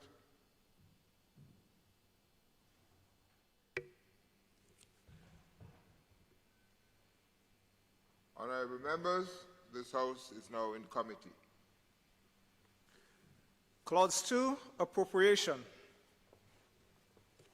Honorable members, the question is that Clause 2, Appropriation, forms part of the bill. Those who have that opinion say aye. Of the contrary opinion say nay. I think the ayes have it. The ayes have it. Schedule. Honorable members, the schedule forms part of the bill. Those who have that opinion say aye. Of the contrary opinion say nay. I think the ayes have it. The ayes have it. Clause 1, short title. Honorable members, the question is that Clause 1, short title, forms part of the bill. Those who have that opinion say aye. Of the contrary opinion say nay. I think the ayes have it. The ayes have it. Leader of Government Business. Thank you, Mr. Chairman. I beg to move that the House resumes and the Chairman of Committee reports progress on the bill. Honorable members, the question is that this Honorable House resumes and the Chairman of Committee reports progress on the bill. Those of that opinion say aye. Of the contrary opinion say nay. I think the ayes have it. The ayes have it.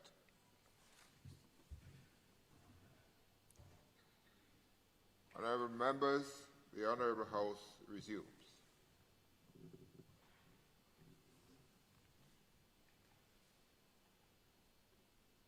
I have to report that the bill was considered by a committee of the whole House and passed without amendment. Leader of Government Business. Thank you, Mr. Speaker. I beg to move that the chairman's report be adopted.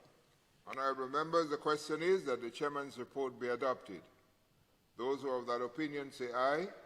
Of the contrary opinion say nay. I think the ayes have it. The ayes have it. Leader of Government Business. Okay, Mr. Speaker, I beg to move the third reading of the bill. Honourable members, the question is that the bill appropriation 2022, bill 2021 be read a third time. Honourable members, the question is that the bill be read a third time and passed. Those who are of that opinion say aye. Of the contrary opinion say nay. I think the ayes have it.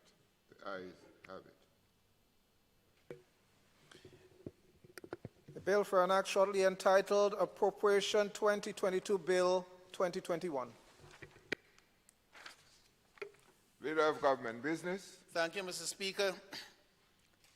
I beg to introduce for first reading the bill for an act shortly entitled 2022 Budget Loan Authorization Bill 2021.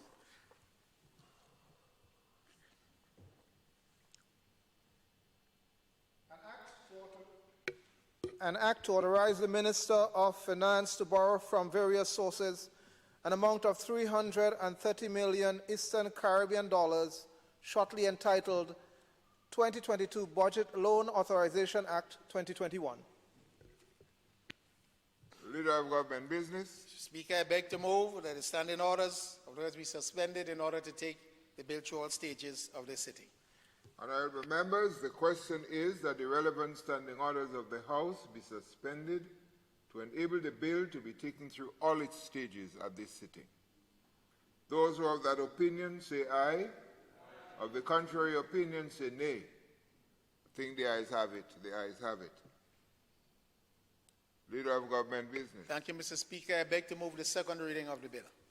Honourable members, the question proposed that the Bill 2022 Budget Loan Authorization Act 2021 be read a second time. Leader of Government Business. Thank you, Mr. Speaker.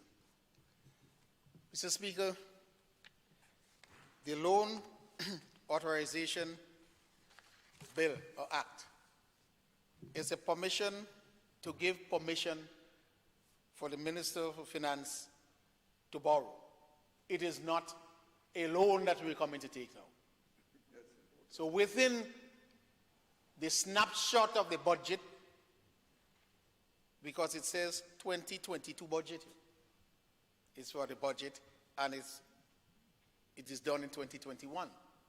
But it relates to the budget. Last year we came for a similar amount for the 2021 budget. Now, whatever loans came in at that point in time, we had it covered. And at that point in time, we were looking at the 25 million US. Plus, we have another 25 million US to get, after the 25 million US that come there. And we were trying to move, obviously, the pandemic hindered the way. The bank couldn't come, and we couldn't go. So we engaged on Zoom, and we did a lot of things on Zoom, and had to send documents up over the internet that the bank poster would have come into Grenada and move it. That loan would have been in our coffers already. So it has moved into 2022. So the 330 million will give the minister the permission to borrow that 67 million. And the other 67 million, well, I think it's earmarked for 2023, but it is our fundamental duty to see whether we can bring it into 2022. So if we could talk and entice them, and by the way, we know they have a lot of condition precedent, a lot of condition post. Minister, the representative for St. Patrick West, love that, and they know they like to put out antes, ex post, and ex antes. Oh, those conditions are huge and large. But I want to commend the ministry, again, for always being able to get it done. Mr. Speaker, sometimes in negotiating this, and I agree with them, we will spend 6 months more negotiating and trying to get some of the things they want us to put in there. Because some of them are so onerous, Mr. Speaker, that the money will come, but to get it out, it will be just dismal. So we fight and we work and we fight, and the teams come down. And that lady was in charge of the region. She will come down, she'll visit the Prime Minister, she'll visit with me, and we'll put up there on the same battle, and well, she said, well, I'll go and fight for you all, and we get some of those conditions reduced. Lo and behold, Mr. Speaker, every other tranche is back there. So you have to know how to deal with it. And we're showing them, and these are people, Mr. Speaker, you cannot simply say no for no, you know. The finance team must explain why. We don't want to go along that route, why it should be changed. Notwithstanding, it's very soft, Mr. Speaker. It is a loan. And if you look at the schedule, you'll see Eastern Caribbean currency dollars, the lenders, the International Development Agency, IDA, that's the one who gives us the very soft loan, the Caribbean Development Bank, so we could borrow from them under its loan to do a certain project, the Eastern Caribbean Central Bank, and notwithstanding the government has allocation there, Mr. Speaker, most of them have drawn down on it during this pandemic.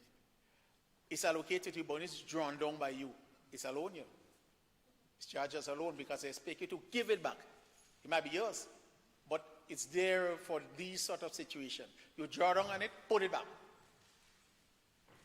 The Regional Development Securities Market, that is where the government can go onto the market, the government securities market, and take bonds or treasury bills, and we must, and on every instance, we must say the interest rate and the type of repayment, the fees.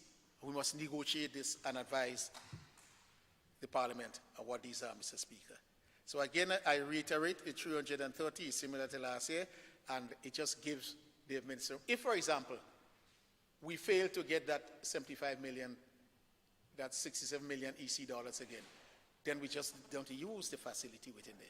And if something comes so beautiful, like the GCF, like springs upon us at 200 million, Mr. Speaker, of nice financing, similar, even better than IDA, then we have the facility here to accommodate it, Mr. Speaker. And I think some people get confused. Some people get confused with the loan authorization. It is not a loan. It is an authorization for the minister to come here.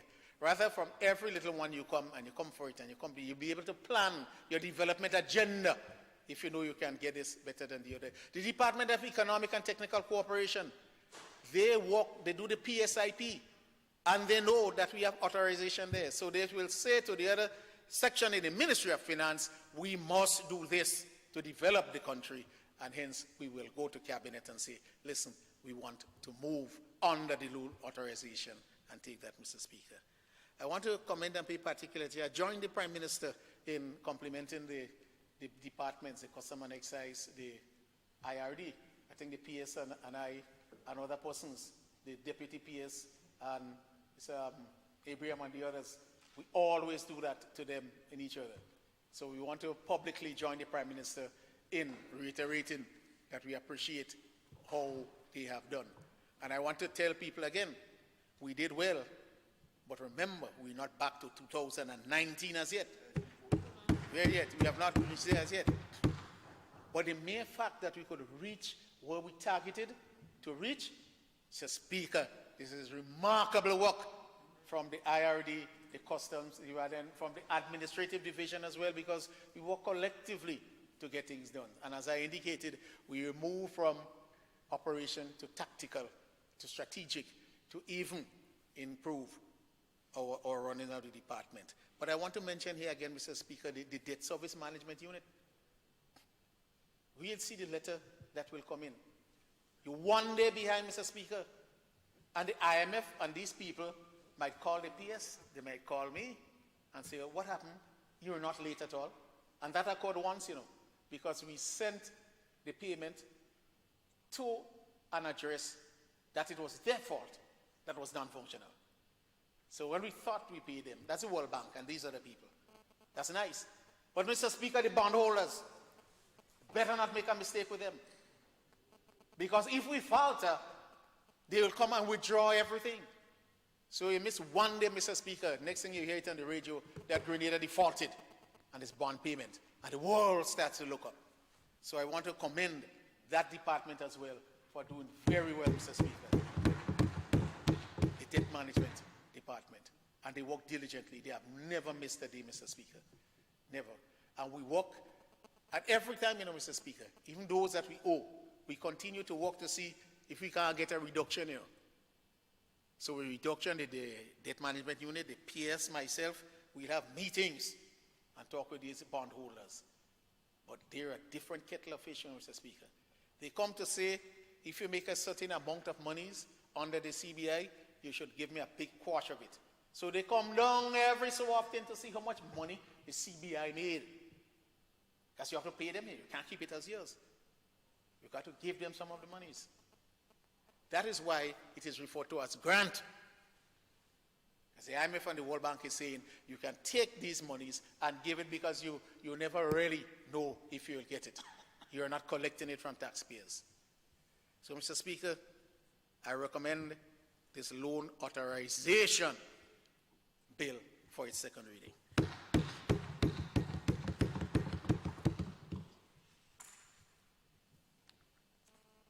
Honourable Parliamentary Representative for St. David. Mr. Speaker, I rise to just make 2 points on this bill. Looking at the schedule, a comment on the schedule. That says the purpose is to finance the 2021 budget, and that, as the Minister pointed out, and I don't know if it is deliberately done, when you have a loan authorization bill to authorize the minister, some people still go out there and say, we don't have the money, we want 330 million. So I think I had to stand up and add to that. Now, we may not even use any portion of it, So I think I am obliged to make that point, is to authorize the minister. But the most important thing is that if you read on the schedule, it says, all agreements signed pursuant to this Loan Authorization Act shall be tabled in Parliament, so they will know that we have to come back here to agree on the terms, because in the schedule, you see interest rate to be negotiated, terms and repayment to be negotiated, fees to be negotiated. After all that is done and the agreement is reached, you have to come back to Parliament, so they will know the public is transparency, We'll be very transparent in this. So it's to authorize the minister to borrow up to that amount to finance the 2021 budget, just in case he need to do that, Mr. Speaker.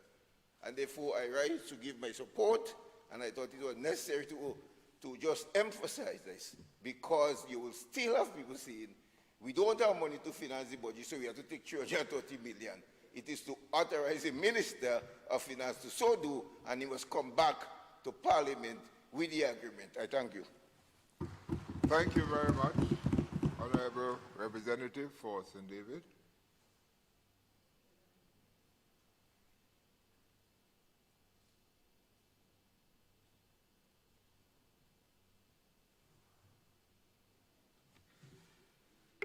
Leader of Government Business. Thank you, Mr. Speaker.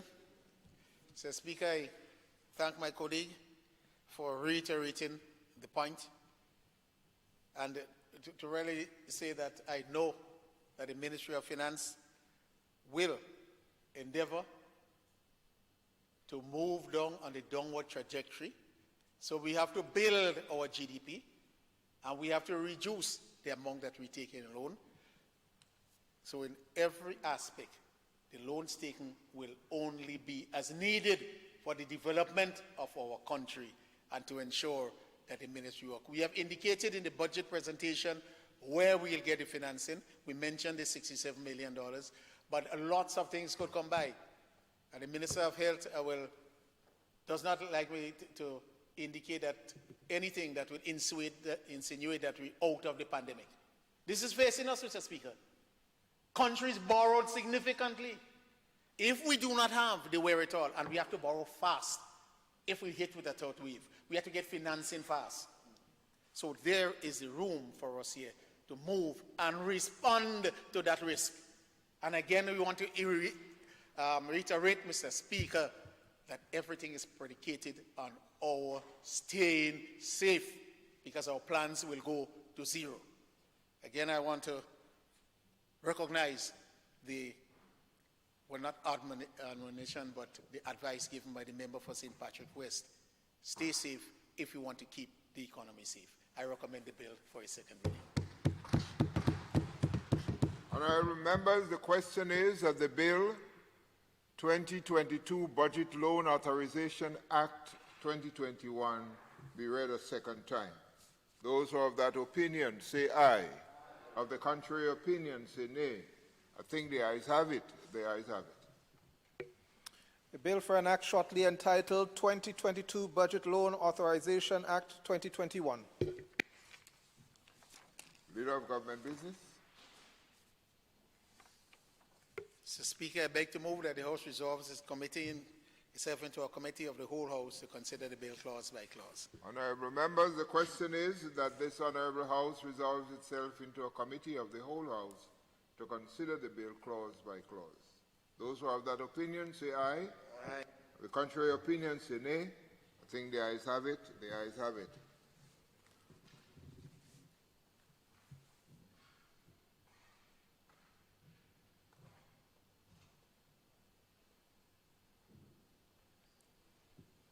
Honourable members, this Honourable House is now in committee. Clause 2, authority to raise loan. Honourable members, the question is that Clause 2, authority to raise loan, forms part of the bill. Those who have that opinion say aye. Of the contrary opinion say nay. I think the ayes have it. The ayes have it. Schedule. Honourable members, the schedule forms part of the bill. Those who have that opinion say aye. Of the contrary opinion say nay. I think the ayes have it. The ayes have it. Clause 1, short title. Honourable members, the question is that Clause 1, short title, forms part of the bill. Those who have that opinion say aye. Of the contrary opinion say nay. I think the ayes have it. The ayes have it.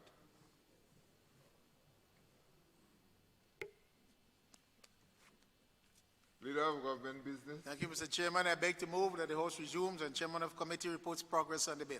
Honourable members, the question is that this Honourable House resumes and the Chairman of Committee reports progress on the bill.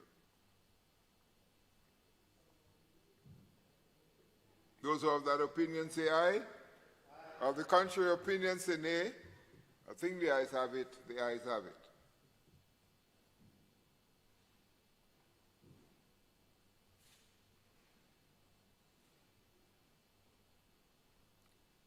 Honourable members, I have to report that the bill was considered by a committee of the whole House and passed without amendment.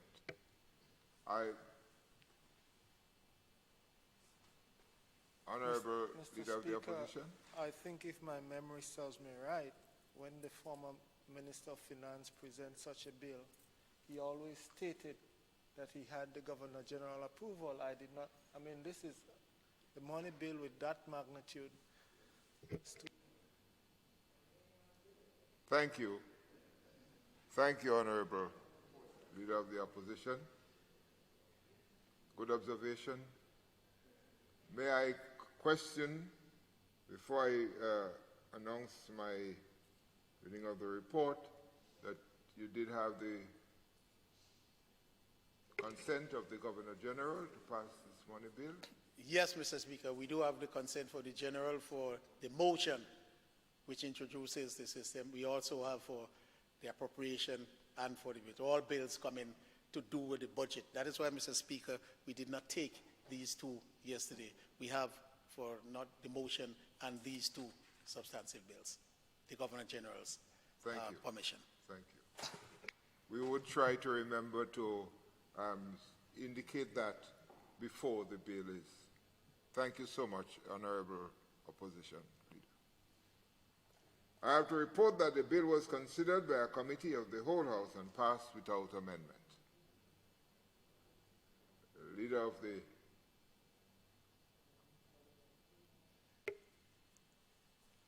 Thank you, Mr. Speaker. I beg to move that the chairman's report be adopted. Honorable members, the question is that the chairman's report be adopted. Those who have that opinion say aye. Of the contrary opinion say nay. I think the ayes have it. The ayes have it. Leader of Government Business. Thank you, Mr. Speaker. I beg to move the third reading of the bill. Honorable members, the question is that the third reading of the bill, the 2022 Budget Loan Authorization Bill 2021, be read a third time. Honorable members, the question is that the bill be read a third time and passed. Those who are of that opinion say aye. Of the contrary opinion say nay. I think the ayes have it. The ayes have it. A bill for an act shortly entitled 2022 Budget Loan Authorization Act 2021.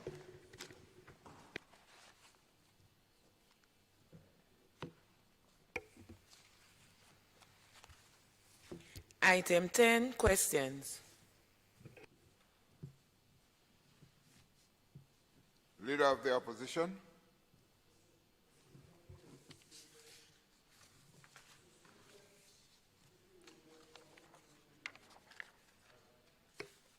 If you would just permit me, I do believe that the questions were laid on the table. And, well, since June of this year, and I had to resubmit them after Parliament, the new session came in. I think so far some questions were answered, but not all of them. And again, I must say I got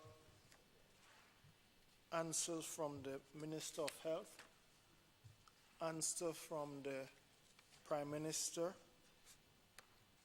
answer from the member for St. David, but still, I do believe, Mr. Speaker, like I said before, some of these questions came from the public in general, and I think they are questions for edification and, as it is said, to help hold government accountable and responsible.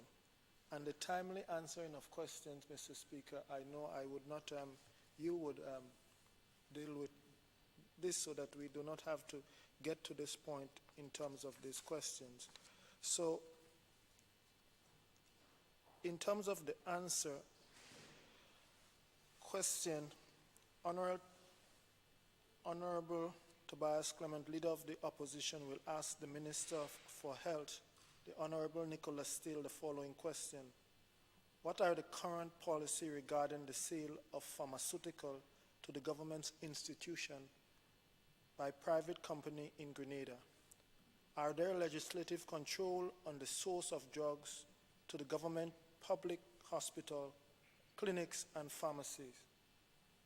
Do the current policy outline consequence for unethical practices such as competitive pricing that prevents the sale of government supplies? If so, are these consequences implemented? Are there accountability measures in place? What are the policies regarding the responsibility of healthcare workers and providers for the sale and distribution of pharmaceutical products?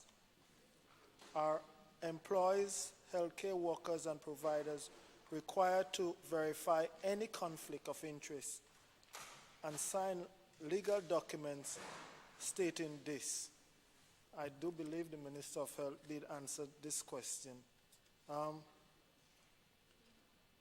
The next question, written, yes, sir.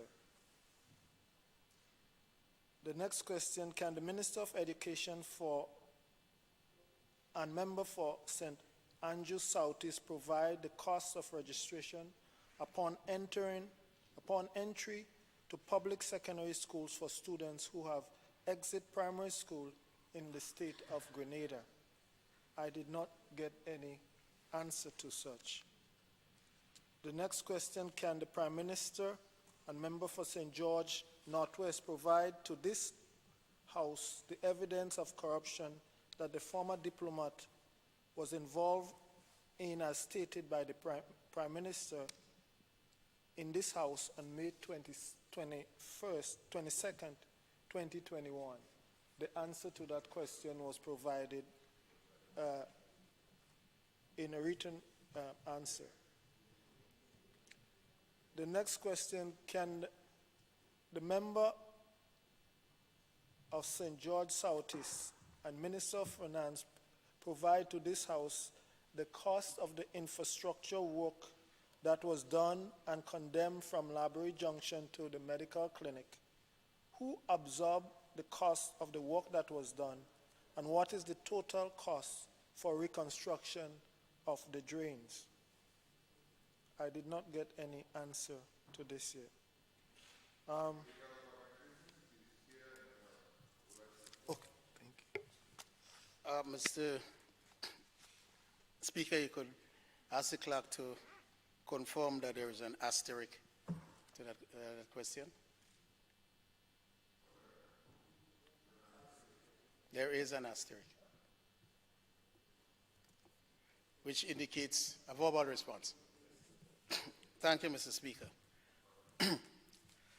Mr. Speaker, the first part of the question is the cost of the infrastructure that was done and demolished. The answer to that question, Mr. Speaker, is $46,234. The second part of that question, who absorbed the cost of the works?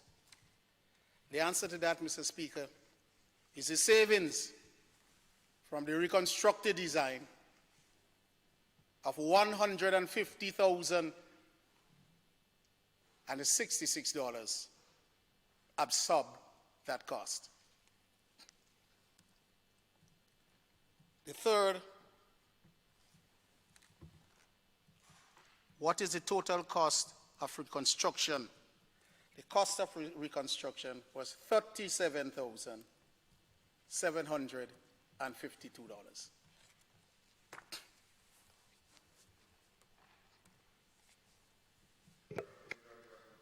Thank you, Mr. Speaker. The next question to the Minister for Legal Affairs and member for Carriacou. Can the Minister of Legal Affairs tell this House if the government of Grenada has been taken to court by the Chublo Bay Development Limited? I think, although she's not here, in his answer, the Prime Minister did answer that question, that the matter is in court, right? And that's part B to that question. If so, what is the cost of the defense? Well, she's not here to answer such questions, so maybe.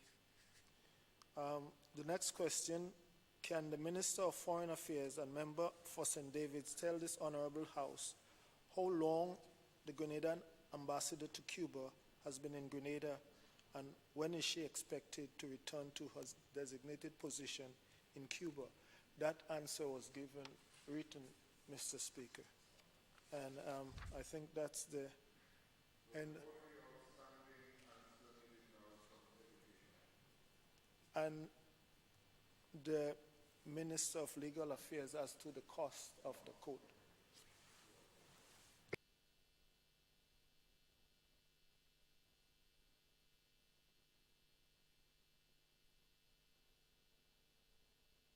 In lieu of the answers here, I believe that was given by the Honorable Minister of Health.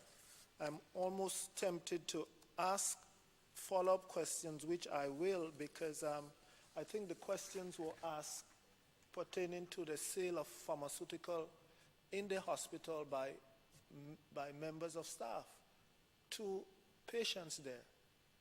And as was stating, I think the question was asking what are the consequences, what are the policies. So maybe I would check the answer and ask follow-up questions. Thank you. Mr. Speaker, the questions that were asked were with respect to a government policy, the existence of a policy or not. I take note now that if the leader of the opposition is going to make certain implications, is he accusing members of staff in the hospital of selling, or is that the question that he now wants to ask? If there are members of staff in a hospital selling, does he want to put it in writing? Because, again, things that are mentioned in this House go down on record and sometimes have certain implications or certain interpretations on the outside.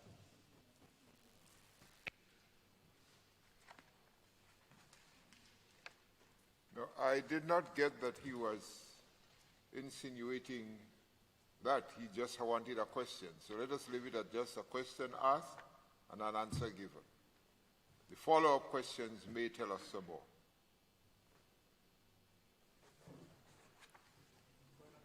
Thank you, Honorable Leader of the Opposition, and thank you, Honorable Members, for your answers. We can go back now, which is one. Yes, so we go to...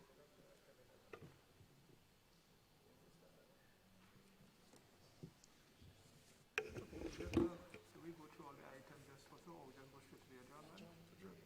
Okay, so forget we don't necessarily statements, we just go straight to the adjournment. 16. Item 16, adjournment. Leader of Government Business. Thank you, Mr. Speaker. I beg to move the adjournment of this Honorable House sine die. And if you'll permit me, Mr. Speaker, just one comment. Many of the members, the last sitting, we did not mention anything about Christmas. So I think I will crave your indulgence on Clerk whether a very short sitting before Christmas is necessary. Thank you. Yeah, I think there is a scheduled sitting before the Christmas on the 21st. Should be the 21st. And the last year, that sitting was postponed because of the nature of and we pray God that we'll be able to meet here on the 21st so that you can share the joy. Just one thing before I put the question, that I want us to stand for 1 minute to honor one, Sir James Mitchell, and two, the number of people who would have departed this land because of that dreaded disease. So let us please stand for a minute in honor of all that.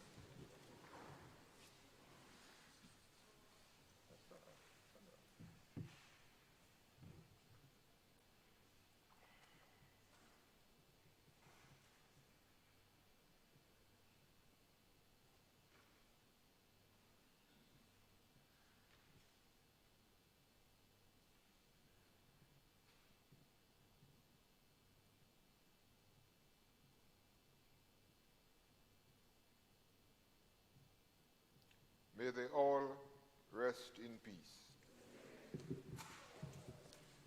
Honorable members, the question proposed is that this Honorable House stands adjourned.